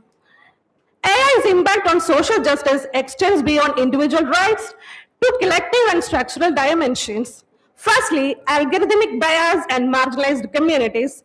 Marginalized groups, including women, racial minorities, LGBTQ plus persons, and persons with disabilities are disproportionately affected by AI bias. Second is the surveillance, policing, and the social control. AI-enabled surveillance technologies enhance state capacity for monitoring citizens. And thirdly, digital divide and the access inequalities. The benefits of AI evenly distributed globally. High-income countries dominate AI research, infrastructure, and talent pools, leaving developing nations like India depend on imported technologies. This gap widens global inequality and threatens the principle of equitable technologies and access. Now, moving on to the major case laws, which we can use while interpreting. I'm sorry for interfering. Two Okay. moments. So, Before concluding, I would like to say, to analyze the role of artificial intelligence in human rights and social justice, just 2 minutes or 5 minutes is not enough. So, moving on, we are living in a country with the judgment of Justice K.S. Buttasamy versus Union of India and Shreya Singhal and WhatsApp Limited versus Union of India. Here in these cases are not directly linked to the human rights, social justice, and AI. But indirectly, it states that the privacy of the person, the privacy of the citizen is the ultimate concern of the judiciary.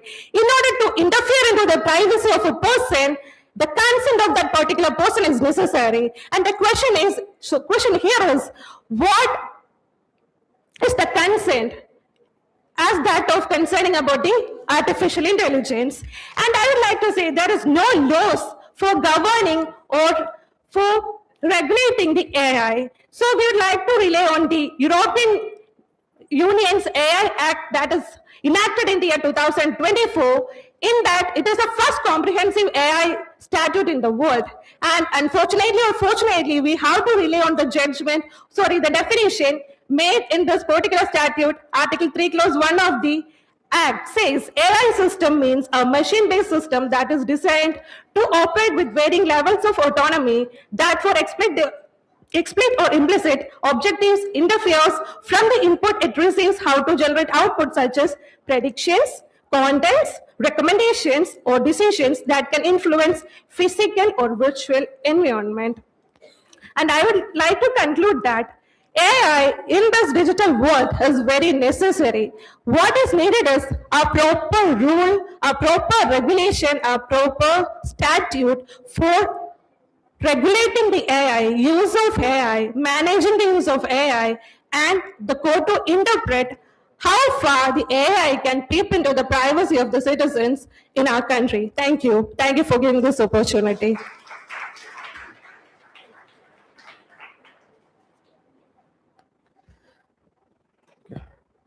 Thank you, Mecca ma'am.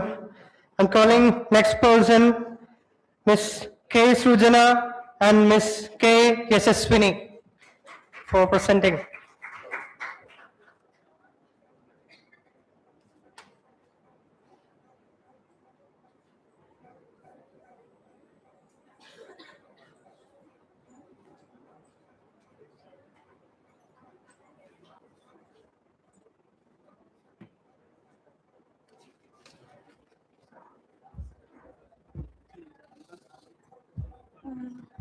Okay.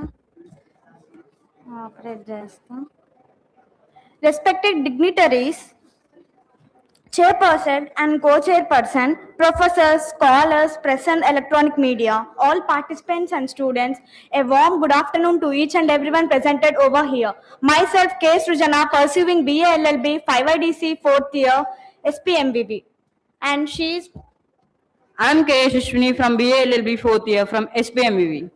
It is an immense pleasure for participating in the national seminar, especially on the theme of navigating the future of law, innovation, ethics, and excellence. And our subject is involved on the impact of technology on marriage and intimate relationship. Our presentation consists of introduction, objectives, methodology, advantages and disadvantages, future trends and challenges, and suggestions, and finally with conclusion. Firstly, my co-author starts with introduction. First, what is technology? Technology is the application of scientific knowledge that it encompasses tools, machines, processes, systems, etc. Like smartphones, computers, robots, AI, what we are using today. And that the stuff that shapes how we live, work, and connect. Now, how technology is involved in marriage and intimate relationships. Everyone knows that in olden days, the letters are sent through the birds.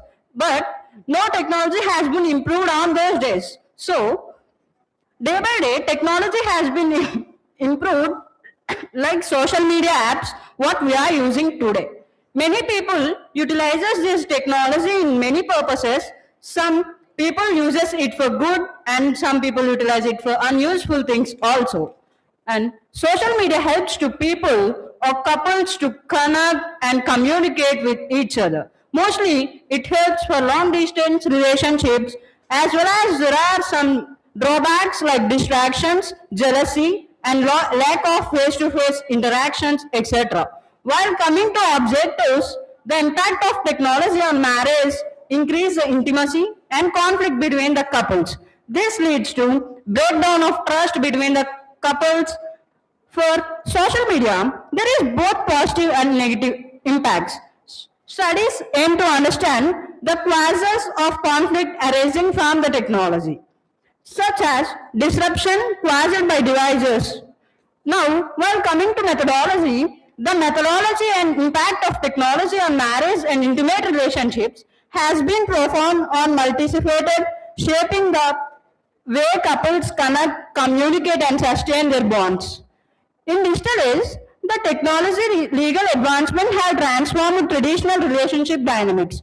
Marriage is a mutual agreement or the contract between the couples to live together. But when technology has improved, the social media platforms like WhatsApp, Instagram, Facebook, or Twitter, and many more other apps helps people connect each other to close ones and also to the strangers or unknown people. It creates bond like strangers to friends, then it roots closely and helps connects with another man or woman that leads to breakdown of marriage and family and affects grounds like adultery.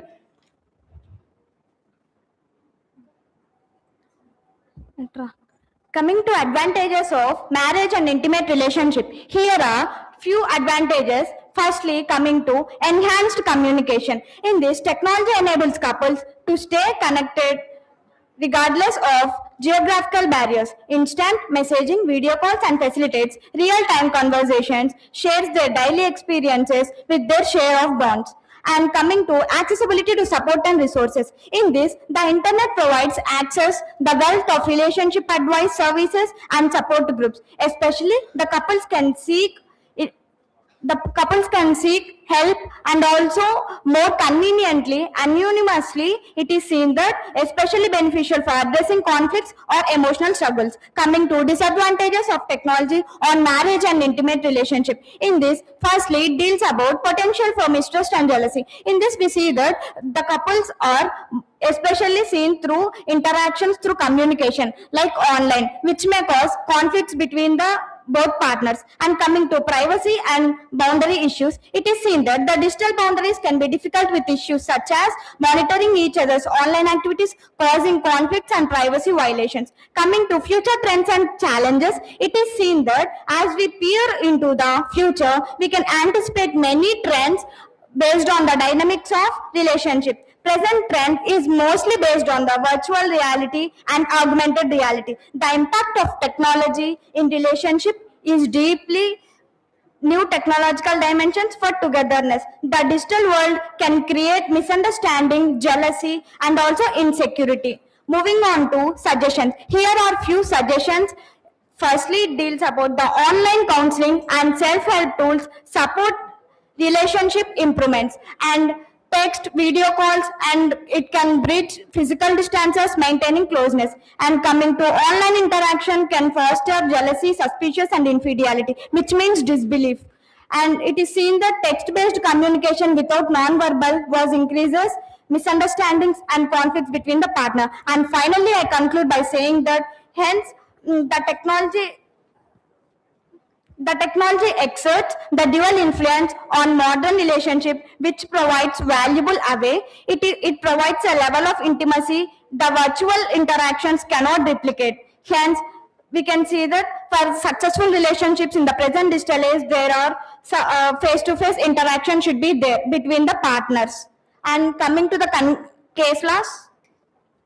Here are two case laws. Saumitri Bai versus Union of India. It was a landmark case. Indian Supreme Court challenges the constitutional validity of adultery, punishing only the man involved with a married woman, not the woman herself. In this case, the petitioner Saumitri Vishnu argued that Section 497 of IPC was unconstitutional because it treated men and women unequally. Only the man involved in a man involved with a married woman could be prosecuted, but not the woman, and only the husband can complain. Supreme Court ruling, the court held up the Section 497, finding it did not violate Article 14 or 21, stating it was a reasonable classification based on protecting the husband's property, honor and left legislature changes to parliament. And coming to Joseph Shan case, Sorry, without interference, please conclude within 1 minute. in this case, adultery is criminalized, overturned the principles and said adultery is unconstitutional and it is criminalized. And adultery is said to be not an offense. Thank you for giving this opportunity.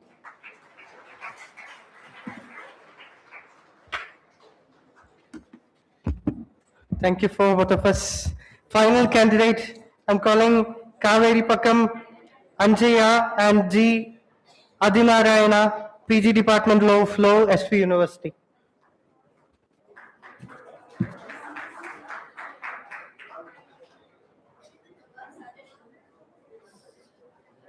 Please, ma'am, please. Girls, you have done a good job.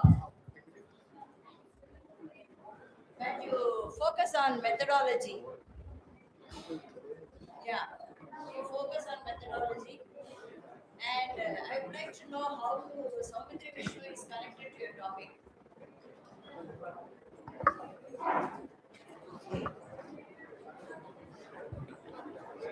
Okay.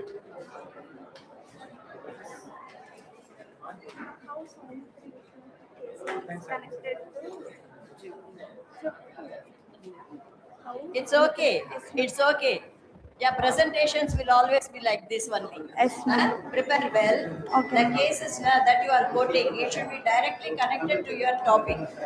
Ma'am, leading to, like while using the apps like WhatsApp, Instagram, that connects people to close ones and also to the people who are unknown like strangers, ma'am. So that also leading to the grounds of adultery. So we have linked that case law in this. Okay. Okay.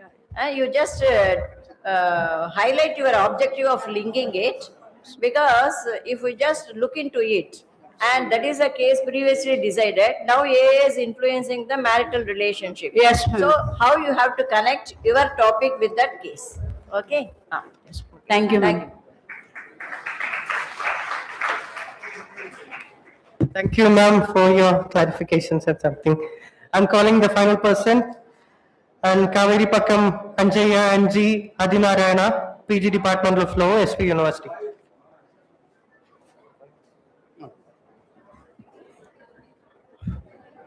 Good evening to delegates and participants. My presentation is Innovation, Ethics and Excellence of the Law in India. Legal professionals are being called to balance the integrity of tradition with the momentum of innovation. The legal landscape is evolving rapidly, and thus keeping pace with emerging legal trends is critical for maintaining a competitive edge. The legal professionals must be aware of shifts in law, technology, and client expectations. Legal innovation is an ongoing process of finding new creative ways to effectively and efficiently deliver legal services by home-setting concepts, process, and technologies with improve the legal experience for clients. Law and ethics are closely intertwined systems, and ethics encompasses moral principles and values. Another thing is making India innovative. A new Indian Innovation Act, the government had originally in 2007 taken a decision to draft a legislation to give a fillip to research and innovation and position India as a leader in the 21st century. Its rapid development has also raised questions about its integration within the legal industry, as legal professionals are presented with more options for adapting new technologies than now face the important task of understanding how AI can be scamlessly and ethically incorporated into their daily operations. Next, other thing is innovation of law in India. Technology is playing an increasingly important role in improving access to justice, particularly for underserved communities. Legal professionals must stay informed about the latest developments in legal technology and understand how to leverage these tools to improve access to legal services. The knowledge is essential for improving effective legal representation to clients who may not have access to traditional legal services. Innovation is used to extend services range, improve service quality, and attract new clients. Innovation is not typically used to lower costs. Sir, without interfering, 1 more minute, sir. Next, legal ethics in the era of digital transformation. As the legal industry undergoing digital transformation, ethical considerations home becoming increasing important. Lawyers must navigate the ethical challenges posed by new technologies such as AI and blockchain while maintaining their professional responsibilities. Professional ethics in law are moral principles and standards that govern the conduct of legal professionals, ensuring they uphold integrity, justice, and the rule of law. And the key principles and duties duty to the court, duty to the client, duty to the opponent, duty to Sorry for interruption. Sir, professional comprehension. Sir, kindly conclude. Conclude, please. Sir. Time up, sir. Okay, sir. Conclude. As a legal landscape involves keeping pace with emerging legal trends in critical for maintaining a competitive edge. The future of law showcases a marriage of innovation, technology, and the commitment to justice. The legal profession is at the crossroads, and embracing these emerging trends will be beneficial and navigating the complexity to thorough. Thank you very much.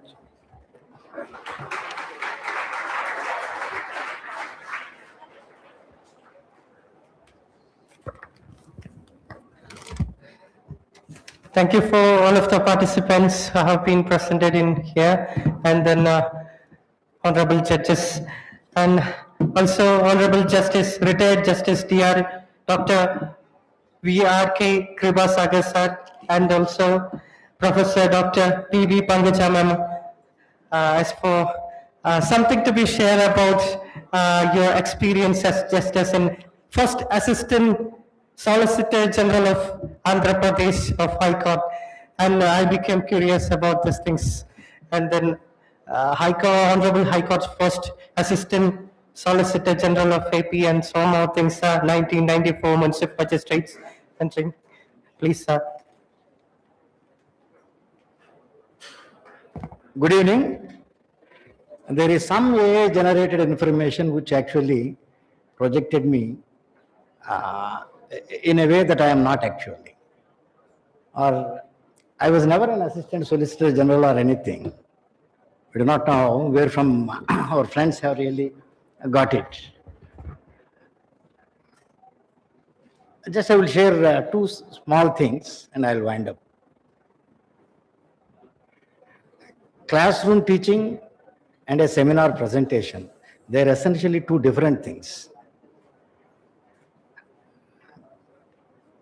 When you come prepared on a topic, it must actually reveal that there is some anxiety, enthusiasm within you, and you wanted to share this particular dimension of an area with everyone.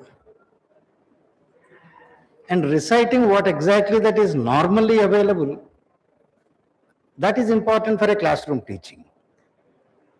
You have all worked so well, and by participating in this type of seminars, perhaps you will gain more confidence and more maturity in preparing for conferences. There was a boy and a girl in small towns. They got married. The man holds a job. The woman is a homemaker. They migrated to a metropolitan city. The man has to go for his job at 10 o'clock in the morning and would be back to home at 6 o'clock in the evening. So the woman is in the home. She was a nicely pampered girl in her home, a loving daughter for her parents, but doesn't know all the nuances of cooking food. But she is confident, and husband is also very confident. But by looking at internet, she could actually learn how to cook. And this has been going on for quite some time. One day, before he left for office, they had to decide for lunch, and he said that we'll have sambar and rice. So by 1:30, she has to prepare her lunch and send the carriage. Every day it used to come, but on that particular day, it did not come at 1:30. He thought that sambar, she must be finding it difficult to prepare. So he waited for another half an hour. It was 2 o'clock. Then he telephoned her, asked her what happened to carriage, rice and sambar. And she was very excitedly telling, that is not yet completed. It is very exciting. It is taking us to Amazon forest. It is taking to such and such a forest, Africa, and everything. He was shocked. And then after he came back home, he understood SAMBAR. She thought R is silent. She typed SAMBA. So Samba is an animal which is there in Amazon forest. It is there in all so many continents. And she was being navigated through all that. She was very enthusiastic to watch all that. So while you use your technology, there are a few things that you shall actually remember. And as the professor was pointing out, something is very remotely connected because somebody got a wrong call where a love developed or infidelity developed. And now thrusting at that in a national seminar, in a classroom, that is okay. But in a seminar, that doesn't go very well. But I really appreciate the organizers and all the good students who have been giving their papers, who have been listening to all that wonderful intellectual efforts. Thank you.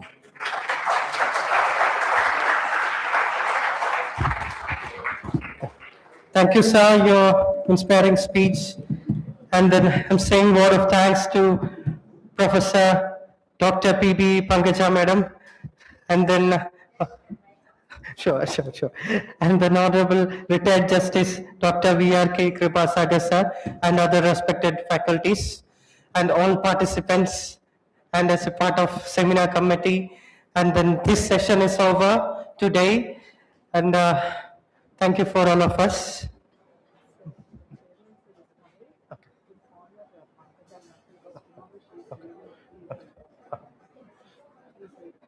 So kindly wait for some more minutes. Our Honorable Chairman, sir, will be coming, and then he can say some more thoughts and then something about. So kindly for your patience and everything. Thank you. This session is officially wound up.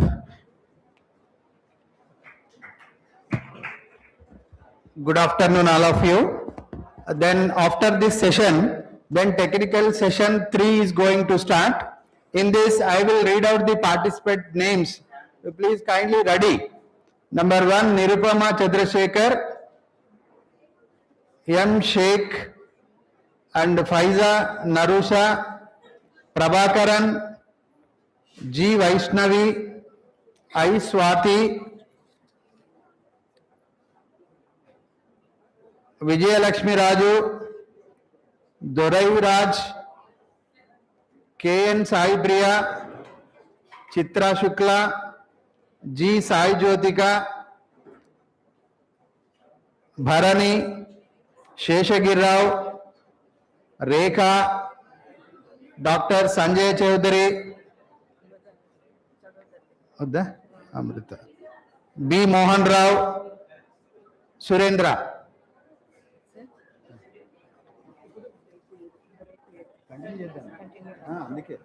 Now, how many are ready? Please raise your hands. Please, all of you come and sit one side. No, that vacancy is there, please be seated this side. As the order I read, according to that, you please be seated.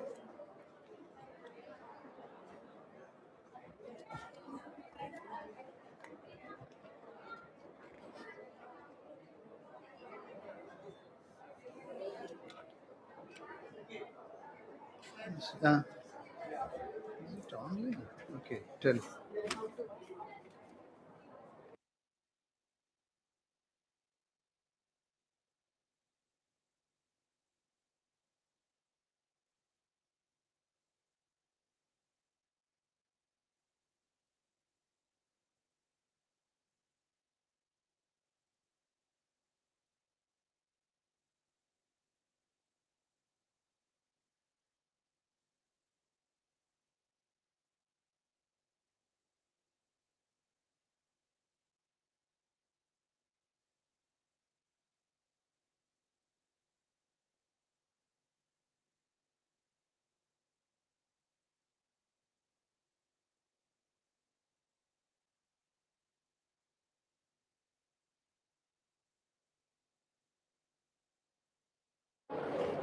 This technical session is cyber security and data protection, AI and intellectual property rights. Two sub-themes are there. No, why you came here?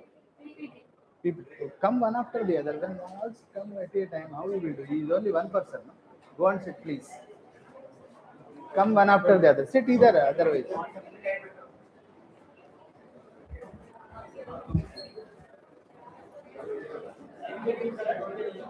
Two sub-themes are there. One is cyber security and data protection, and the other one is artificial intelligence and intellectual property rights. That whatever the PPTs are there, you please give to the technician.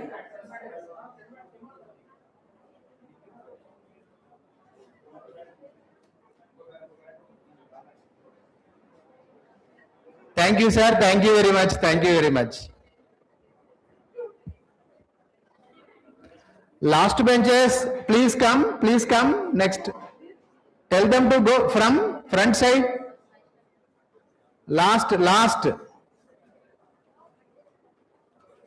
Sit front rows.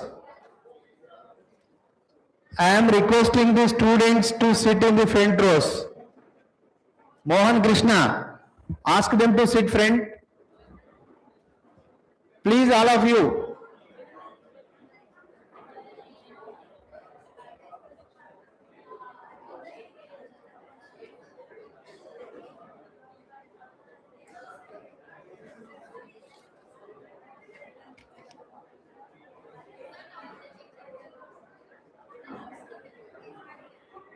Come front rows please.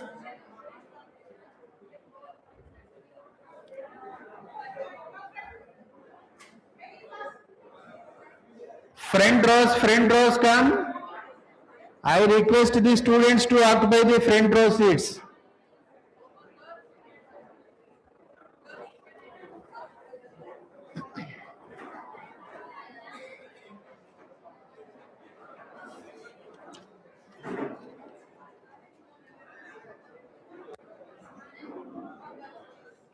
Who are available, please tell your name.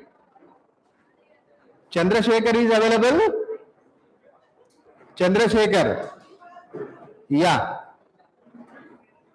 Next. Mavia Sheikh. You are here. Prabhakaran sir is available? Okay. Vaishnavi?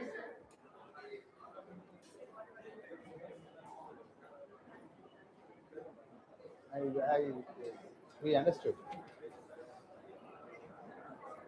Vijay Lakshmi Raju? Okay, Srimati. Yeah. Nagappa Sai Priya. Yes. Chitra. Okay, right. Jyotika. Bharani. Sheshagiri Rao.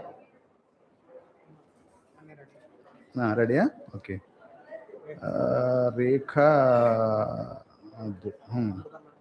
Okay. Kirti Reddy. Kiran Kumar. Dr. Kiran Kumar. Kiran Kumar. Kirti Reddy. Surendra. Yes.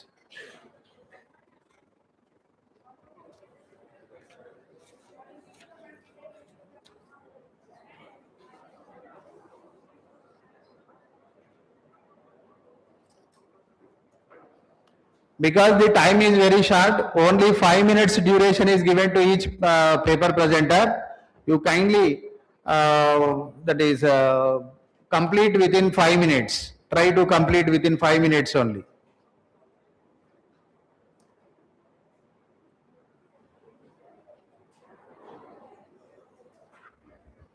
Now the chairperson is, co-chairperson is coming.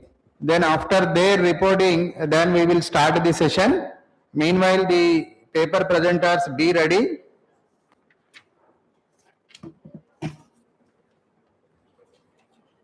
Chandrasekhar, come. Come and sit here. Then next, M. Sheikh, come and sit here. Vaishnavi, come. Where is second one? Sheikh, where is Sheikh? Mavia Sheikh, sit. Okay, third. And then Vaishnavi, you are Vaishnavi? Yes. Then Vijay Lakshmi Raju, where is Vijay Lakshmi Raju? Come and sit here.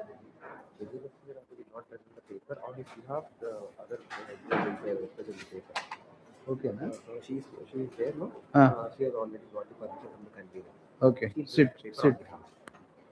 Sit there. Sai Priya. Okay.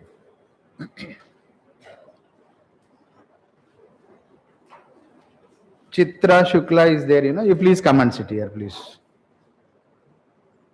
Sai Jyotika, sit here. Bharani.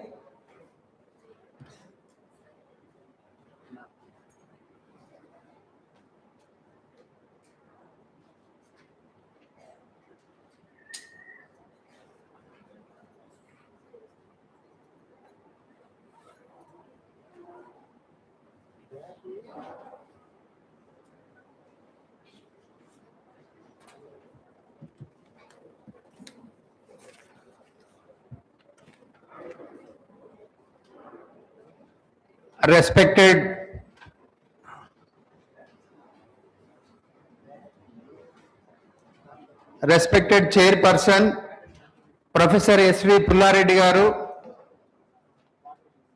SK University, and Co-Chairperson, Dr. Dilshad Sheikh.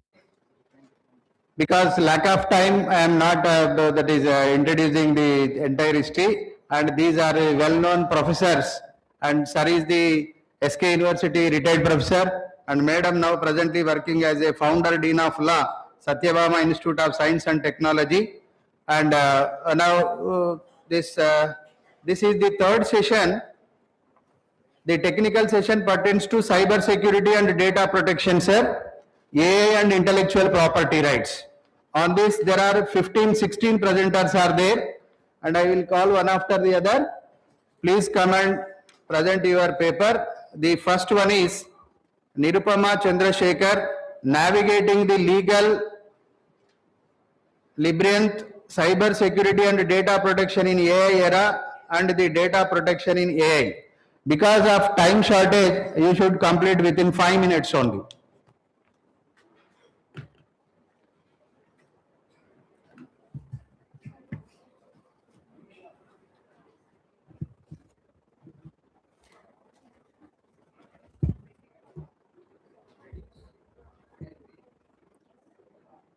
Good evening to one and all present here. I am Nirupama, a second year BBA LLB student from Bharat Institute of Law, Chennai. Today, I will be presenting on the topic Navigating the Legal Labyrinth, Cyber Security and Data Protection in the AI Era. This presentation explores how artificial intelligence is reshaping cyber security and how our legal frameworks respond to these changes. As we all know, artificial intelligence is transforming cybersecurity through a dual defense-offense dynamic. On one hand, AI strengthens digital systems, helps to detect threats, and also improves protection. But on the other hand, AI enables system manipulation, synthetic media attacks, and also more complex cybersecurity vulnerabilities. In India, we still do not have a comprehensive AI-specific law like the EU AI Act, that is the European Union's AI Act. Even the Digital Data Protection Act 2023 does not fully cover issues like automated decision-making or cross-border data flows. So, this rapid technological change clearly emphasizes us the need for adaptive, stronger legal reform to balance innovation with protection. Next comes the objectives of the study.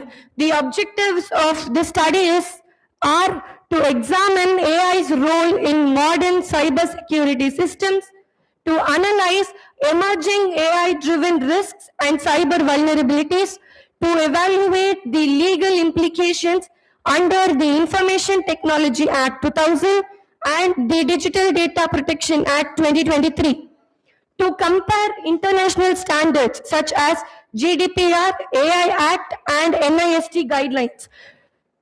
Then, to highlight the need for adaptive AI-specific regulation. Next, this research is based on doctrinal methodology, which is by using secondary sources like the IT Act 2000 and DPDP Act 2023. And it also includes a review of international frameworks like GDPR, EU AI Act, and NIST standards. The study was a qualitative analysis to examine AI-driven cybersecurity and also data protection issues. Next comes the rise of AI in cybersecurity. AI has significantly changed how cybersecurity works today. AI analyzes massive data sets by detecting suspicious patterns. It also identifies anomalies faster than human monitoring. It also enables instant threat detection using behavioral analytics. And it also automates threat response to minimize system damage. Next, we'll move on to the major advantages of AI in cybersecurity. AI detects threats earlier by analyzing large data sets. As we seen in the previous slide, it also identifies anomalies which is invisible to traditional tools. By using automated incident response tools, it reduces system damage and also it isolates systems within seconds. It also predicts future attacks using past historical patterns or past history, and it helps in the organization's shift, that is, from a reactive to a proactive society. Next, as there are advantages, definitely there will be some disadvantages. The following are the risks and vulnerabilities of AI. Adversarial attacks can mislead AI systems by altering inputs. Data poisoning corrupts training data sets. Deepfakes enables identity fraud and misinformation. Algorithmic manipulation results in misclassification of threats. AI systems can also collect massive personal data, which increases the profiling risks. Automated decision making reduces transparency, and embedded data makes correction difficulties. Next, we will see the challenges of data protection in AI era. AI systems collect massive data from people, which increases the privacy risks. Automated decisions lack human oversight and transparency. Surveillance and tracking expand without adequate consent. India still lacks strong AI-specific provisions beyond the TPDP Act 2023, which creates major legal and ethical gaps. Next comes the most important portion of the presentation. There are some legal frameworks on Indian and international perspective. First, under the Indian law, the IT Act 2000 governs cyber crimes, data breaches, and digital offenses. The DPDP Act 2023 focuses on consent, data rights, fiduciary duties, and penalties, but has very limited AI-specific coverage. Next comes the international perspective. Globally, the GDPR provides strong protections, especially regarding automated decision making. The European Union's AI Act uses a risk-based classification to regulate high-risk AI systems. In the United States, the NIST framework offers voluntary guidelines for transparency and risk mitigation. These global models offer stronger governance compared to India's existing framework. Conclusion. To conclude, AI is reshaping cybersecurity with powerful opportunities, but it also introduces complex risks and vulnerabilities. India's current laws are not fully adequate to regulate AI-driven threats. Learning from global models like GDPR, the EU AI Act, and NIST, India must adopt adaptive, transparent, and accountable AI regulations. A secure digital future will require collaboration between technology, law, and policy. Thank you for the opportunity. Thank you.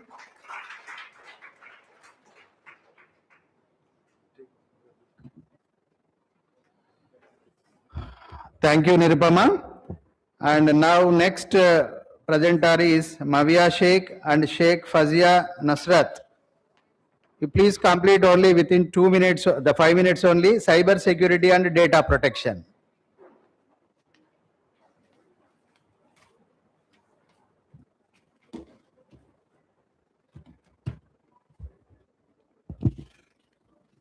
In a world full of hackers, let's try not to be the easy target. A very good afternoon to our esteemed dignitaries and everyone present over here. Myself, Mavia Sheikh. And this is Faiza. We guess that by now you might have got an idea what our topic is. Yes, today we will be presenting on seminar Cyber Security and Data Protection, the shield we all need in our digital lives. Now let us jump into the topic. What is cybersecurity? A cybersecurity is the practice of protecting computers, mobile devices, network, and data from attacks, damages, and unauthorized access. In simpler terms, it means keeping your digital information safe from hackers, which is also referred as digital safety. It mainly includes protecting devices, securing networks, keeping data safe, and preventing attacks like viruses. There are numerous types in cybersecurity which we'll be discussing in detail of what each type refers to. Coming to malware, A type in cybersecurity refers to a malicious software which is designed to disrupt, damage, or gain unauthorized access to systems like viruses, worms, which is not embedded in Earth but present in computing function. A structured query language injection is a type used to take control of and steal data from a database. The third type is denial of service attack. The overloads a server or network with excessive traffic, causing it to slow down or crash, making resources unavailable to users. Phishing, mentioned in cybersecurity, defines as a social engineering attack in which attackers send fraudulent emails, messages, or imitating trusted sources to steal information like passwords, credit cards, or banking details. Stating about a man in the middle attack in cybersecurity refers to a cyber threat where a cyber criminal intercepts communication between two individuals in order to steal data.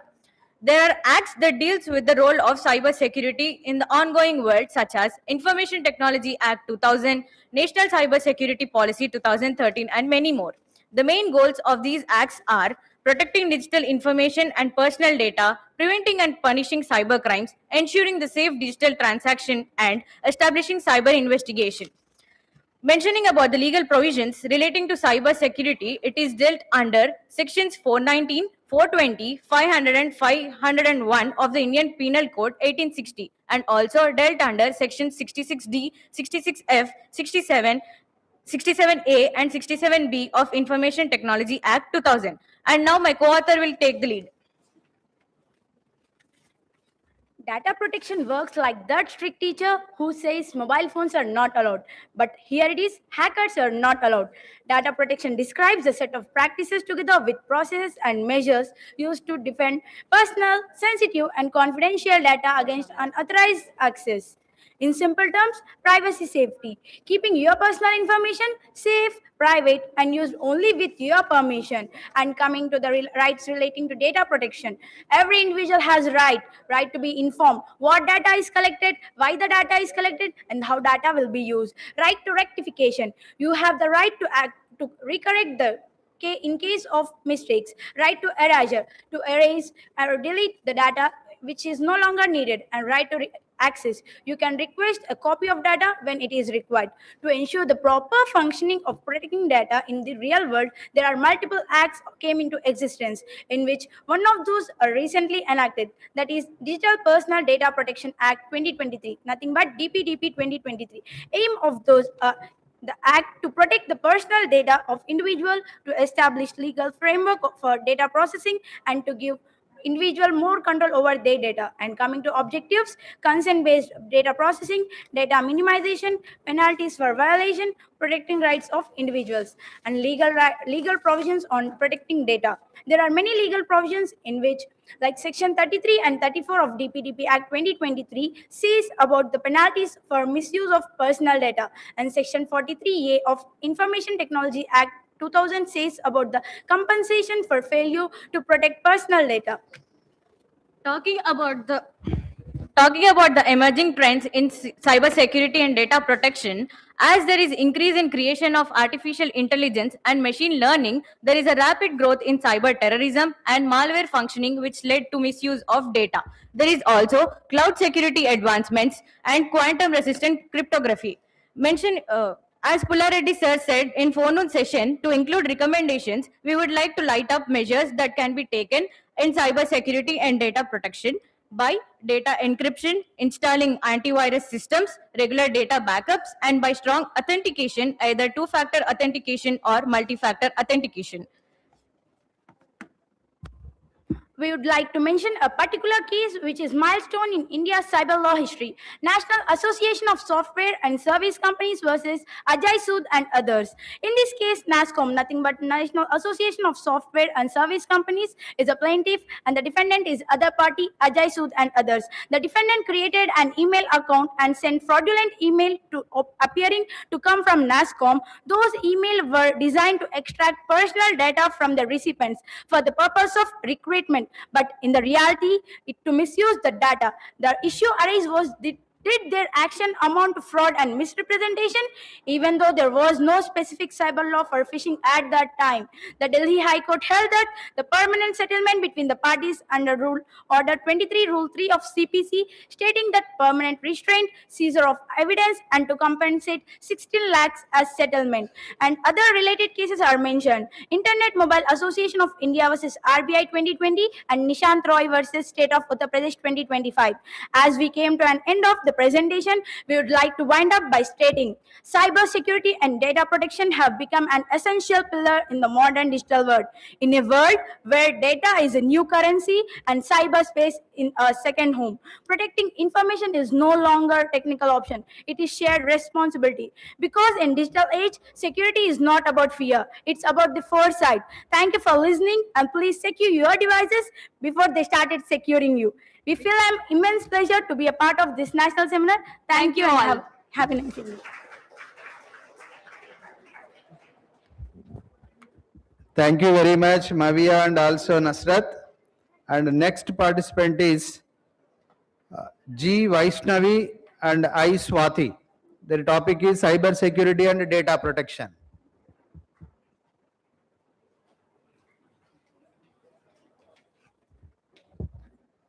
Om Namo Venkateshaya. Respected ma'am and sir who are presented in here.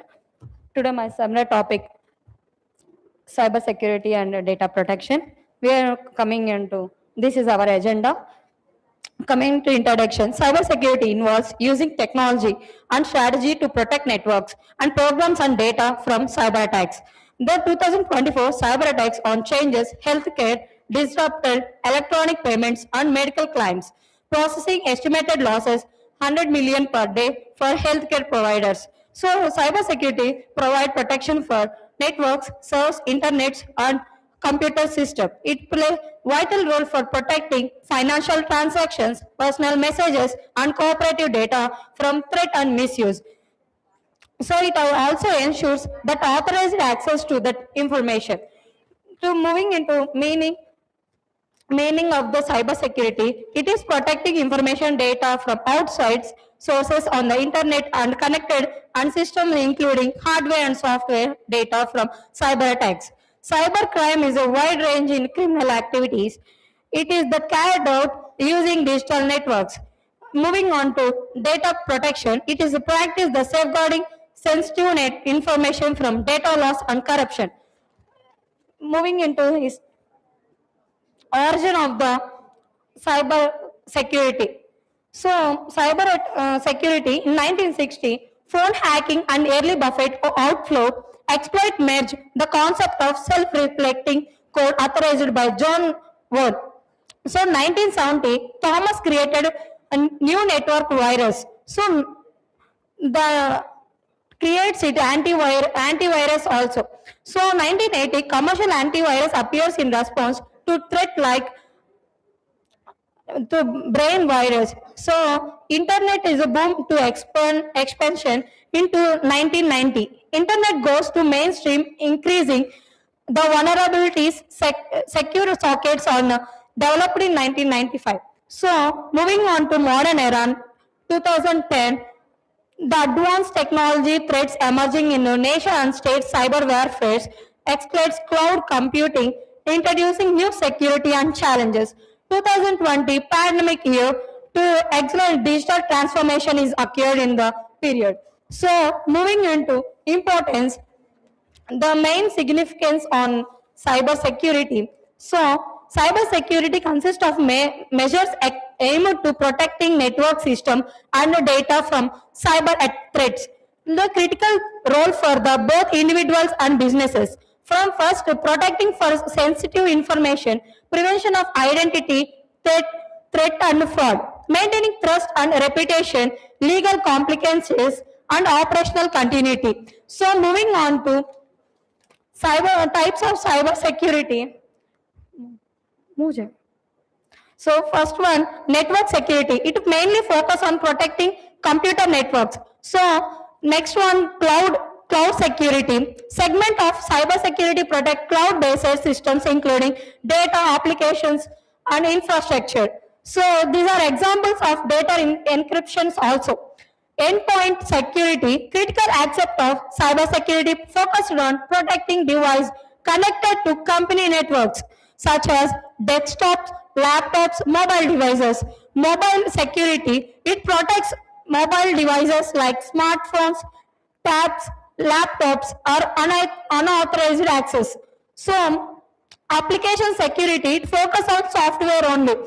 So, zero trust, never trust, always verify. First, we any app we use for any allow or disallow. So, we mostly prefer don't allow the option only.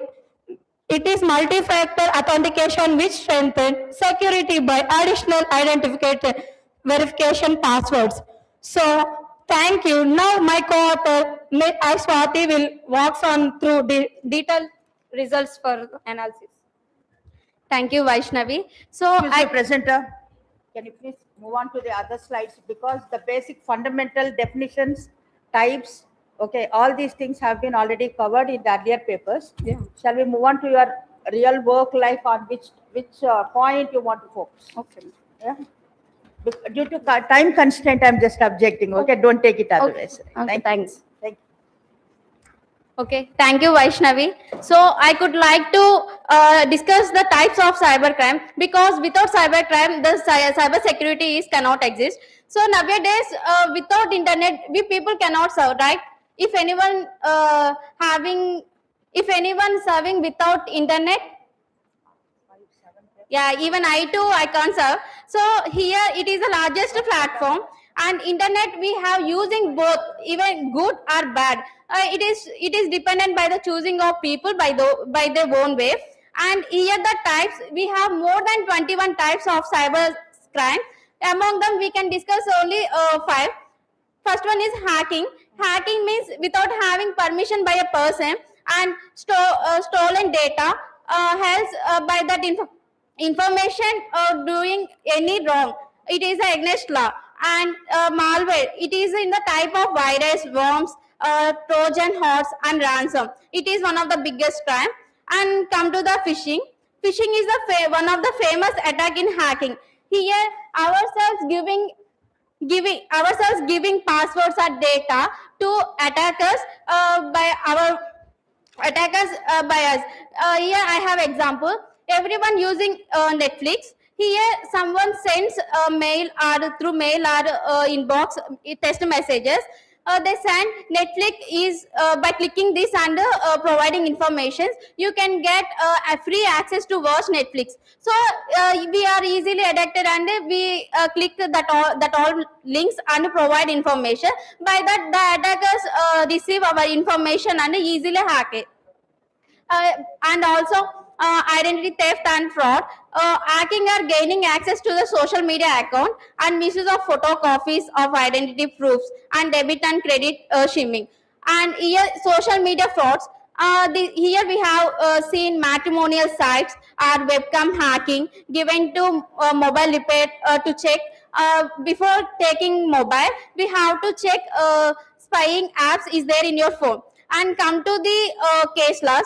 I could like to discuss the K.S. Puttaswamy case. Here, it is the issue of Aadhaar Card Act.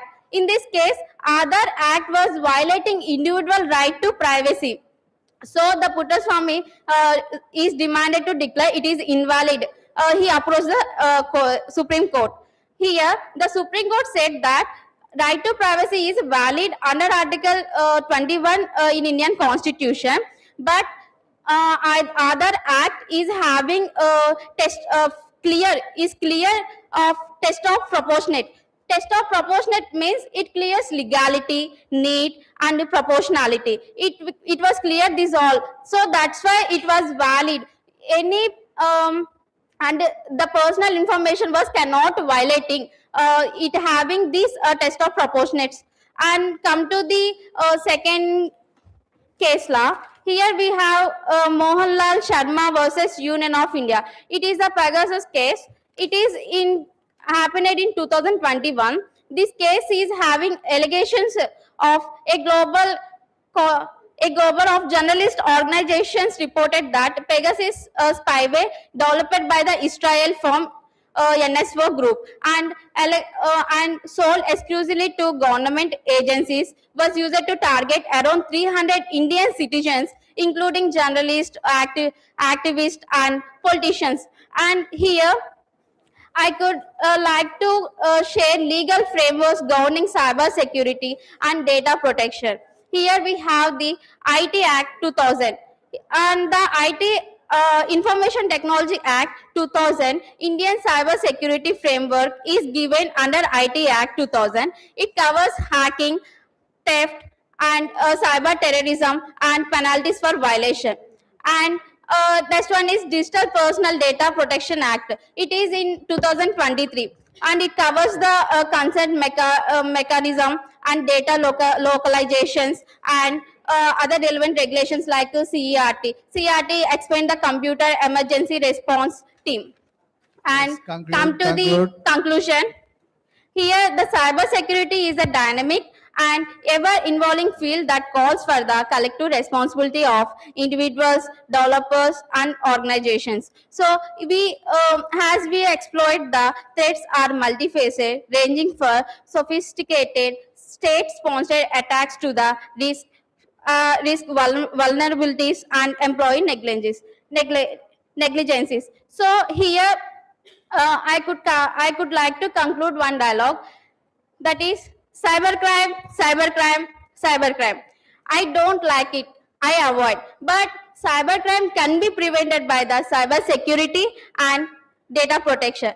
Thank you to all for paying attention towards us. So we are from Sri Padmavati Mahila Vishwavidyalayam. I am Swati and my author is G. Vaishnavi from BA LLB 4th year. Thank you.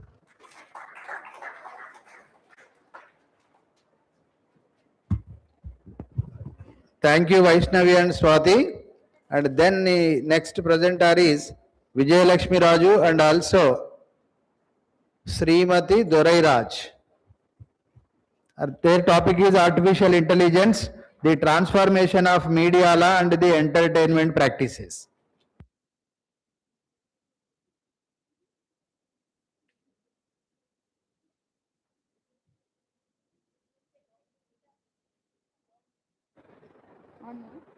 Respected dignitaries, honored guests, academic colleagues, and participants, good evening to all of you.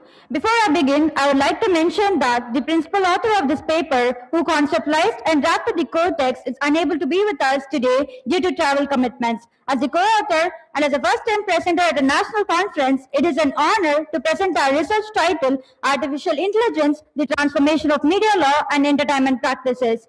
This paper opens by acknowledging that artificial intelligence is not simply a technological upgrade. It is a force that has redefined the way content is produced, delivered, experienced, and monetized. AI has not entered media gently. It has arrived as a disruptor. The paper begins by noting that media and entertainment today are inseparable from AI-enabled tools. They influence creative thinking, creative output, audience behavior, and industry economics. From the introductory section of the paper, we emphasize that India's digital ecosystem, with its vast diversity of languages, cultures, and consumption pattern, is fertile ground for AI innovation. Yet, the same diversity also exposes regulatory gaps and raises ethical questions. AI entered as a modest tool for the back-end task, but its role quickly expanded with OTT platforms, analyzing user data to create personalized recommendation and refine content strategies. The document then expands on how AI has reshaped cinema.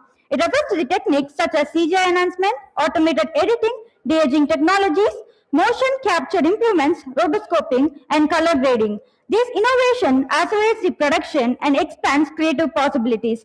The paper cites how AI reduces human labor in post-production and enhances narrative inventions. In the music industry, the paper highlights the issue of whether AI generates tunes falls under the traditional copyright protection, and the paper also questions what happens when the voice of the legendary singer is digitally recreated.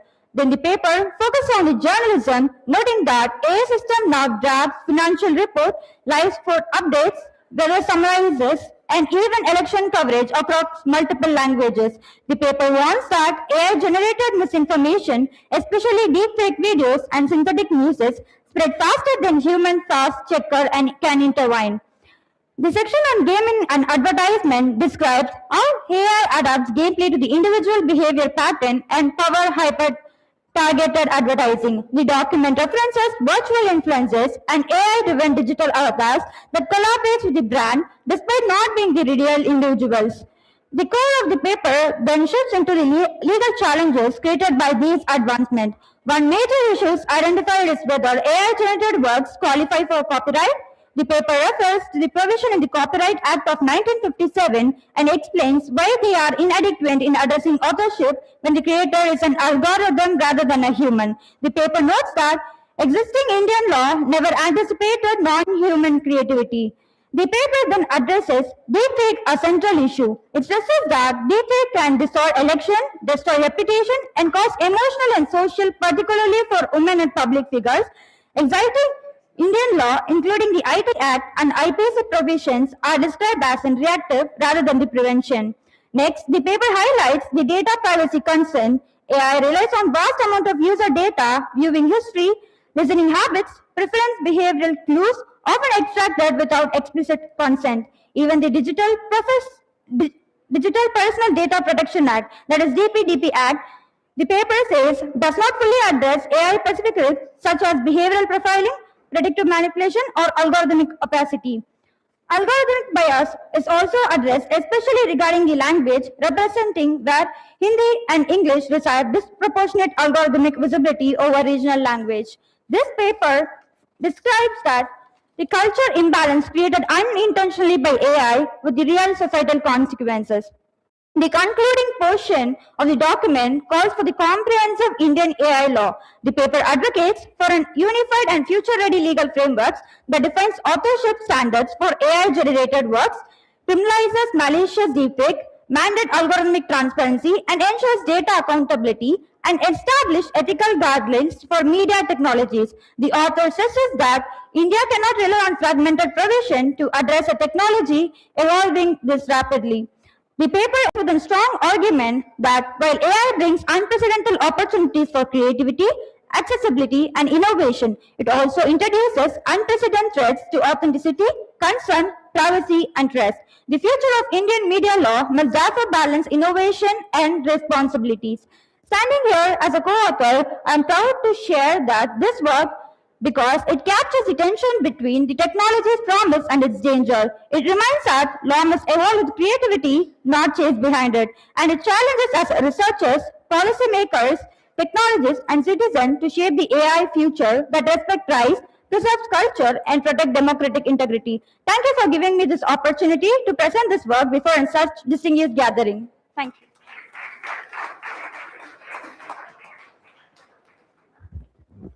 Thank you very much, Vijay Lakshmi Raju.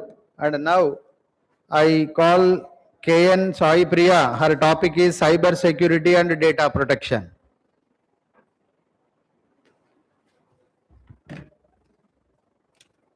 Good evening, respected dignitaries, speakers, fellow participants, and everyone presented here. My name is K. Sai Priya, currently pursuing BA LLB 7th semester 4th year at Sri Padmavati Mahila Vishwavidyalayam, Tirupati. It is my pleasure to present on the topic cyber security and data protection on this national seminar. Today, we live in a world where our data is more valuable than oil. From online banking to social media, every click we make creates information that needs protection. Cybersecurity and data protection are no longer technical topics. There are essential safeguards for individuals, organizations, and entire the world. Every 39 seconds, a cyber attack happens somewhere in the world. Your phone, your passwords, your identity, your device, always just one weak link away from being exposed. Cyber criminals don't break your buildings anymore. They break into your systems. This is why cyber security and data protection have become critical in our daily lives. It is pleasure to present on the topic cyber security and data protection. In this presentation, we will explore threat types and attack vectors, defense mechanisms, etc. Firstly, cyber security involves protecting systems, networks, and data from digital attacks. These threats include malware, phishing, and etc. These are the key cyber law provisions in India. Section 43, according to IT Act, Section 43 protects against unauthorized access, data theft and damage to computer systems. Section 66, 69, 70, 70B, these are related to IT Act, which are protects against unauthorized access. And according to DPDP Act 2023 provides a comprehensive framework for data protection, consent, rights of individuals, security, safeguards, and heavy penalties for data breaches. These are the threat types and attack vectors. Cyber attacks come in many forms such as viruses, trojans, and phishing scams. Attackers exploit vulnerabilities in software, networks, and etc. to gain unauthorized access to cause damage. Identifying and understanding these threats help in implementing targeting security measures. These are the defense mechanisms and best practices. The different mechanisms are antivirus software and multi-factor authentication, includes firewalls also. Employee training and regular updates enhance security posture. And the best practices are denial, repressions, projection, displacement, rationalization, sublimation, reaction formation. These are the best practices of cyber security. And the risk assessment and management, or the risk assessment involves identifying, evaluating and prioritizing potential cyber threats to an organization's assets. Effective management includes developing strategies to mitigate risk through controls, policies, etc. Proactive risk management ensures that vulnerabilities are addressed before they can be exploited, reducing potential business disruption and financial losses. The key laws are DPDP Act 2023. The main scope of this act applies to digital personal data processing in India and for services offered in India. And another key law, that is Information Technology Act 2000, and it has been amended in the year 2008 also. And this act main purpose is the legal recognition for e-commerce, e-documents, digital signature. I will tell you one thing. Just think about it. Just imagine waking up and morning finding that your bank account has been drained, your social media compromised, your personal documents leaked online. How terrible is it? It is. This is reality million face because of weak cyber security. To prevent this, strong data protection has become crucial. Mainly, data protection strategies include technical measures like encryption, access controls, and firewalls, alongside procedural and policy-based actions, risk assessments, and employee training. The key strategies also involve data life cycle management and regular backups. Implementing a zero trust architecture. Zero trust architecture is the modern cyber security framework built on a foundational principle. That is, main motto is never trust, always verify. Data encryption and access controls, this is all of you aware of this. And the compliance and regularity frameworks. Main case was the KS Puttaswamy versus Union of India, and I conclude that an effective cyber security and data protection strategy requires a comprehensive approach that includes risk assessment, strong data encryption, regularity compliance, and a robust incident response plan. Organizations that prioritize these elements can better safeguard their assets, comply with regulations, and maintain trust with stakeholders in an increasingly digital world. Lastly, I would like to mention sessions for cyber security: using strong passwords, updating your software, thinking before you click on suspicious links, and turning on multi-factor authentication are the basics of what we call cyber hygiene, and will drastically improve your online safety. These cyber security bases apply to both individuals and organizations. Thank you. Thank you for giving this opportunity to participate in this national seminar. It was very valuable and informative experience for me. Thank you. Thank you so much.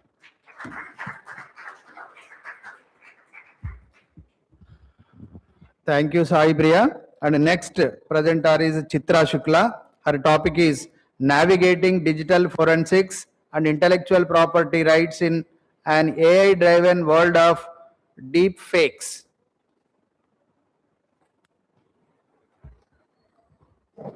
Okay, so good evening to everyone. I am here to present the topic. So the intellectual property rights, as we know, it is given for the novel protection and if any innovation is done. And similarly, the forensic science is a very dynamic field, which is basically for the bringing different investigations, and it is helping the legal purposes. And there are numerous forensic laboratories, but there is lack of laboratories in the IP cases, and that's why there are many increasing of IP cases where cyber forensic is very much needed. So these are the emerging challenges in IP areas where in the digital era. So hacking, as we all know, but here I want to discuss about cyber squatting. So cyber squatting is a crime where the trademark is taken by the online users before the company initially make the use of or before it apply for the trademark. Already some other company takes that design as a trademark. Similarly, in open source software, as we all know, everything is available open source. So most of the IP violation is happening. Deepfake is everyone knowing. So using the AI technologies, the deepfake is done, and it is already violating the IP rights of many of the people. Now, I want to share here about the development of cyber forensics. So, cyber forensics, as we all know, has developed in 20th century, and it is a very recent field in the forensic, and still it is developing. And there are different civil and corporate related cases which are solved using the cyber forensic techniques. So, cyber forensic technique can decide the data breaches, internal fraud, IP theft cases, and there are many more. So here are some international standards which were used by the cyber forensic. So the first standard, as we know, offers the comprehensive guidelines on identifying, collecting, and acquiring the preserving digital evidences. Next one says about the assurance in selection and testing of digital forensic tools. Next one says about the structured approach for analyzing and interpreting the digital evidences.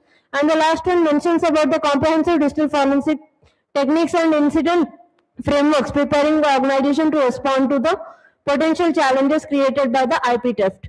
Next, I want to mention about how the cyber forensic plays a crucial role in protecting IP rights. So first one, as we all know, it helps in investigating cybercrime cases.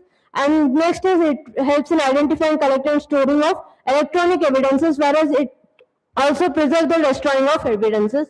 It also preserves the deleting of files, and it can also make out the files which have already been deleted. And cyber forensic is very beneficial in protection of evidences where the damage has been done by virus attacks. Next, I want to mention about the problems which are recently we are facing in using the cyber forensic. So first one, as we all know, that there is no authentic guideline, there is no mandatory legal procedure on which the forensic lab technicians have to follow. So due to this, there is a confusion, and in the international level also, there is no proper digital forensic techniques on which the confirmation is there to follow them. So due to these lack of proper laws, there is a problem in admissibility of these cyber forensic evidences. Now, I want to suggest here some of the things. The first one is there should be a proper compliance program by the companies so that their IP rights can be protected. Apart from that, there should be a specific legislation to regulate the forensic evidences, and there should be more researchers to be promoted in this area. Apart from that, there should be adequate funding. So from all this, we can conclude that the IP rights can be protected by the cyber forensic techniques, but it is a need for properly utilizing these evidences and doing a lot of research on these fields. Thank you one and all for giving me this opportunity.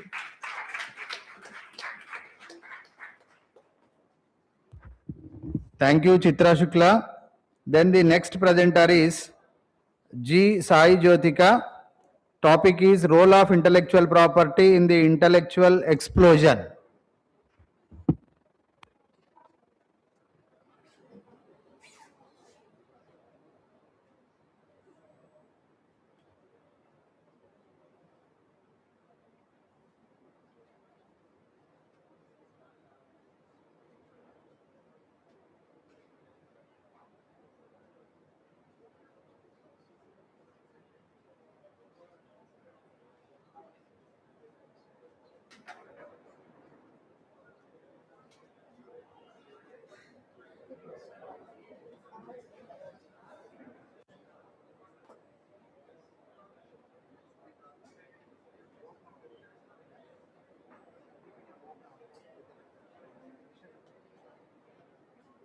So some technical problem is there. Then I call Bharani.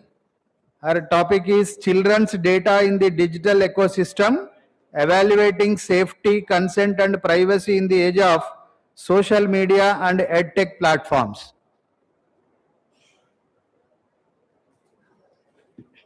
Good evening, respected faculty members, judges and fellow participants. Now I am here to present the topic which is extremely significant in this modern digital age. That is children's digital data protection in Indian digital ecosystem, evaluating safety, concern and privacy. Now India is going through evaluating several number of digital transformation with children with the largest groups who were using the internets. In this, the digital life of these children evaluating through the basic access of smartphones, social media platforms, gaming environments. Now, even though this creates a learning and entertainment, but this also creates several risk factors like privacy violation, surveillance, manipulation, long-term data vulnerability. In this presentation, I am here to examine how children's data has been collected and used in India and what are the risk arises from this datafication and what are the risks and how Indian legal system attempts to address these challenges and what are the reforms should be made to the safety, dignity and autonomy of children's. The digital landscape of children in India. In India, the total number of 2,000 million population of children under age 18 who have been regularly using internet. After the COVID-19 pandemic, the online education platforms become a bridge between the teachers and the students, which were pushing several number of children to using the online education platforms. Apart from this education, children use these online platforms for several other activities like entertainment activities, YouTube, Instagram, Reels, WhatsApp groups, and various entertainments. However, this digital interaction also includes several digital trails like personal information, collecting behavioral science and also biometric data through their facial expressions and behavioral science. This is the main challenge of the children, where the children have lack of maturity to know what are the risks arising through this data. Identify manipulative content, understand how the data is used for algorithm recommendation and target advertising. Today, digital ecosystem is based on commercial surveillance models and other, and often these children enter into this space without any safeguards. Digital Personal Data Protection Act. The Digital Data Protection Act defines everyone under age 18 and also verify parent consent before entering into a platform and also ensures that platform accessing their children's data after the parents' consent. And this also has several risk factors like and other several risk factors and practical issues. Teenagers in age between 17 and 17 are using the digital platform regularly, but they have denied their digital autonomy. This pushes millions of children to lie on their age groups and use parents' mobile numbers and data to which create a loopholes and default in the purpose of the law itself. Moving in India, there are several number of low-income families and rural areas where the parents have low literacy about the digital age and they cannot meaningfully access the implication is given for the consent for the children's online use. In government and private schools, the families are pushed into using the online education platforms,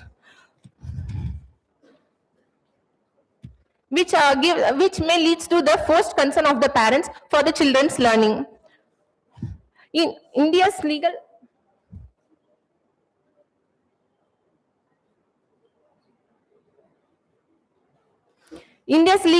framework for children protection.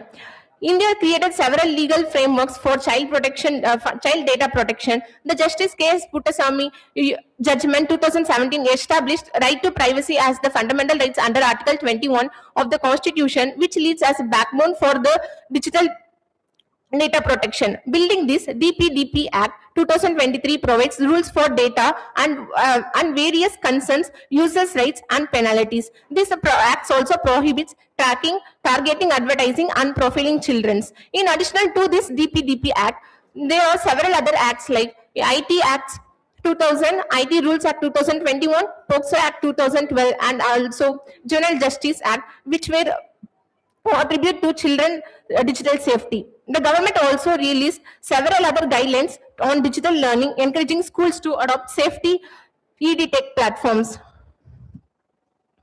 Case studies.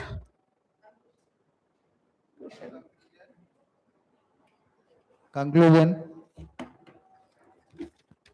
In conclusion, children today are growing in a world where every touch, every interactions of them are being monitored, analyzed, and stored. While digital technologies offer more and more opportunities, it also exposes them to risks that they cannot understand or control. Protecting digital data. Children's data is not only the legal protection, but it also a moral duty. India stands on a turning point. The choice we make today will shape the children's childhoods and future millions of younger children. By creating a legal-based child digital ecosystem, we can also ensure that technology empowers the children rather than exploiting them. Thank you.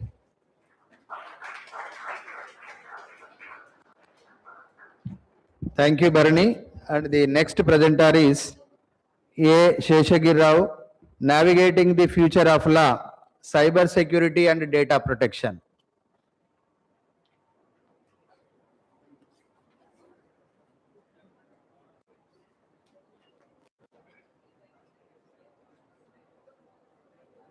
Good morning. One word before you make the presentation. I think there is a lot of duplication of the work. So many papers with the same title. So if you have a new point to raise, Sure. you make the presentation.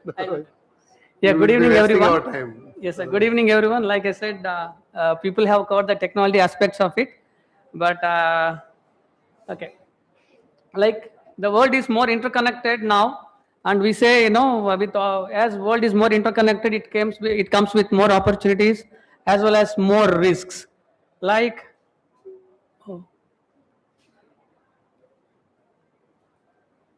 as internet developed, it has given opportunities in every sector like banking, government, and also risks because citizens are more exposed to internet. It comes with a lot of threats also to as individuals to the as well as organizations. And one legal aspect here, in Professor Daniel J. Solow from George Washington Law School told, cybersecurity issue is not just a technical thing, but it's more of privacy and human related. So, and like everyone has covered the cybersecurity aspects, some brief. Now, thieves are omnipresent; they are everywhere. So, more dangers, more losses, and breaches can lead to identity theft, customer distrust, and data leaks. Causes a lot of financial losses as well as national security losses also, and loss of personal health, financial, and location data compromise individual safety.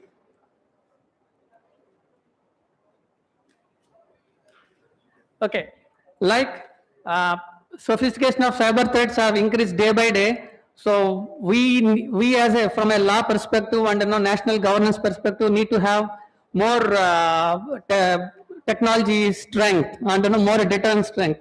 So we all need to have more. We need to be more responsible, have ethical conduct when we are using technology, and governments use cyber tools to espionage and sabotage. If because we are having rogue countries in the world like China, Turkey, Pakistan, as well as some other countries. They use technology to nefarious means, and novel criminal ideas outpaces traditional physical threats. Old days, threats were limited. Now, as technology has developed, now lot of different threats have become, and challenges attributing to attacks between states and criminals. So when we covered talks about data protection or data theft and cyber security, it is not just limited to individuals. Countries are involved in this kind of activities. So to thought or to support ourselves, now there are already, some legislation, regulatory frameworks, be it, EU's data protection directive, which came into effect in 1995, or latest GDPR, which is considered as most comprehensive and most toughest law in the Europe, and our own DPDP Act.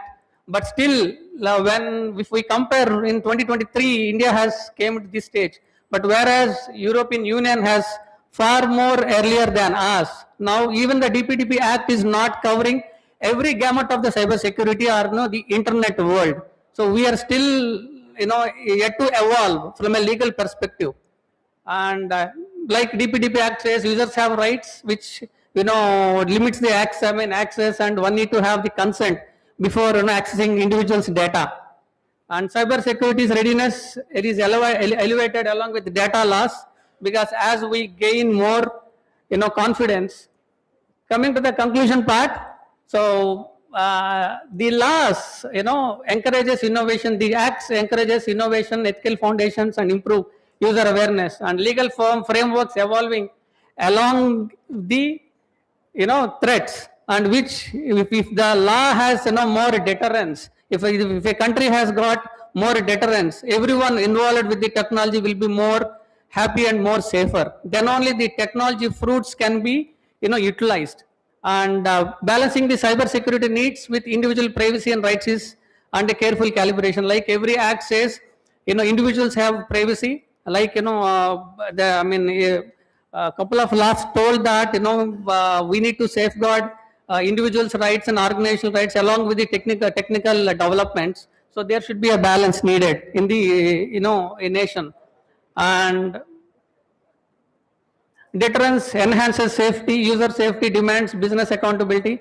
Companies need to become more responsible when they are using individuals or organizations' data. Otherwise, it creates problems in the society. And it's time for deterrence. Instead of we waking up after happening something, it's better prevent something from happening. So create a deterrence in a ecosystem so that people will not fall as prey to the mischief people. So early adopters gain the leadership in future digital economy. So that's it. Everybody need to be more at the discipline, as time has very limited. So I couldn't talk in detail. Thank you very much.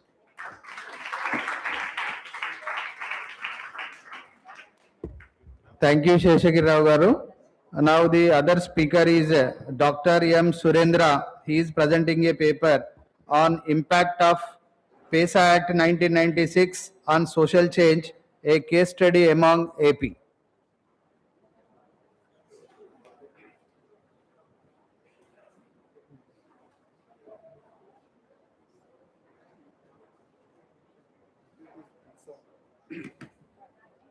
Good evening, dignitaries. So my name is Dr. Surendra, sociology professor. So this is my title, an impact of PESA Act 1996 on social change, a case study among Andhra Pradesh. So here,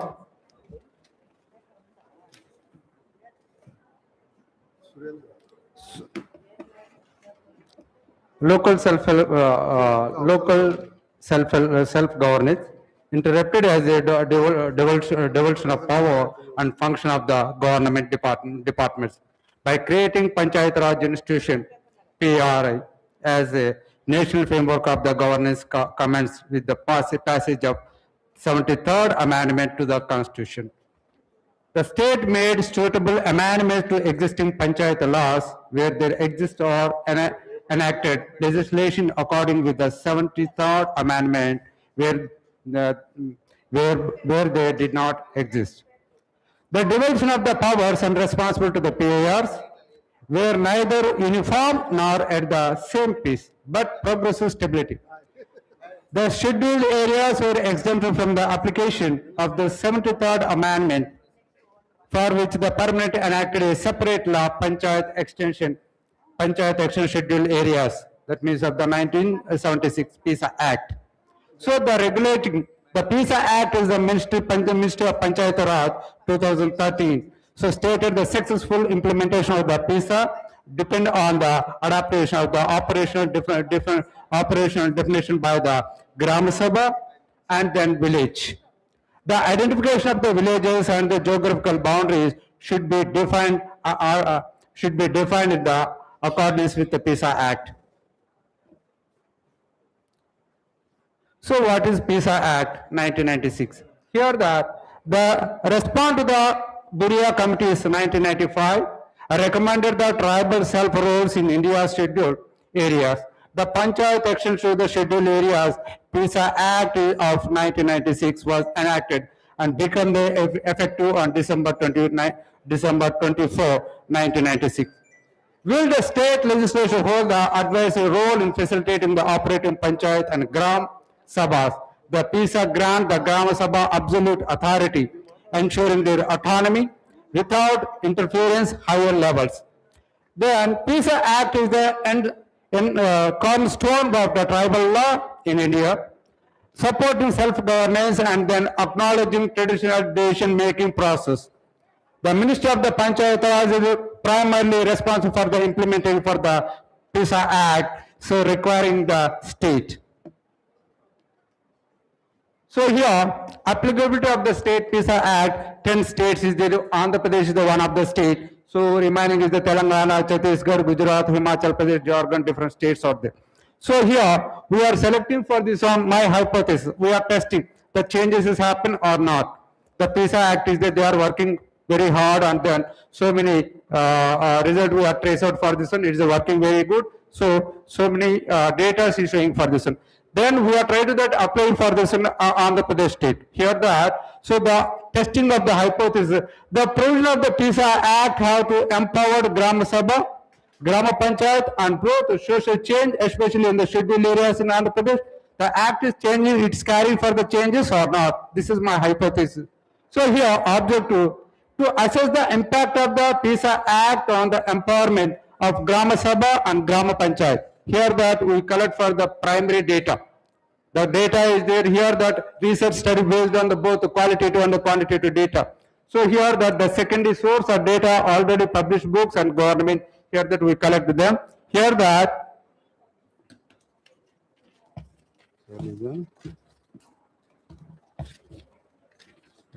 this is my methodology and here that we selected sample selections here. Two samples, one is the Srikakulam district, second one is the East Godavari. So Srikakulam district we selected for the 4 mandals and then East Godavari we selected the 1 mandal and then total for this one here that villages, 15 villages we selected. The sample here that, so 341 respondent we collected.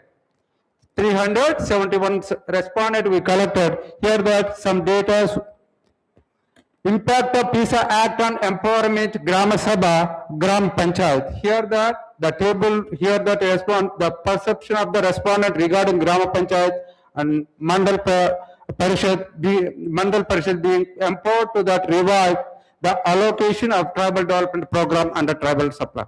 So here the questions. So here that review of the tribal programs, TSP, tribal subplans. So here some questions is there, yes and happening, yes, not happening, do not know. That means of the opinions, the local people opinions we are trace out. So PISA Act is working or not. Here that the data is there explaining once we observe for this one. Yeah. The data, however, the data reveals that almost 89.1% of the respondents are not aware. This is the data information. 89.1% of the respondents are not aware of these one provisions. So tribal subplan is the very active participation. Here the tribal subplan is there, here the separate wing is there, they are spending for the lot of amount. But here that they are not aware of this one tribal subplan. This is the one of the drawback. So here that we are trace out. Will only 7% said that is happening in the village and they are aware of this one. Here that the data reveals that here that 89% they don't know for this one tribal subplan and then the PISA Act. This is the one of the troubles they are saying. Then again, the moreover 3.8% through the aware said for the not happen. That means also some sudden tendency they are saying for this one. So this is the thing, 3.8% though aware said that this is not happening in the village. Among these, who are the aware said happening are mostly married Malli. Here that once we observe Srikakulam district and then East Godavari mandals are there, they are aware, and then Srikakulam district, the mandals are not aware properly. This is the data analysis saying for this one.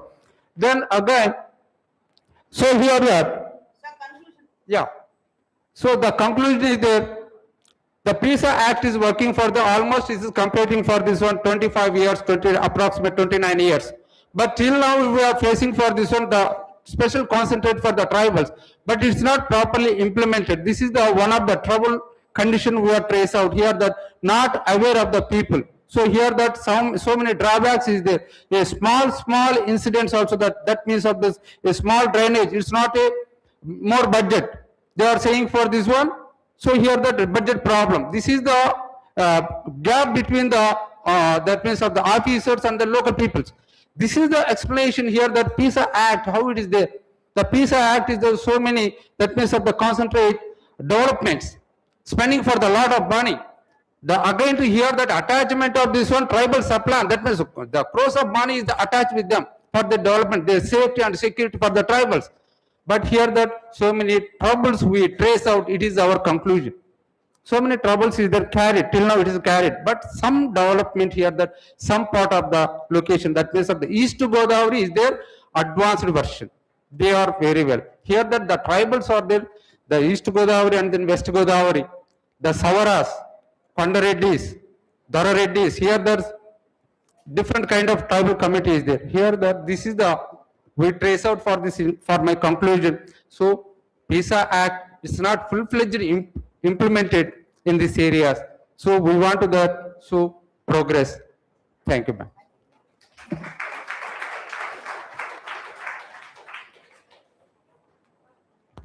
Thank you, Surendra Garu. The last presenter is Sai Jyotika. Her topic is role of intellectual property in the intellectual explosion.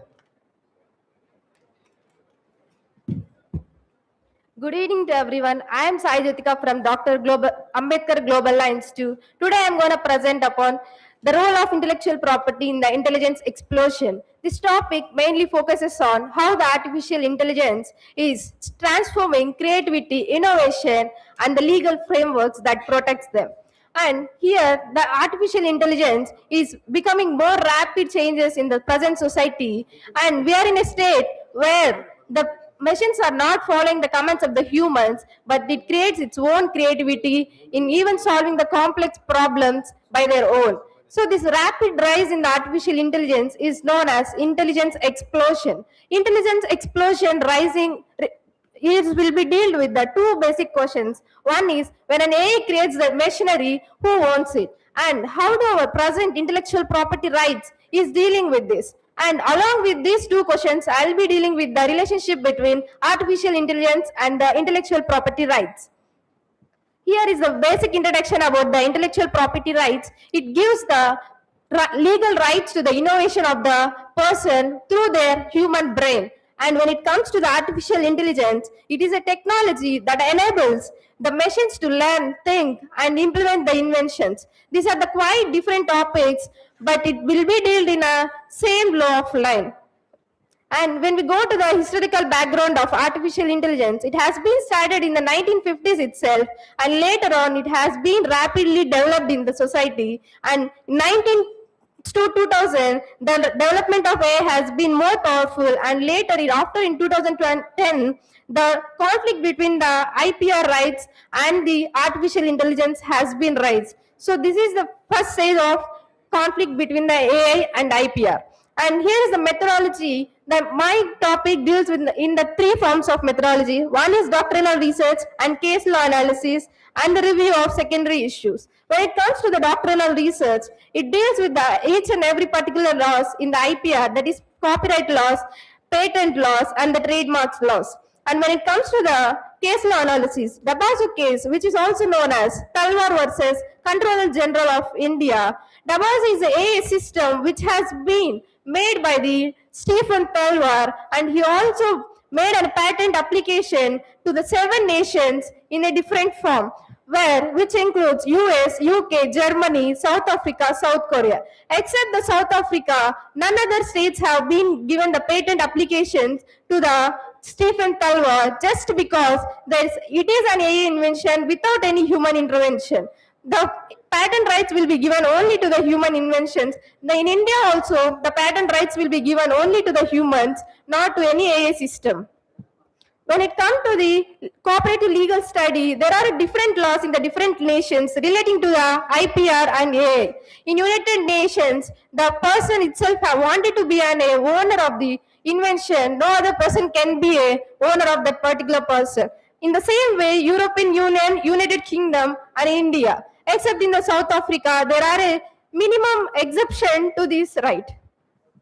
When it comes to the objectives of my study, there is two types of study. One is my primary study and second one is secondary. When it comes to the primary objective, it deals with the artificial intelligence with the present existing IPR rights. And when it comes to the secondary objectives, it poses the challenges relating to the artificial intelligence. When it comes to the findings of my paper, there are 4 kinds of findings. One is AI challenges human-centric IP laws, and the second one is legal system and are not uniform. Third one is Dabasu case, which have already been dealt, and the fourth one is economic and ethical issues are growing. When it comes to the recommendations through a paper, we have to encourage the ethics of use of AI and support the human creativity and labor, strengthen AAP administration using AI, promote AI invention responsibility. When an AI is creating problem related to IPR rights, we must be having dealt with the problems to solve it in a positive way. Instead of taking it in a negative way, when we take it in a positive and try to solve the problem, it gives a more impact in the society. With this, I wanted to conclude, at last, we all know in our society where something is new is coming into society, the people will definitely in a state of confusion, either to accept it or reject it. But when we make them to know what is the uses and awareness of that problem, they will definitely move forward to use it in a proper way and make the society grow in even more better. Thank you to everyone for listening with so much of this.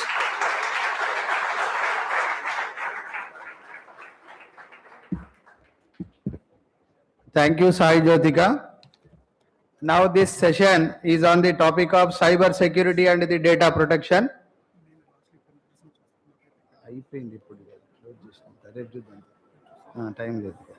AI and intellectual property rights. And now we have the chairperson, Professor Dr. S.V. Pullareddy Garu, and also co-chairperson, Professor Dr. Dilshad Sheikh. So the other good thing is, Madam worked in this institution and she came as that is co-chairperson. Give a big hand to Madam. I request Madam Professor Dr. Dilshad Sheikh to say a few words on this third technical session, cyber security and data protection, and also artificial intelligence and intellectual property rights.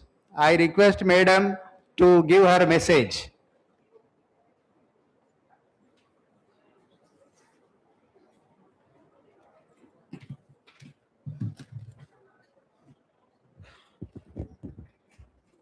Most respected Dr. Tipareddy sir and other dignitaries, Dr. Pullareddy Garu, and my student friends. I am more than happy to stand in the institution dais that has given the first opportunity to teach to student advocates. For that, I am really grateful to Dr. Tipareddy sir. He is my first employer, and today I am feeling like again coming back to my own home. Thank you, sir.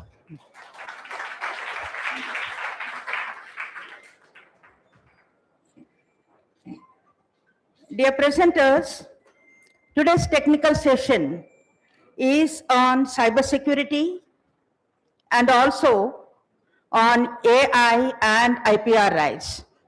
The point is like my research 1.5 decades back started when Information Technology Act has been discussed little and more.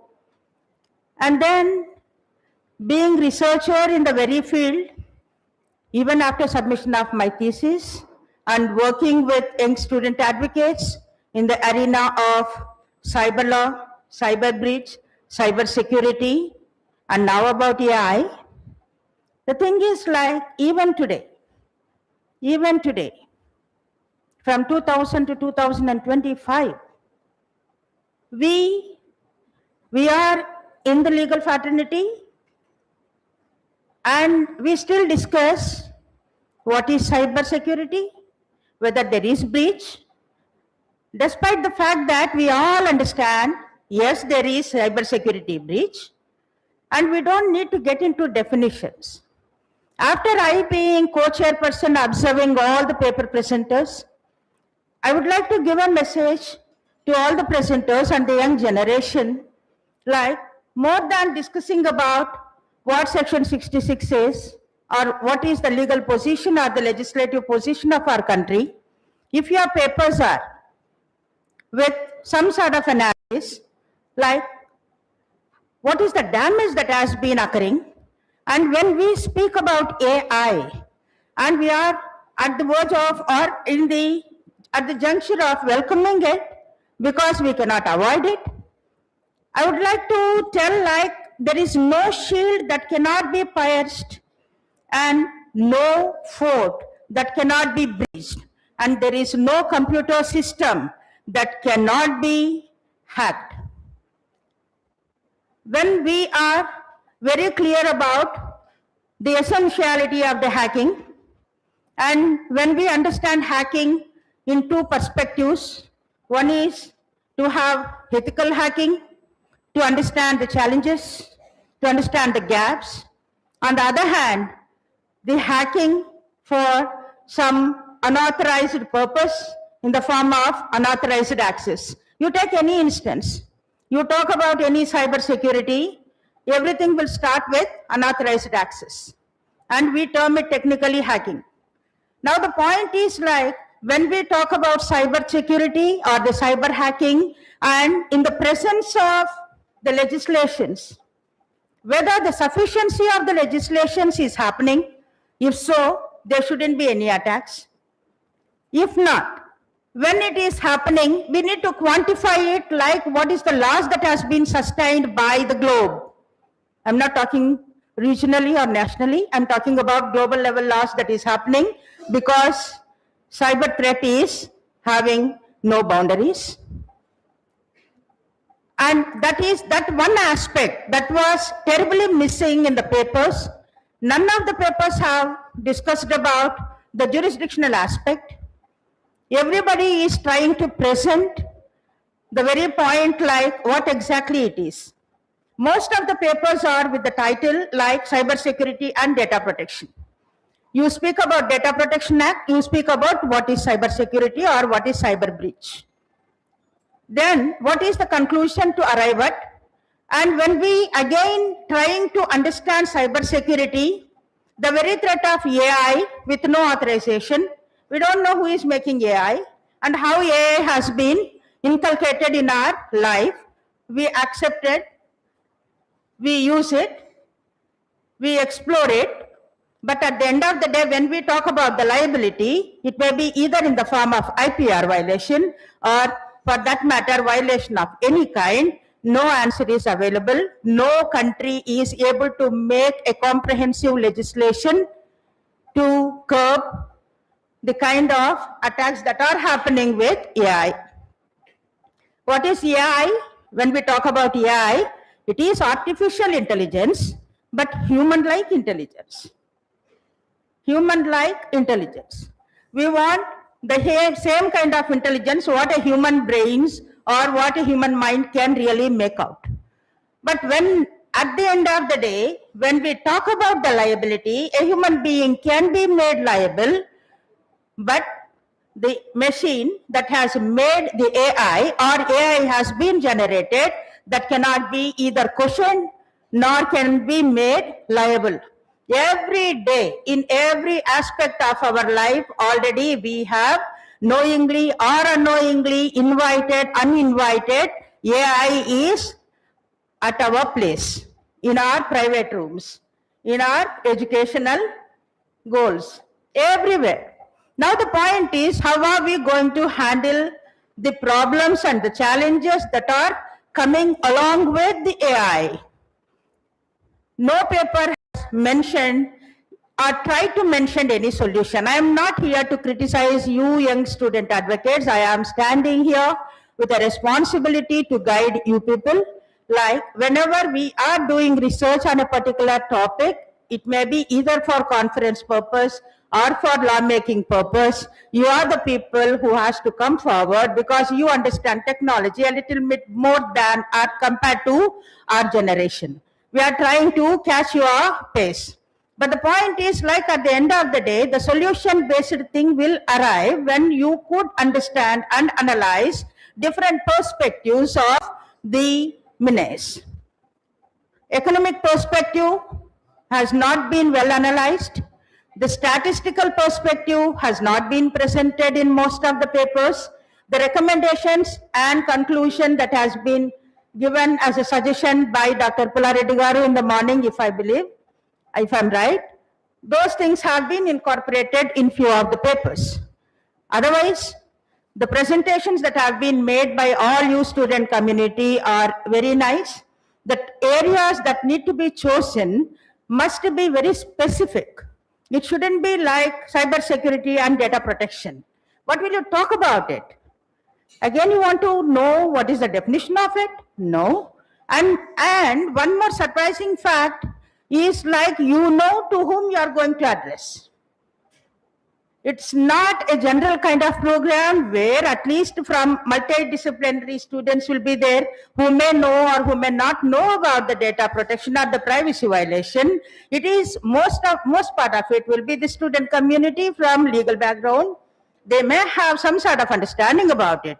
If your papers are giving some sort of recommendations, that will be helping the policymakers to draft a new legislation or to fill the gaps that are already there in the existing legislations. Those papers will be well appreciated in your future conferences.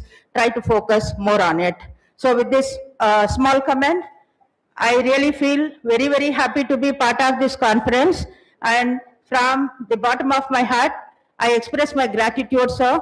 This is one of the nicest conference. Since morning, I am following all the papers that has been included into it, and I appreciate all the young student advocates, and also from people from other disciplines who assemble here to make this conference a great success.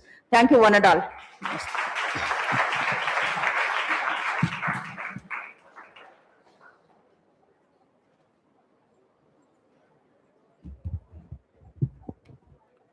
Thank you, madam. Now here, once after saying morning session, Professor S.V. Pullareddy Garu, sir gave a ideal direction to all the research scholars and the students how to write a research paper. In addition to that, Madam Professor Dilshad also added and what is to be done in your conclusion part. So here, whatever the advices given by them, it is to be followed by the research scholars, teachers and the students in future wherever they present the papers. And in this occasion, now this session 3, technical session 3, cyber security and data protection, artificial intelligence and intellectual property rights.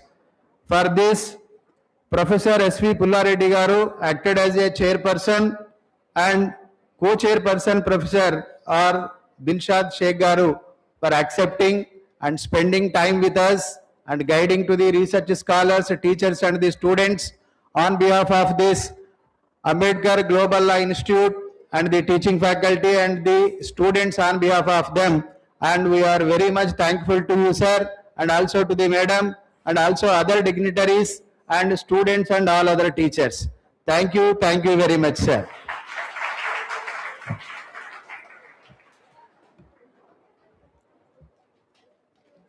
Tomorrow 9:30 the session starts, 4th session.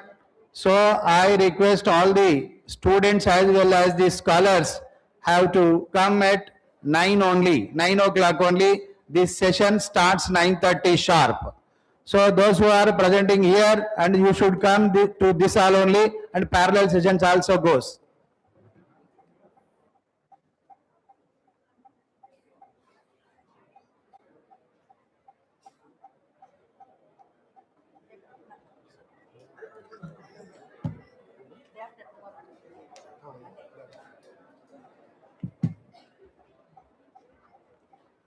My dear students, good evening to all of you.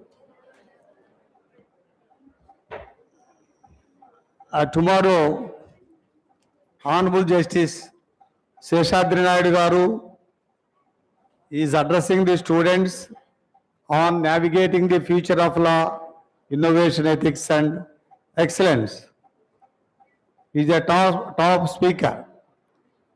All the students, you must attend without any failure, right? And also inform your friends to take the opportunity of listening to his speech.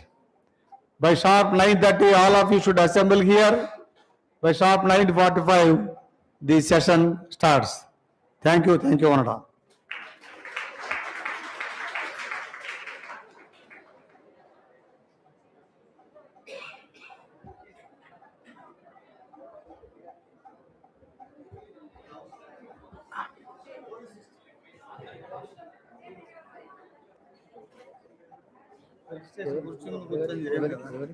Madam Dilshad, tomorrow she will not be there. Ladies to A small announcement. Now, because Madam has to go today night only, that is why a small felicitation to Madam Dilshad. I request Professor Dilshad Madam to come on to the dais, please.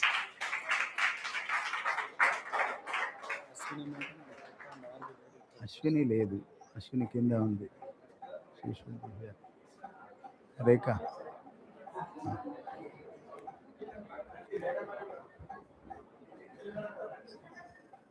There is a small memento and felicitation to Professor Dr. Dilshad Sheikh. I request Rekha Madam to felicitate Professor Dilshad. Give a big hand because she is our teacher. She was our teacher. Claps, claps, claps. A small memento as a token of memory on behalf of this college by our chairman sir, Professor Chairman sir Tippareddy Garu. Thank you very much madam, thank you very much. I request all the students to come to the same hall at 9:15. This session starts by 9:30.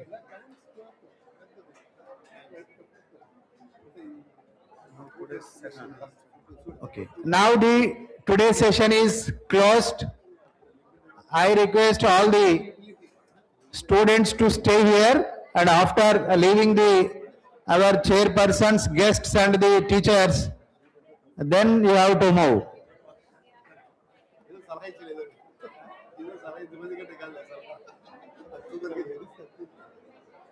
Student volunteers, please coordinate with the students.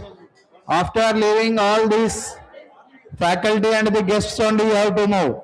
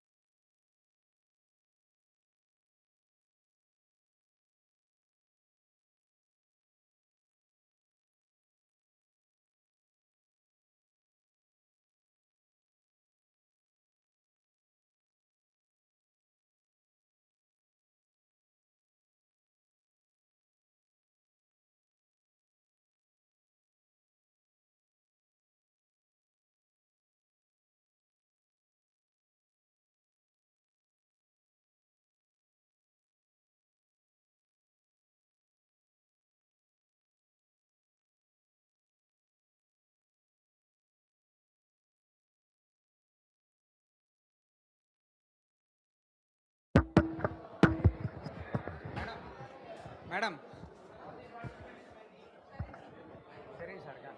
Sir. Participants please leave from the hall. Participants please leave from the hall.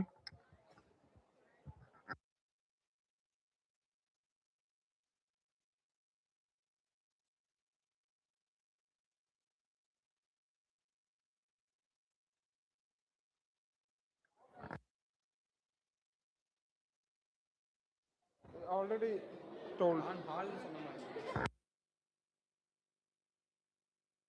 Participants please leave from the hall.